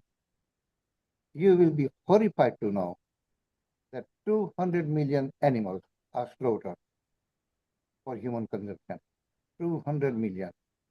Not every year, not every month, not every week, every single day. When we hear of 50, 70,000 people killed in Gaza, Palestine, or 70, 80,000 killed in Ukraine, we feel very bad. And yet, 200 million literally killed every single day. That can't be right. We're creating so much bad karma. So, healing the earth, healing our planet, which starts with making the right choice of our diet. If you have any questions, I'll be very happy to take. Yes, Kailash, what is your comment so far? Thank you, Suresh. That was really interesting about the 3 types of body, our makeup, water, fire, air, and how that affects us, and the diet that we eat, because that really determines, what type of food we should be eating. So, and that will, like you said, be the doctor of your own health, basically. So being aware, being conscious of, our own body type and what suits us and what is best for us is absolutely a crucial information for our health and well-being. So thank you for sharing that. Amrita, this is very much your field. You are an Ayurveda expert. Vata, Kapha, Pitta. He particularly described about different body shape as to what each body shape can consume nutritionally, which can be beneficial. So your comments on that, please. Yeah, thank you so much. Thank you, Suresh. It was very wonderful. In fact, it is nice to give an insight about those clear-cut principles and point of views that the traditional medicine holds and what it tries to say and what it is aimed for restoring the health of the people. And you have added up great value to understand what are the other key concepts apart from just diet, though diet has been a very prominent picture of Ayurveda and a lot of things have been talked about the diet, but then how they have been implemented in today's time and how do people take it and how can we work up to implement those principles and practices in today's time is the biggest work and the challenge. So thanks to you for sharing such a beautiful insight from my side. Thank you. And the beautiful part is that whatever your body shape is, consume water.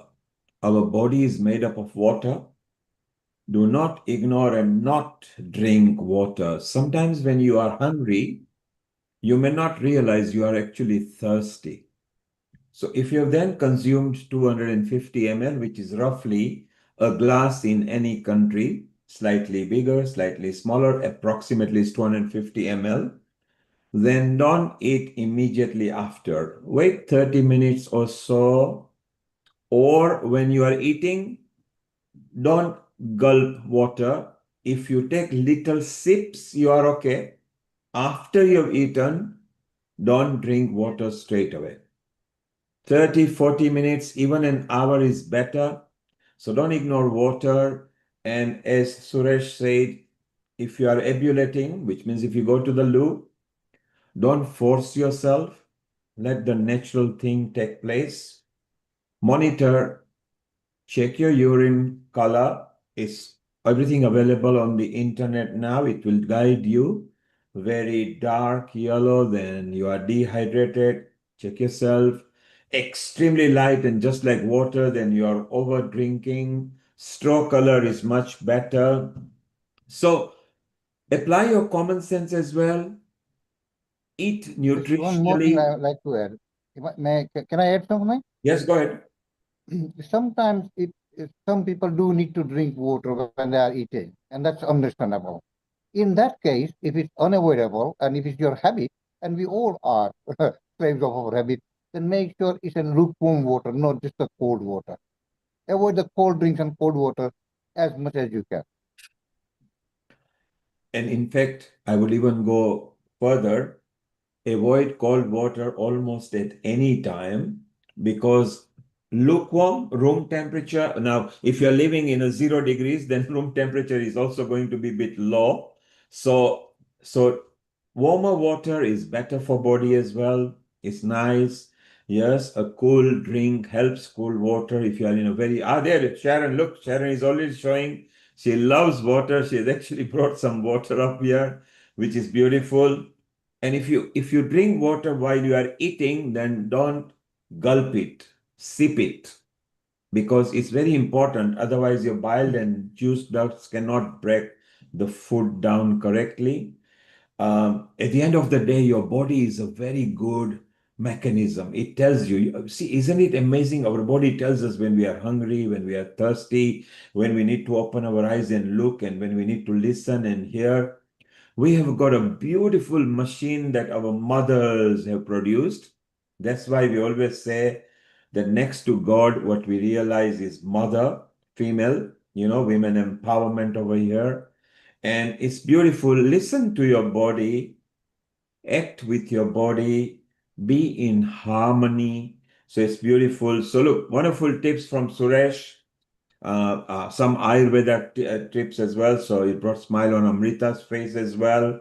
And Ayurveda has been there before the medicine companies came into being, which is just about 200 years old.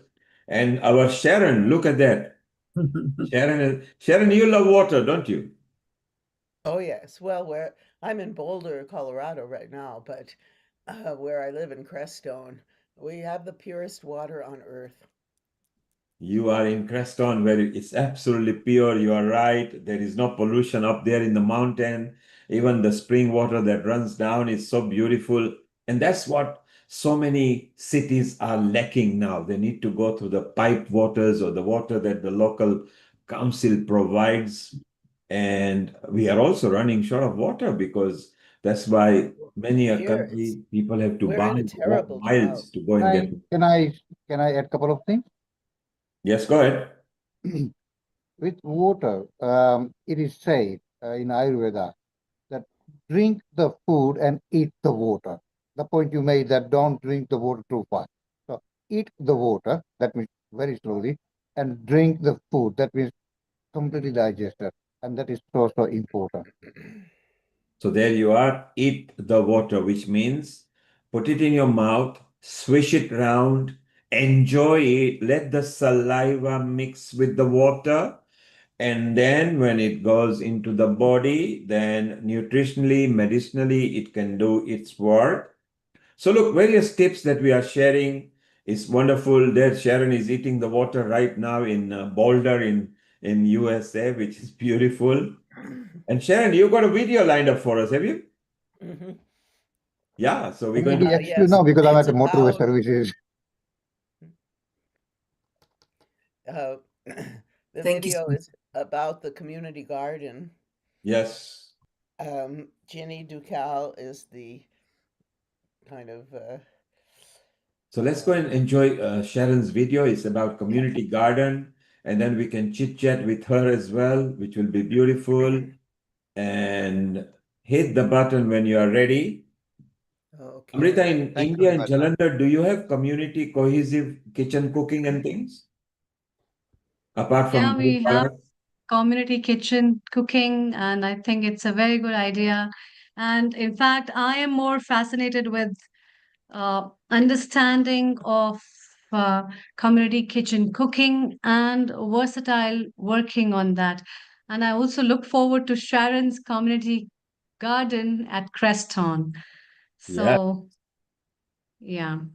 Learn secrets at gardening on 8,000 feet. That's quite high up there, Sharon. Ginny is the person who administers, created the whole idea for the garden. She'll tell you all about it. I wanted to have her on, but she's busy today. But she gave me this video that's all about it. So let's see. Okay, why isn't it playing?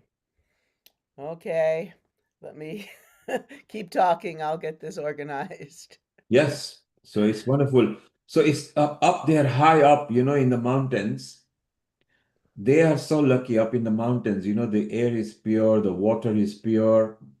You are up to the nature. We have actually been to Sharon's garden And her Yeah, and that is what I feel so good because it's all organic, it's all natural and naturally processed and naturally grown in the ecoflora. That's very important.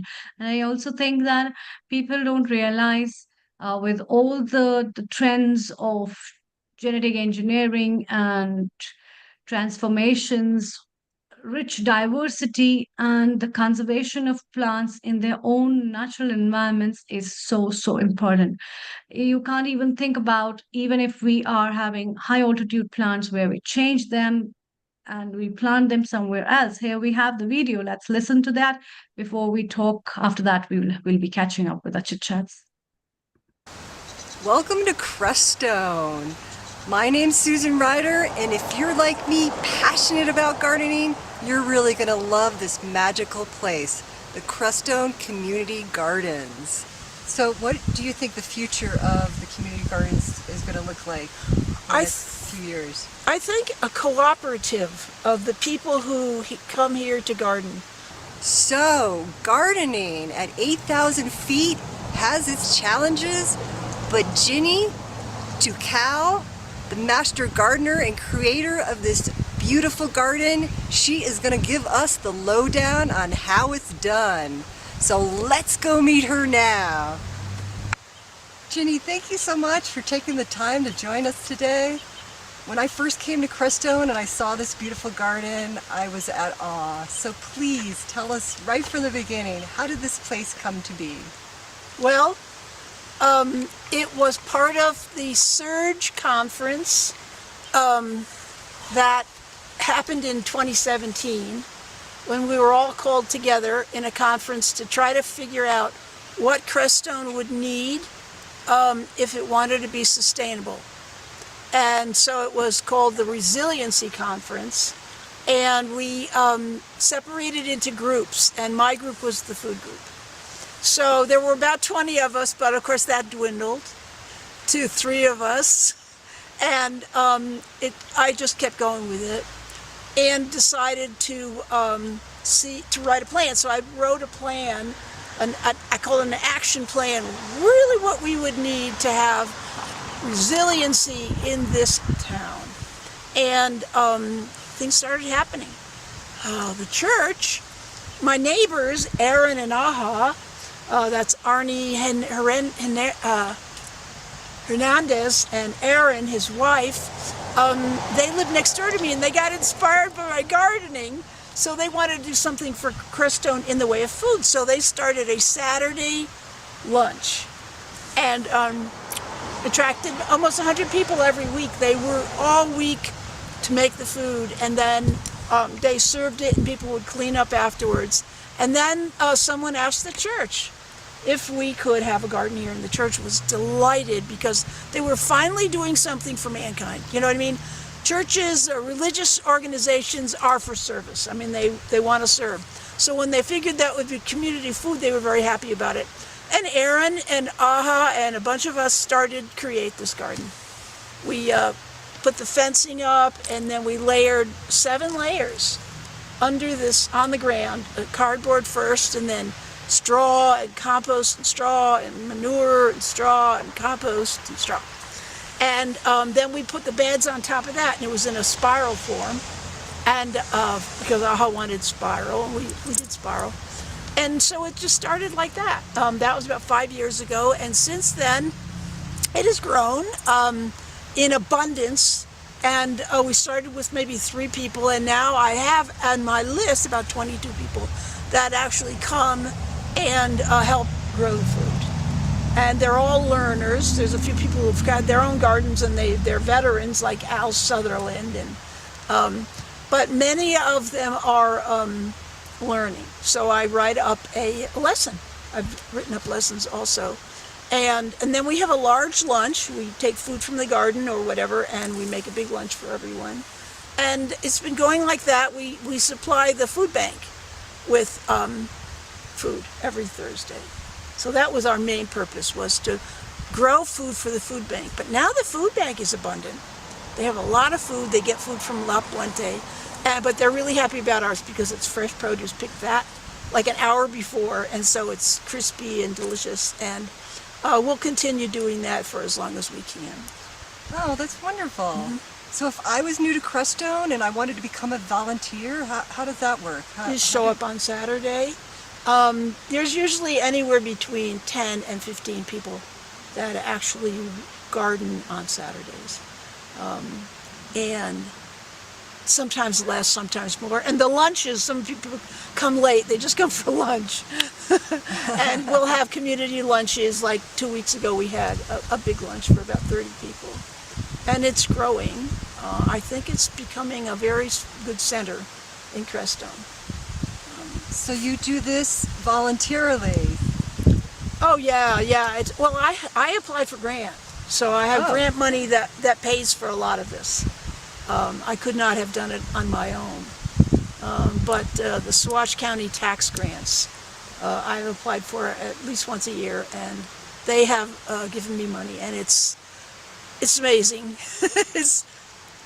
It's a real good reward, you know, for the fulfillment in it is wonderful. And people love the garden. And people from all over the place, when they come to Crestone, they hear about the community garden, so they come here and want to walk through it and ask questions. So I think it's a lot of different things. It's food supply, it's community building, and it's also aesthetics, and it's herbal medicine. You know, we grow plants that are traditionally known for doing things. I just make tinctures. We make tinctures and salves and things like that. So we have our own supply, and it's a teaching program. I grew up in Connecticut. Both grandfathers were caretakers, so they worked on landscapes in Connecticut in beautiful big estates. And my grandfather made wine, and my grandmother grew all the vegetables in the yard. So I was exposed to it at an early age. But I went to art school. So I was like an art student, and I went out and got jobs in the art field, and it was horrible. I had backaches and neck aches. I'd drink coffee all day. You know, I'd use acetate cleaner and like hit the wall when I went out of the room. It was something that I didn't think was right for me. So then I studied health and became a masseuse and did that for 3 or 4 years. I didn't like being in a dark room alone with just one other person. So I finally came out and started gardening. And then I went to herbal school and studied acupressure. And I became enthralled by being grounded and working with plants. And that's what I've been doing ever since. It's been about 40 years, really. Yeah, about 40 years, 43 maybe. Yeah, and I worked at Arcosanti.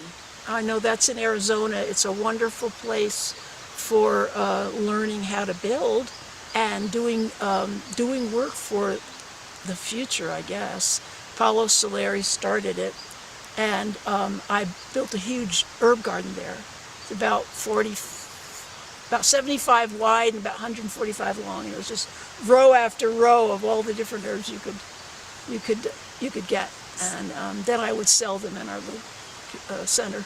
So how big is this garden? This is about 65 by 50. Yeah, and then we may expand. We may be able to expand there for some fruit trees. And you definitely need a fence around a garden like this in Crestone. Oh yeah, the deer come in every once in a while and devastate it, you know. And the bear used to come in, but he was bored. He didn't really find anything that he could eat. He wants fruit or meat, and we didn't have anything like that in here. So he'd walk around and then leave. You know, he'd climb out. So it's not really a place for... birds are here. There are a lot of birds. There's mice. The voles try to get our potatoes every year. But I would say it's really been supportive of people. The town greenhouse, which was commercial at one time, but then they gave us the greenhouse to grow seedlings and food. So for the first year I grew a lot of food. I had beets in there and spinach and lettuce and onions, and now I have tomatoes in there. But from about the end of January or the middle of February till May, when we have a garden festival, we grow seedlings. So I think we've grown about 400 at a time every year. And then we sell them to the community, and then we plant a lot here. A lot of the flowers are grown in the greenhouse. And of course, vegetables do best if you just put seeds right in the ground. So it's mostly herbs and flowers that are grown in the greenhouse, plus anything that needs a really long season, like a green tomato, which needs 100 days. And then we also do a map of the garden every year. So that's what this is. These are maps of the garden. That we do. Well, we've done it for 2 years, and we'll do it again this year. So this was 2022, and in 2023. This one's beautiful. This is where your artist comes in. Yes, this is where I finally get to do some artwork. And you do have these for sale. I have a few, yeah. Wonderful. Left. Yeah. And we'll do another one again this year. So tell us a little bit about you mentioned that there's a garden fest? Yeah, garden festival in May, and it's fun.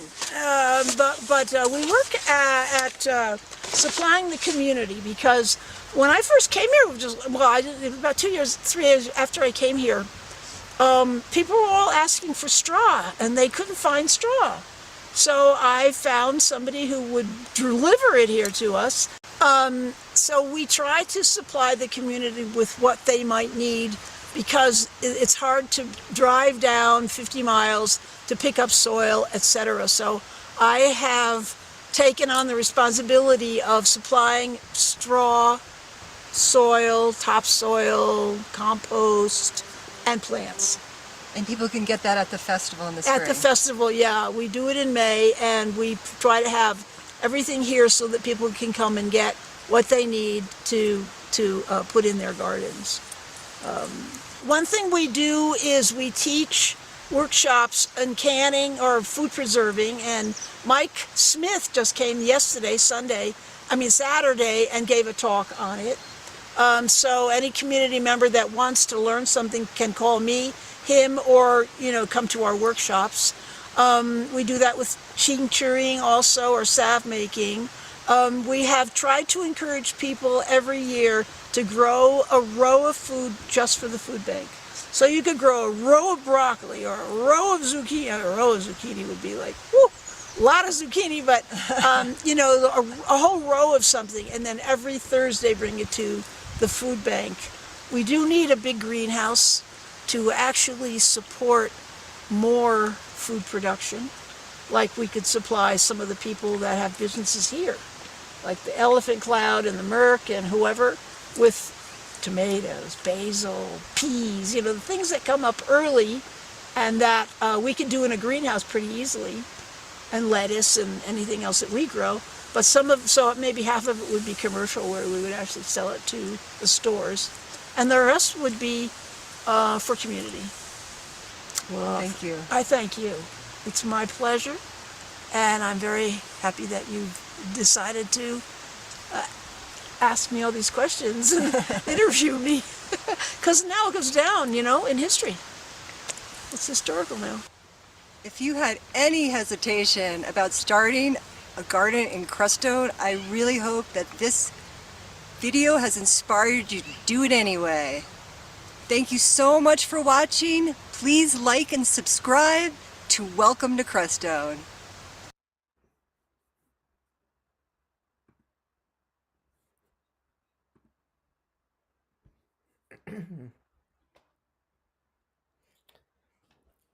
Isn't it so amazing, Sharon? I think these kind of community initiatives are much required in this world, and I really love the approach she's having and the wonderful effort she's putting in her own way.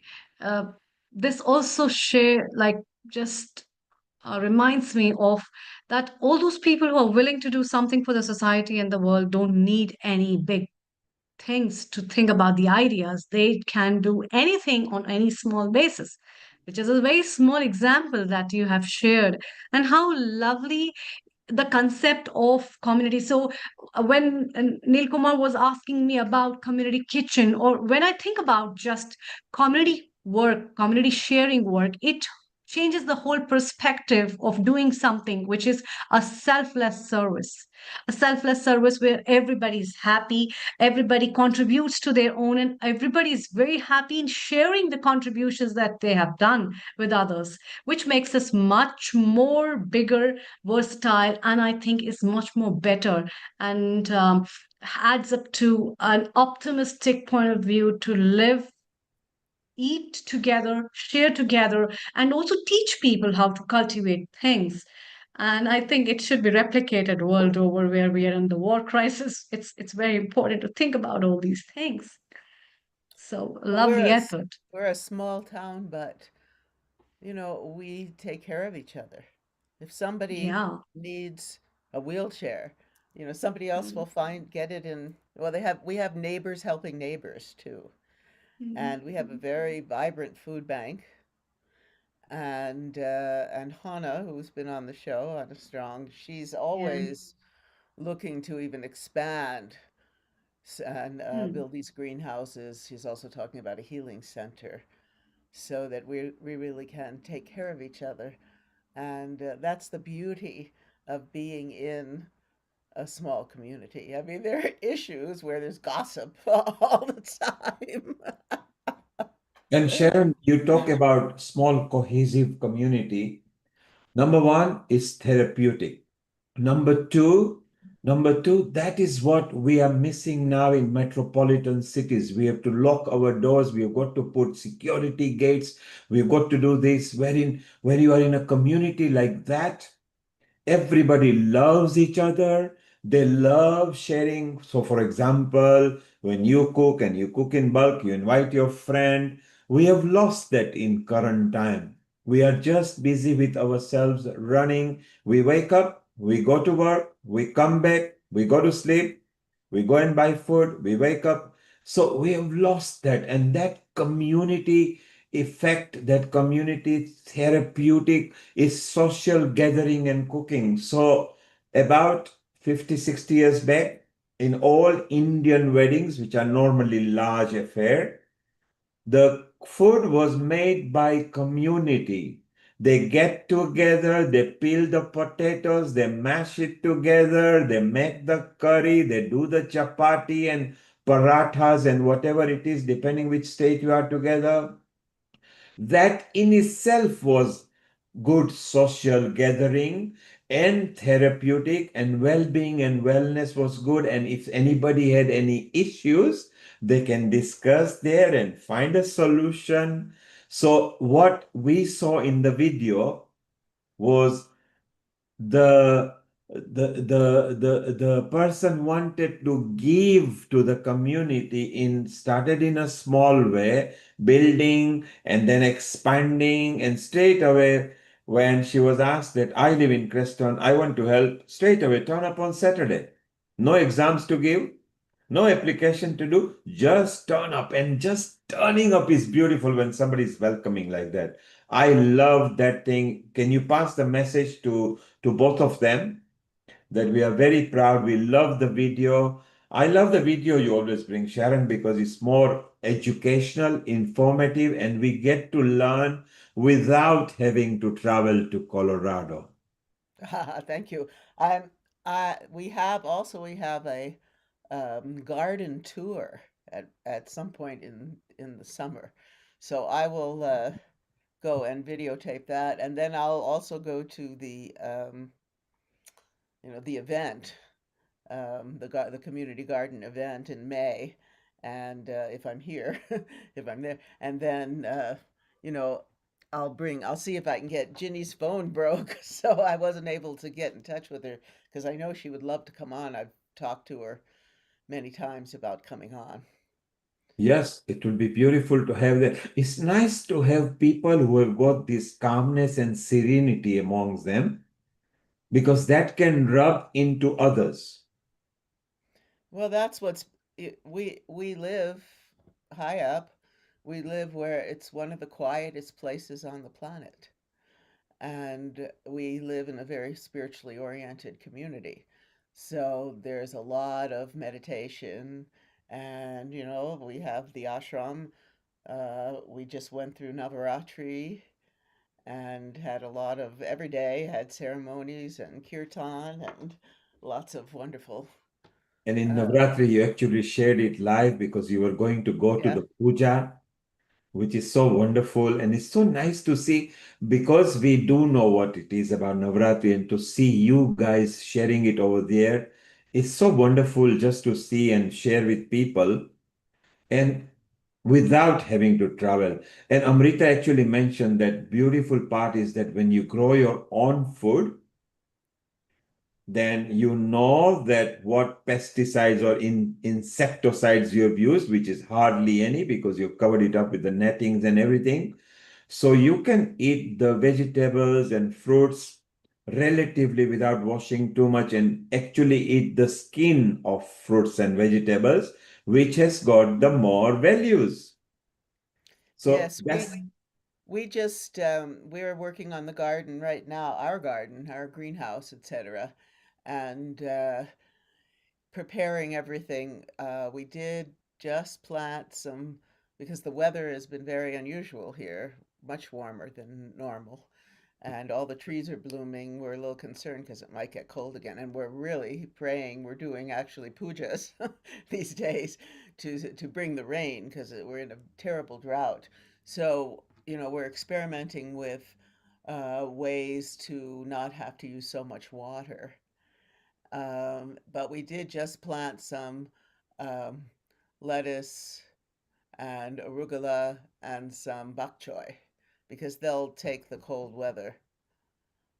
So we'll see how it comes out, but we have someone coming in to prune all our amla bushes and other berry bushes. so He Sharon, said he's like an Amla actually expert. grows. Sharon, Amla grows there in Creston.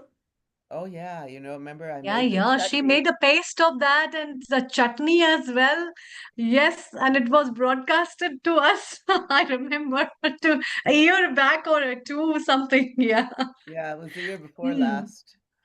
And But he's pruning Amla is everything like a and superfood everybody wants to know about. Yeah, yeah, oh because actually amla grows at our place as well, and the altitude and the height and the terrain matches with the climatic zone of Creston. That's why yeah. you have rich amla there. And Sharon, Yeah. tell us, what were you doing here? Oh, Wow. I was, we had a big Mardi Gras celebration. There's Which celebration? Mardi Gras. It's like Up What's in New that? Creston? Orleans. This man Nick, who's been on the show, he is a real estate broker, and he has every year he comes from New Orleans, and he has a big celebration, and a friend of mine, dancer, choreographed this really uh, kind of cabaret like show and asked me to come. But this was a really interesting place. These young people built, it looks like a fort, and it was built with silos. That we have unusual building practice. Oh, this Ah, is easy Dakini. costume. I'll just put this Hmm. on, right? Hmm. And it was a big hit. Hmm. Oh, so you're representing Dakini over here, right? Yes, that Yes, yes, lioness. Look, I think even in the Buddhism, they love this. Yes. It's so good, and Dakini is the goddess. Hmm. I love it. It's yeah. beautiful, and Well, thank you. lot of Sharon's friend actually made comments on that. And earlier, Sharon, while you were away, while it was very early in there, our Shivani Gollapalli prepared a platter, which we call Thali in Indian, Sure. and she created from different states in South India. Look, Mita is smiling because her mouth is watering already. She loves food as well, and Mita, you of course you love South Indian food because here we have got so many varieties, and she had the beetroot raita, unusual. She had laddus and kheer. Then she had two different rice because they eat rice a lot in South India. And then sambar, rasam. And there was one curry as well. Amrita, you remember the one about the beetroot raita? It was with dal, masoor dal, and some Yes, potato. yes, yes. Masoor dal and some green leaves. Yes, And it's so she wonderful told about that they do that. So, Mita, your mouth was watering. What were you thinking? it. Mita, can you hear us? She's got problem. She can't hear us and we can't hear her. Oh no. But it was Well, it was that looks so beautiful. beautiful. It makes me very hungry. Well, we're Anyway, and they've got restaurants, yes, correct, which is beautiful. Um, and it's wonderful. So is it more authentic or is it sort of westernized food? It's very authentic. That's why I Wow. want to go. Well, we have one called Tiffin. Now there are a few of them, and Yes. they specialize in, well, lots of things, but masala dosas. Wow. So, Wow. oh, Boulder, Boulder, Denver area, there are a lot of people from India, and there are people that love, well, Boulder is another place where there's like a yoga studio on every corner here. It's very, very much, I think uh, Colorado's the healthiest state in the country. And Boulder, well, we have the mountains. People are here for nature. And so a lot of healers, a lot of yoga studios and acupuncture and naturopath, and it's Boulder is very advanced in that way. We used to live here. Lots of music, world music too. That's where some of my musicians live here. Yeah. Wow. So it's amazing. It's so nice. Mita is trying to talk. She can't listen to us. She can't talk. Amrita, maybe later you can tell her that for a few weeks she's not able to hear or talk to us. So that will be nice. Well, time to say good evening, good afternoon, good night, wherever you are from. Let's wind up with a gastronomical tip or some Annapurna type of slok of some Amrita. You and Sharon. Sharon, wonderful to see you again. Next week, Sharon, is a World Health Day. So we got all the health doctors and experts coming. In case if you are busy, don't worry. Or if you got any World Health tips, just roll up at the tail end. Following week, Sharon, is the 6th celebration of Healing Our Earth. So if you could find any of the people that you have brought at the tail end, just to come and, no need to give a session, but to bless, to share what the healing has done for them, how healing has made anybody you like, as many as you like. We just want people turning up to bless Healing Our Earth. And if Healing Our Earth has made any difference or what it means to them, is everybody's platform. Let everybody come. So different hosts will have different 15 to 30 minutes to bring all their guests. And we will just share and knowledge 6 years. Sharon, you've been there almost literally, apart from the 5th, 6th episode, you have ever been there, always. I love being here. I love being with Yes. you.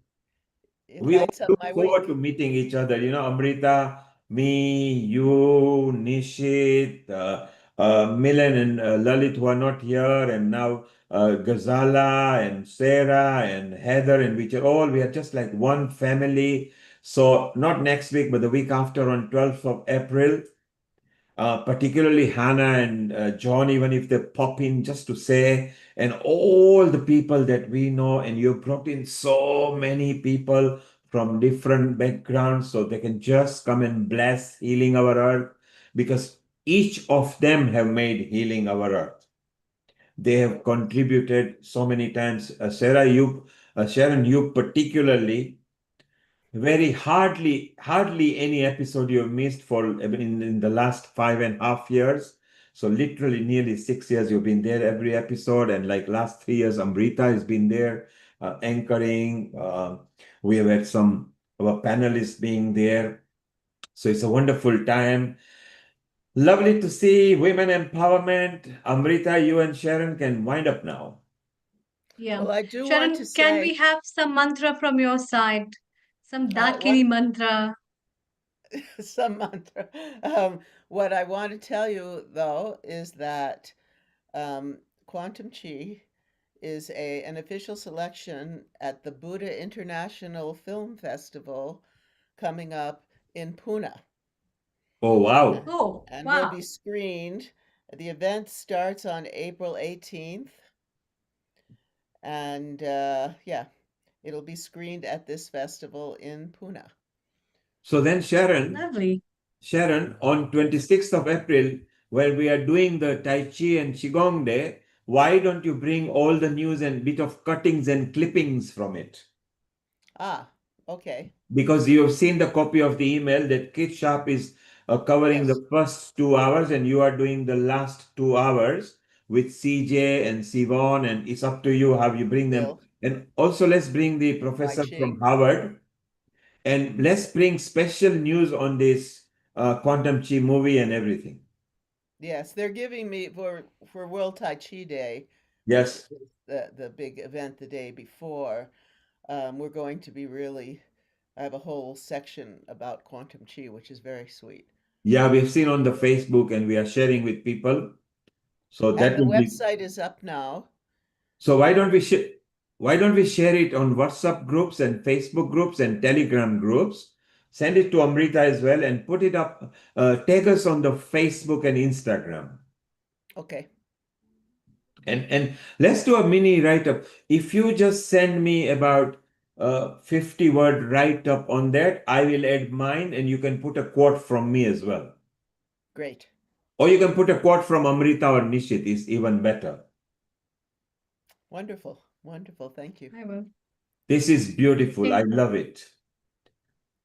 So, thank you for everybody who has joined us at Healing Our Earth as a contributor, as a supporter, as a viewer. Those people tuned to us on our website, YouTube, Instagram, Twitch, and any other medium. It's wonderful to have your support. We hope we have brought some tips and values to you. And let's have a nice mantra. We can have mantra from each one of you, both of you. Oh, I like Sharon's mantra. Let's go for Different Sharon's from mantra. Sharon's mantra. Even Sharon, your Gayatri mantra is good as well. We love it. Oh, well, Yeah. thank you. Thank you. Did you see, I sent a little video of at the Navaratri of the Yes, we Gayatri played mantra. it. Yes. Oh, you We did? played Oh, it. Yeah, we played that. Ramloti. Ramloti. Yeah, yeah. Well, let's see. I'd like to offer this, it's Tibetan Sure. mantra for a Guan Yin. Guan Yin is the bodhisattva of healing, very much like Mary from the Catholic tradition. She's dressed in white and she holds like some Amrit, yeah, and a willow branch, and the Taoists, people in Qigong and traditional Chinese medicine, she's their goddess. Like when you go in Indian stores, there'll be Lakshmi. Well, they always have this Guan Yin, and I have a song for her, but there's two and they're short. One is Om Mani Padme Hung, which means I pay homage to the jewel in the lotus, and the other is Namo Guanchi Yin Pusap. And that's I pay homage to she who hears the cries of the world. So when people are in need of healing, they call to her, and so it's Om Mani Padme Hum, Om Mani Padme Hum, Om Mani Padme Hum, Om Mani Padme Hum, Namo Guan Shin Pusat, Namo Guan Shin Pusat, Namo Guan Shin Pusat, Namo Guanxin Pusat. In the song, they're going at the same time. And the song itself, which will be done at some point after I get through Quantum Chi, it will be, coming out. We'll be finishing all of that, my songs for all the goddesses. So I call on her whenever I'm in need of healing.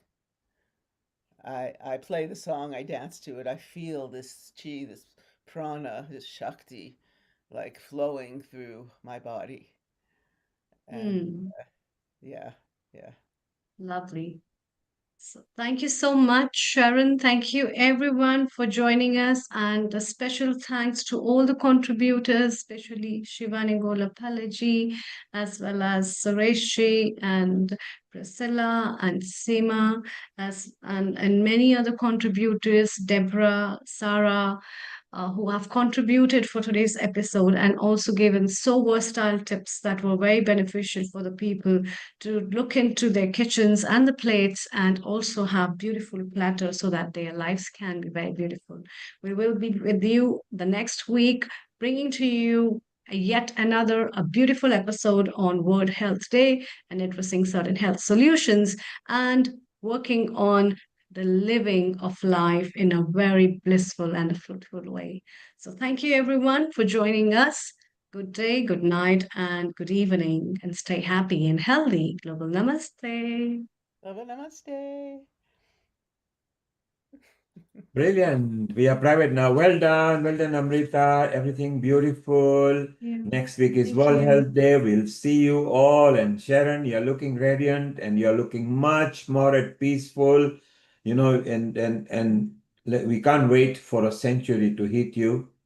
Plenty of years to live. And if we are all here in your century time, then we will have lived 200 years. So it'll be beautiful.